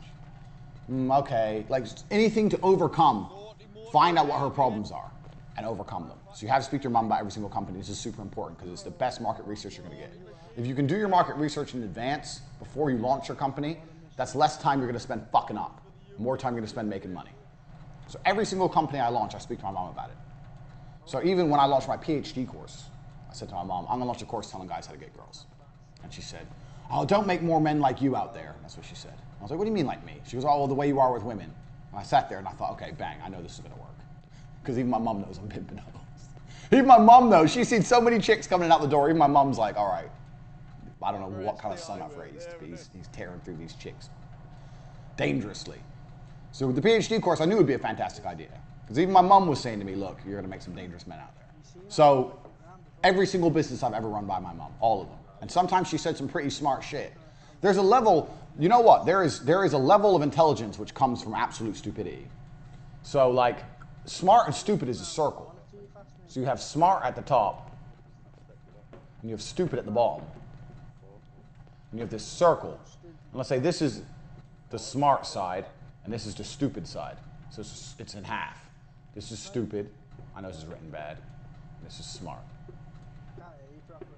But sometimes you can get comments which are just on the edge, you know. And mums are great at this. So I bought my new Lamborghini, and I drove to my mom's house. I said, Mom, I bought a new car. What do you think? She goes, what is that? I said, it's a Lamborghini. She goes, how much was it? I said, oh, it was 300 grand. She goes, you spent 300 grand on a car? I was like, yeah. She goes, let me see. So she comes out and she says something that was so smart. It was actually, no, it was so stupid. It circled back around to smart. She looked at my Lamborghini and goes, why would you spend 300,000 on something that only has 2 seats? As in, it should have more seats because it costs more money. So I should have got a bus for my money. I guess that's her logic. Her logic is, why would you, it's only got 2 seats, so it's shit. Which is stupid, but it kind of gets into the smart realm. It's kind of, you know, you get a lot of these kind of comments from mothers. They say things which are kind of dumb but kind of smart. And if you can extract those comments and apply them to your company, you'll fix a lot of problems in advance. So that's why speaking to your mom is so important. Next. buy for me. Key point 57. And this is very, very important. I'm going to tell you a story with this one. Money will never motivate your staff. Never. Yours gonna be free. I'll tell you why.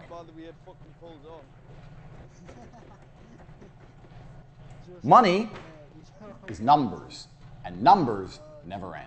Which means if you're going to try to motivate people with money, it's going to get hard.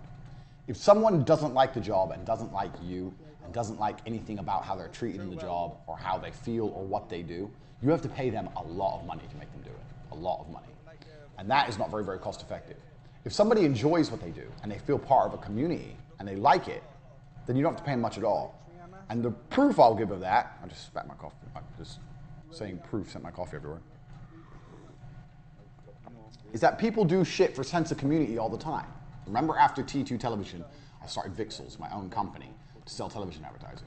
So what happened is I found an office in Luton that was £400 a month. And I decided I was going to become a millionaire with television advertising. So I got a £400 office. Me and Tristan would sit there, and then we advertised for salesmen, commission only. So it was a commission only position. You sent emails all day long, just emailing marketing managers all day, just copy and pasting, just emailing anyone you could find on the internet, emailing all day long. If they replied to you, there'd be a phone call. I'd do the phone call. So T2 was all phone pitching. And that's why it took a long time for us to train our staff. Every single day we were doing 2 hours of training, phone pitching about television advertising. Phone pitching, phone pitching, phone pitching. And T2 made money. But training people to be good on the phones is hard, and a lot of people are scared to do cold calls well. And people are lazy with cold calls. So me and Tristan had the idea, you know what, we're going to email blast anyone we can find. We'll buy all the magazines, email every marketing manager. We'll go through all of the websites we can find. We'd Google up things like store locator. If you type store locator into Google, you have all the companies that have a store locator. So these are companies with multiple branches, so television advertising will suit them because they're across their national. Email. If any market manager emailed back, I'd do the call because I'm trained on the phone. So Vixels was different. T2, everyone pitched on their own. Vixels is just emails out. So we put adverts out there for a position, which was commission only. So no basic. Every deal you landed, you got 5%. So if you landed a 20 grand deal on TV, you'd get £1,000. So if you landed 2 a month, you get 2 grand a month. Ain't gonna make you rich, but whatever. And we were hiring basically anyone, like dorks. It doesn't matter. Like we had one guy who had a criminal record. We had one dude who was just a bit of a weirdo, some fat guy. We had some other guy who definitely drunk too much because he stunk of booze. But who cares? They're coming in, they're sending the emails. If someone emailed back, I'd call them. Over time, as people came and quit and didn't land any deals, we ended up with quite a good little team of 4 guys, plus me and Tristan, so 6 guys who were in this office. Now, these guys were working hard. They were emailing like machines, because you can't get a machine to email because you got to go to the websites, find their email marketing manager's name. You can buy email marketing manager lists, but they never worked because it changes so often. It's bullshit. So we had to go and manually find and manually type it in and da-da-da. So these guys are emailing. Anyway, most of the guys I had there for the first solid month didn't make a fucking penny. I had free staff for a month. I had 4 guys plus me and Tristan, and they're working their asses off for free. How did I motivate them? Every day I'd come in, positive energy, come in full of energy. Guys, today's the day we're gonna make it, da-da-da. Oh, your guy emailed back. Oh, I'm calling him later. That's a deal. That's definitely a deal. I've been doing this a long time. Might take a few weeks, but that's gonna be a deal, da-da-da-da. And I'd order pizza. Every day I'd order pizza. We'd sit around, we'd eat our pizza in the office. I'd talk about the big dreams of how T2 was such a big company, how Vixels was gonna be bigger. I'd sell a dream, and they'd eat pizza, and everything was fine. So for a $10 pizza every day, I had 4 members of full-time staff. Now, none of these men were motivated by money. They were motivated by my energy, the dreams of the future. They weren't getting paid anything. They may have been motivated by the future prospect of money, but I hadn't offered them any money to turn up, and they were on time every single day. You do not need money to motivate your staff. If your staff respect you and they know where you're going, and things are going to go well, then you don't need money to motivate them. I actually fucked up big here, because what happened with this company is I accepted a fight and I decided to go training in Slovakia. And when I went away, Tristan came with me, we went away for 10 days. And in the 10 days, me and Tristan didn't turn up in the office, all the men quit. Every single one. And that was the end of Vixels. The whole business fell apart. And that's because we weren't there. The leaders had abandoned ship. They felt there's no leadership energy in the office. There's no one buying pizza. Why am I coming here every day for free? All of a sudden it dawns on them and they leave. But the point I'm trying to make with this story is number 57 is that money will never motivate your staff. There's better ways to motivate your staff. Obviously pay your staff well. Obviously if they need money, give them money. I'm not saying you can get them all to work for free. My point is I see loads of people who go, I'll start a company and I'm going to pay my guys the most. And I saw this with a fight promotion. So there's a fight promotion that come along and goes, I'm going to launch the biggest fight promotion. Some guys I know with money, big money as well. We want to launch a kick, they came to me. We want to launch a kickboxing promotion, we want to be the biggest. So how are you going to be the biggest? Well, we're going to pay all the fighters the biggest money, the most money. So they all want to fight for us. Get the best fighters. Sounds like a good idea, especially fighters because most fighters are broke. The problem is they didn't end up getting the best fighters because they didn't have good exposure, they didn't have good cameras, they didn't have good social media platforms. So a lot of the fighters were choosing to fight other places because of the prestige they got for winning as opposed to this organization no one's heard of and a couple extra hundred. Money doesn't motivate. There's far better ways to motivate than money in life. So don't be thinking you need to pay your staff loads of money to make them loyal to you. That's complete bullshit at all. That's not true at all. Get that out of your head. Money doesn't motivate. 58, success is exponential. When you've done something once, it's much quicker to do it again. It's the same with anything. You'll say you start driving, you parallel park once, it takes forever, eventually you get good at parallel parking, it's quick. It's exactly the same with success. Success is exponential. As you've done things, it becomes quicker to do things. It takes a long time to make $1 million. It's easier to make a second million. It's even easier to make a third, it's easier to make a fourth because you understand mechanisms. So, starting from the very, very bottom, if you can stay motivated and work hard when you have nothing, you're in the hardest part. It does get easier. The problems change. As you get bigger and become a bigger company, you have new kinds of problems. You may have legal problems and fulfillment issues and other problems, but you won't be broke anymore. I believe business gets easier. It starts hard, H for hard, and gets easy. If you can stick it out here, you'll enjoy this. Most people quit here. 99% of people quit when it's hard. That's why the 1% is the 1%. It's exponential. The first time you make a website, you have to go out there, you have to source all these different companies, you have to find a member of staff to make it, and you make it, and you make mistakes, and you change it because the SEO ain't set up, blah, blah, whatever. The third, fourth, fifth, sixth, seventh time you make a website, you can do it very, very quickly. You can do it properly the first time without mistakes. So, success is exponential. Keep that in mind, that anything that seems to be like taking forever now, remember lesson 1, speed, speed, speed, speed, speed. If you're gonna get better at it, you're gonna get faster at it, and soon things are gonna blow up quickly. I launch companies every day. I can launch a company. I can launch a new company a day. I've got to that point now. I know my people, my staff are good. I can say, James do this, Dylan do this, Luke do this, Tristan do this, you do this, you do that, you do this, I'll do this, bang, and within 6 hours everything's done. I'm at that point now. But that's come from so much success previously, it's exponential, it builds up. Just keep that in mind. Now, 59. This is a really important lesson, super important. And I'm assuming this is going to apply to some of you who are watching this. 59. Nobody is broke. Let me get rid of this. Nobody is broke. They're simply just buying other stuff. They're buying other things. People go, I can't afford it. That means, well, I can afford it, but I decided I need something else more. Broke people are not broke. They just want something else more than they want your offer. Your offer has to be more important than food. So what you offer, whatever it is, what are we selling? Flux capacitors. How did I draw a flux capacitor? What are you doing, you bellsmith? Calm down, Sasquatch. Food. No matter what it is, it has to be more important than food. Because when broke people say they can't afford it, unless they're literally crackheads on the street, which is quite rare, they're still buying food, and they're probably still paying for their car, paying for their rent, they're going out at the weekend with their friends, they're still socializing, they're still paying for that ski trip next month. So they're paying for plenty of stuff. They're just not paying for what you've got. So no one's broke.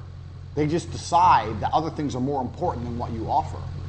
So how do you get around that? Well, you have to make sure your offer is always geared as more important. So let me ask you, some of you guys who bought Hustlers University, it wasn't too big a deal for you. You're sitting on some money, you got some savings, or you're in my Forex program, you're already making lots of money with Forex, and you thought, fuck it, all right, I'll buy Hustlers University. Some of you guys who bought this, literally it was all your money. But you thought, I need this. I don't need to go out and club. I don't need to. I need Hustlers University instead. So I convinced you, and you made the right decision. I didn't convince you in a negative way. I convinced you in the correct way, because you made a very smart decision. But I convinced you that my knowledge and this course is more important than going to the club or eating in an expensive restaurant or some dumb shit. I convinced you of that.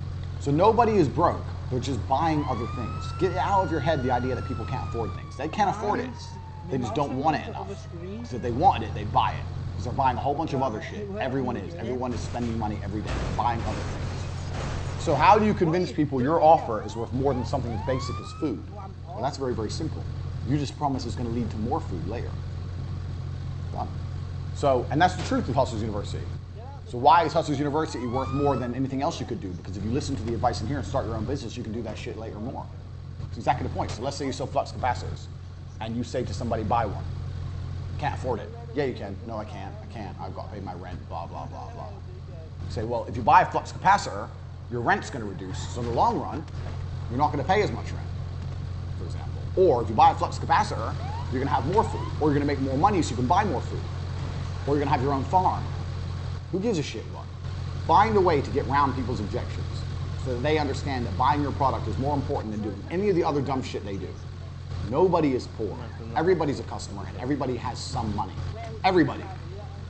You have to get around it. So let's say you're selling, fuck it, I don't know. There's a dude in the war room right now who's just launched his own company. He's selling gas and oil supplies. I don't know anything about gas and oil supplies. I also don't know how he sells. I don't know his particular selling tactic. However, I'm sure he makes it very, very clear to people when he tries to sell them a new pipe. You need this new pipe. It's my drawing of a pipe. It's a square. Beautiful. You need this new pipe. I can't afford it. But if you buy this new pipe, you're going to save money. You can't afford to not have it because you're going to save money if you buy it. So if your problem is money, then you really need this pipe. Bang. Flipped on. Your problem's money. Well, you told me you would have no money. Well, now you need the pipe, otherwise you're going to never have money. Now the pipe's more important than saving money. Go buy the pipe. You have to make everyone understand that your offer is more important than anything else they can possibly buy. If they put something else above it, more important, like food, air, water, promise them more food, air, and water if they buy your product. Nobody is broke. They just need to want it. And you have to make people want it. That is your goal. So get out your idea. Oh, right now, I hear all the time from business owners, oh, it's a slow period right now. Why? Oh, the recession, or people ain't got much money right now. Complete garbage, complete bullshit. You know what? I ran cam girls in the height of the recession. When all these businesses were going out of business because of the recession, there was dudes sending me millions of dollars while jerking off. Do you know why? Because they really wanted to see some titties while they jerked off. They wanted it. They wanted titties more than they wanted anything else. So why are some businesses recession-proof? Why, you think during a recession, things like gambling, things like smoking, drinking, cam girls, you think vices would disappear. Oh, it's a recession, we have to cut back all the dumb shit and focus on the necessities. Why does that not happen? Why does the dumb shit grow? Because people go, oh, okay, it's a recession, I'm gonna save my money, and they start being tight and being stupid about other things, but they still can't control their vices and end up blowing more money on their vices. Because with vices, people want it. And this proves my point absolutely. Even during an international recession, people are not broke. You just have to make them want what you have. Get that out of your head that people are broke. It's completely untrue. You just have to make your offer more appealing than anything else they can possibly spend their money on, and they'll buy your offer. And you do that by either promising more of something else or positioning yourself above something else. Very, very easy. Next, nothing ever fixed itself. Point 60. Let me wipe my board quickly. Point 60. Nothing ever fixes itself.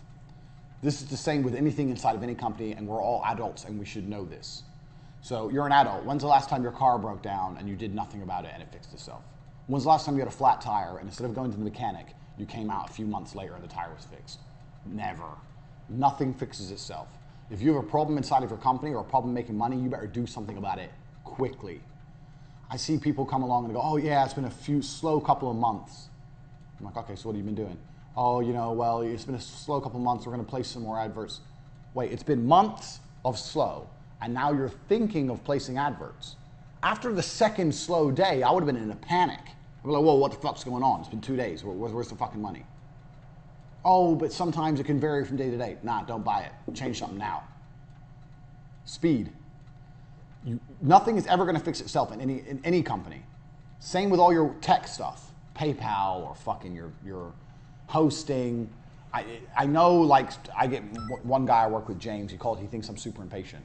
If you wait around for other people to just fix things, it never happens. I've had it a million times. The number of times I've been waiting on PayPal thinking, oh yeah, it's gonna be fine. It just never happens. You have to hound everyone to the end of the earth.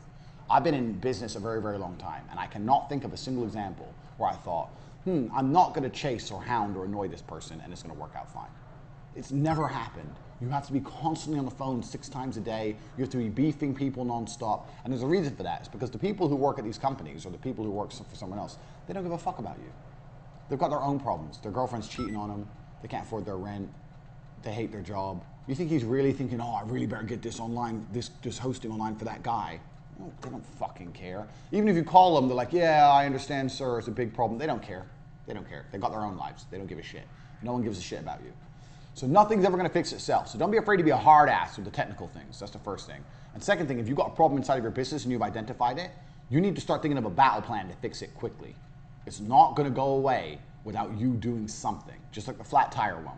If you have a lack of customers sitting there going, okay, well, we're still building the brand, still building the name, so let's see where we stand in a month. No, you've identified you have a lack of customers. What can you do about it now? Lesson 1, speed. How can you fix that problem today? Even if you come up with a plan, and if you follow my other rules that you've learned so far, you can come up with a plan that costs no money, effectively. You come up with a plan and you implement it, even if it doesn't work, you're still in the same position. What's the worst that can happen? So this is where Tristan and I sometimes have a little disagreement. So let's say Tristan and I, when we were running the Cam Girls, there'd be like 3 or 4 days which were really slow. And I'd say to Tristan, where the fuck's the money? He'd go, oh, it happens. There was a big football game. Guys are busy, blah, blah, blah. So, no, I don't buy that now. This girl needs a new account because her account score is low. This girl needs new costumes. This girl needs this. Da-da-da. We got to change everything. And Tristan's like, it's been 3 days. Just chill. I'm like, nah, change everything. We need this, we need that. Her set has been the same for a year. Let's re-wallpaper that wall, give her a different set. Let's change this, da-da. So we'll do all those changes.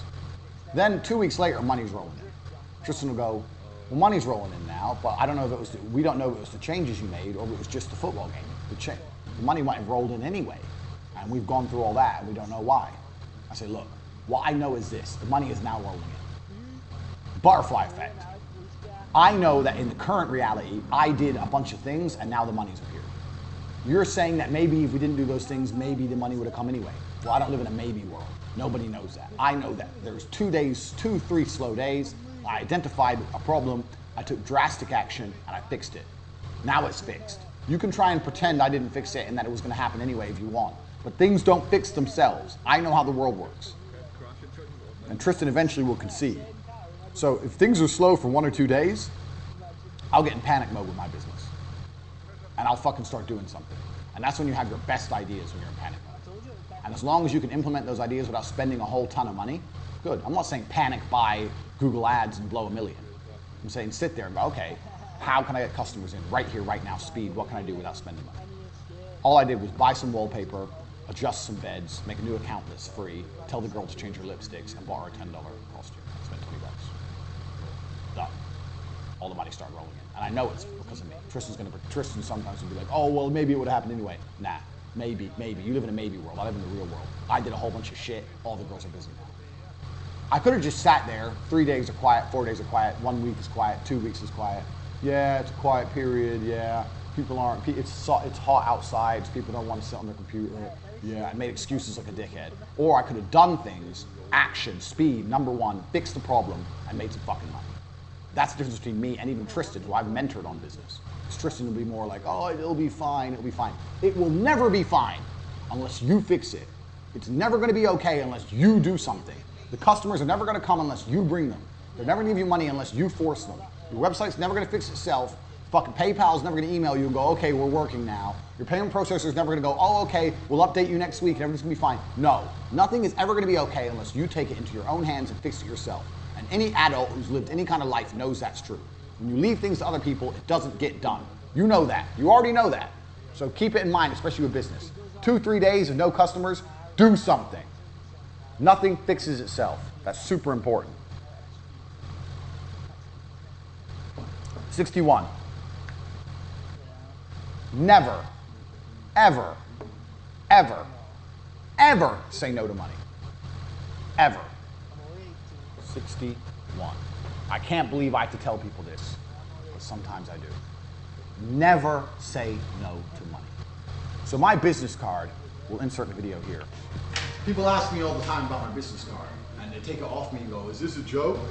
This isn't a joke, motherfucker. I ain't fucking joking. It's not a joke. I hand this out multi-million-dollar business deals. This isn't a fucking joke. This is my business card. Take Enterprises Unlimited. Because there's no limits to what I can do. What, like a limited company. Or we were limited. There's certain things. There's nothing I can't fucking do. The whole point of the card. Kickboxing world champion. Also a millionaire and all-around nice guy. Now most people probably know those facts, but I thought I must put them on the card anyway. Now when you flip the card to the back, there's a whole list of activities I can complete for a fee. And this is why people get the idea, like insinuation, I'm joking. Difficult done immediately, the impossible takes a little longer, miracles by appointment. Wars fall. That's right, wars fall. You don't need to be hiring no army. Have you not seen Rambo? It only takes one dude who's pissed off. You can hire me. If you want to go to war, hire me, I'll get it done. Assassinations plotted. Revolutions started. Uprisings quelled. I can start a revolution or I can quell an uprising. Either way you want it done. I can do both. Dragon slaying. Dragon comes along, called me Daddy Tate. Jet charter, ventriloquist, sexual athlete. The list goes on and on. But the basis behind this card, the reason this card is important and it isn't a joke, is what I'm basically saying is, if you're prepared to pay me, I'm prepared to get it done. That's my basic business philosophy. Even if I don't know how to do it, that's not the problem. The problem is how much you can pay me. Someone comes along and goes, Andrew, I need you to build an oil rig in the most dangerous, rough seas where oil rigs can't be built. And I make up my price. I send them an invoice for $6.6 billion. Do you know how to get the hardest off? If they pay my invoice, I'll find a way to get it done. Maybe I have to hire someone else, maybe I have to outsource it, whatever. If you're prepared to pay me, there's no job I will not take. If you're prepared to pay the fee. There's a dragon and no one can beat it, and it's killing, it's destroying the whole city. Godzilla's here.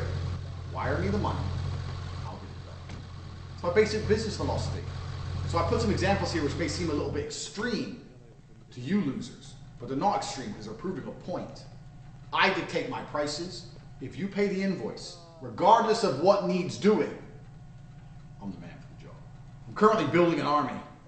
I'm building an army in my war room.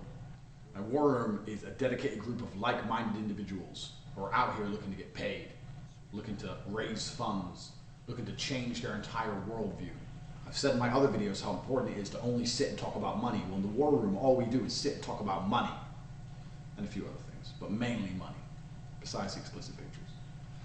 But war room will be soon added to my new business cards which are coming. I'm going to have some new ones made, and they're going to be embossed with real gold, worth about $6 or $7 each card. Give them out to girls in the club, throw my money away, you know how it is. But the war room's the real deal. So if you're thinking you want a card as awesome as mine, don't worry about that. The first thing to do is get in the war room, get some soldiers, meet some like-minded individuals, and then you can worry about trying to be a G, like Big Daddy T. So you'll see the lesson in my business card is very, very simple. My business card is basically, I'll do anything if you pay me. You want me to tame crocodiles? You want me to overthrow a government? You want me to fucking lead a rebellion in a nation? You want me to become a pirate? I don't give a fuck. How much are you paying me? 2.2 bill? Okay, here's the bank details. You send me billions of dollars, I'll get it done. I don't care if I have to outsource it to someone else. I don't care if I have to fucking, I don't know what I'll do. If you want a rocket on the moon and you're gonna pay me billions of dollars, I will find a way to put a rocket on the moon. Pay me my price. My price may be too much. I may be overpriced, but if you decide to pay me, and I have to go speak to Elon afterwards at some billionaire's party and say, bro, I need a rocket on the moon. Here's $5 bill. But you paid me $6 bill. I'll get it done. And this is the point. Never say no to money. I see companies all the time saying no to money. You don't realize even you say no to money. Oh, we don't take Bitcoin. Why? Oh, we don't like it. It's still money. It's still some money. You may not like it. You may prefer other forms of currency, but it's still money. There's someone out there who wants to pay in Bitcoin. You need to create a golden bridge for people to pay you money. It has to be very, very easy to give you money. So if you want to buy any of my services, you can buy in any currency in the world. You can buy in Bitcoin. If you don't want to buy through the website, you can send me a direct bank transfer. If you want to come meet me in person and give me cash, I've done this for war room members. Hey, I'm in Romania next week. Can I give you cash? No problem. We'll meet up and have a coffee. I will take your money any way you want to send it. If you want to give me Iraqi dinars, fine. Let me check the exchange rate. Bang, yeah, 18 million Iraqi dinars, please. If you want to give me Iraqi dinars, you want to give me gold bars. If you want to give me fucking laundry detergent, I don't give a fuck. If you have 2 trucks of laundry detergent worth $5,000 and you want to use that as payment, I'll take it. I may try and say, don't you have cash? No, I don't have cash. You got Bitcoin? No, I ain't got Bitcoin. All I have is this detergent. Cool, bro, I'll take it. I will take your money. Never say no to money. Any way people want to give it to you, take it. Any way it's easiest for them, take it. This comes down to the whole legality thing. Remember what I said earlier, get rich before you get legal? This is important. I know loads of guys who are like, oh, we can't take cash because it's against the rules. We can't take Bitcoin because the Federal Reserve and the tax. You're not rich yet, bro. You're not a multimillionaire. You need to take everything you can fucking get. Worry about that bullshit later. Fuck the rules. Dude wants to give you laundry detergent and a gold bar and fucking a pile of South Korean won. Who gives a shit? He's paying. Take it. Take the money. Always take the money any way they're prepared to pay. Any way they're prepared to pay. Such a fucking mistake people make. Make it very, very easy for people to pay you because people can have loads and loads of unique ways of paying. So this happens a lot in Romania. So in Romania, when a company sponsors another company, they usually do it with stock. So let's look at my good friend Sebastian. Whoever knows me knows my good friend is Sebastian. He owns RXF. RXF is a cage fighting organization. So here's our cage. On the cage, you have the sponsors, which get to be all over TV. But the sponsors don't give him cash, they give him product. So one of the sponsors sells roofing things. But they don't want to give Sebastian cash because this is Romania, and it's just Romania works in a different way. So he goes, I don't want to give you cash, I'll give you roof tiles. So he's paying for his sponsorship in roof tiles. Sebastian goes, okay, cool, I'll take your roof tiles. Sebastian takes roof tiles. Then he has another boy he has who goes out and sells the roof tiles, or he makes some phone calls about a bunch of roof tiles. Who wants roof tiles?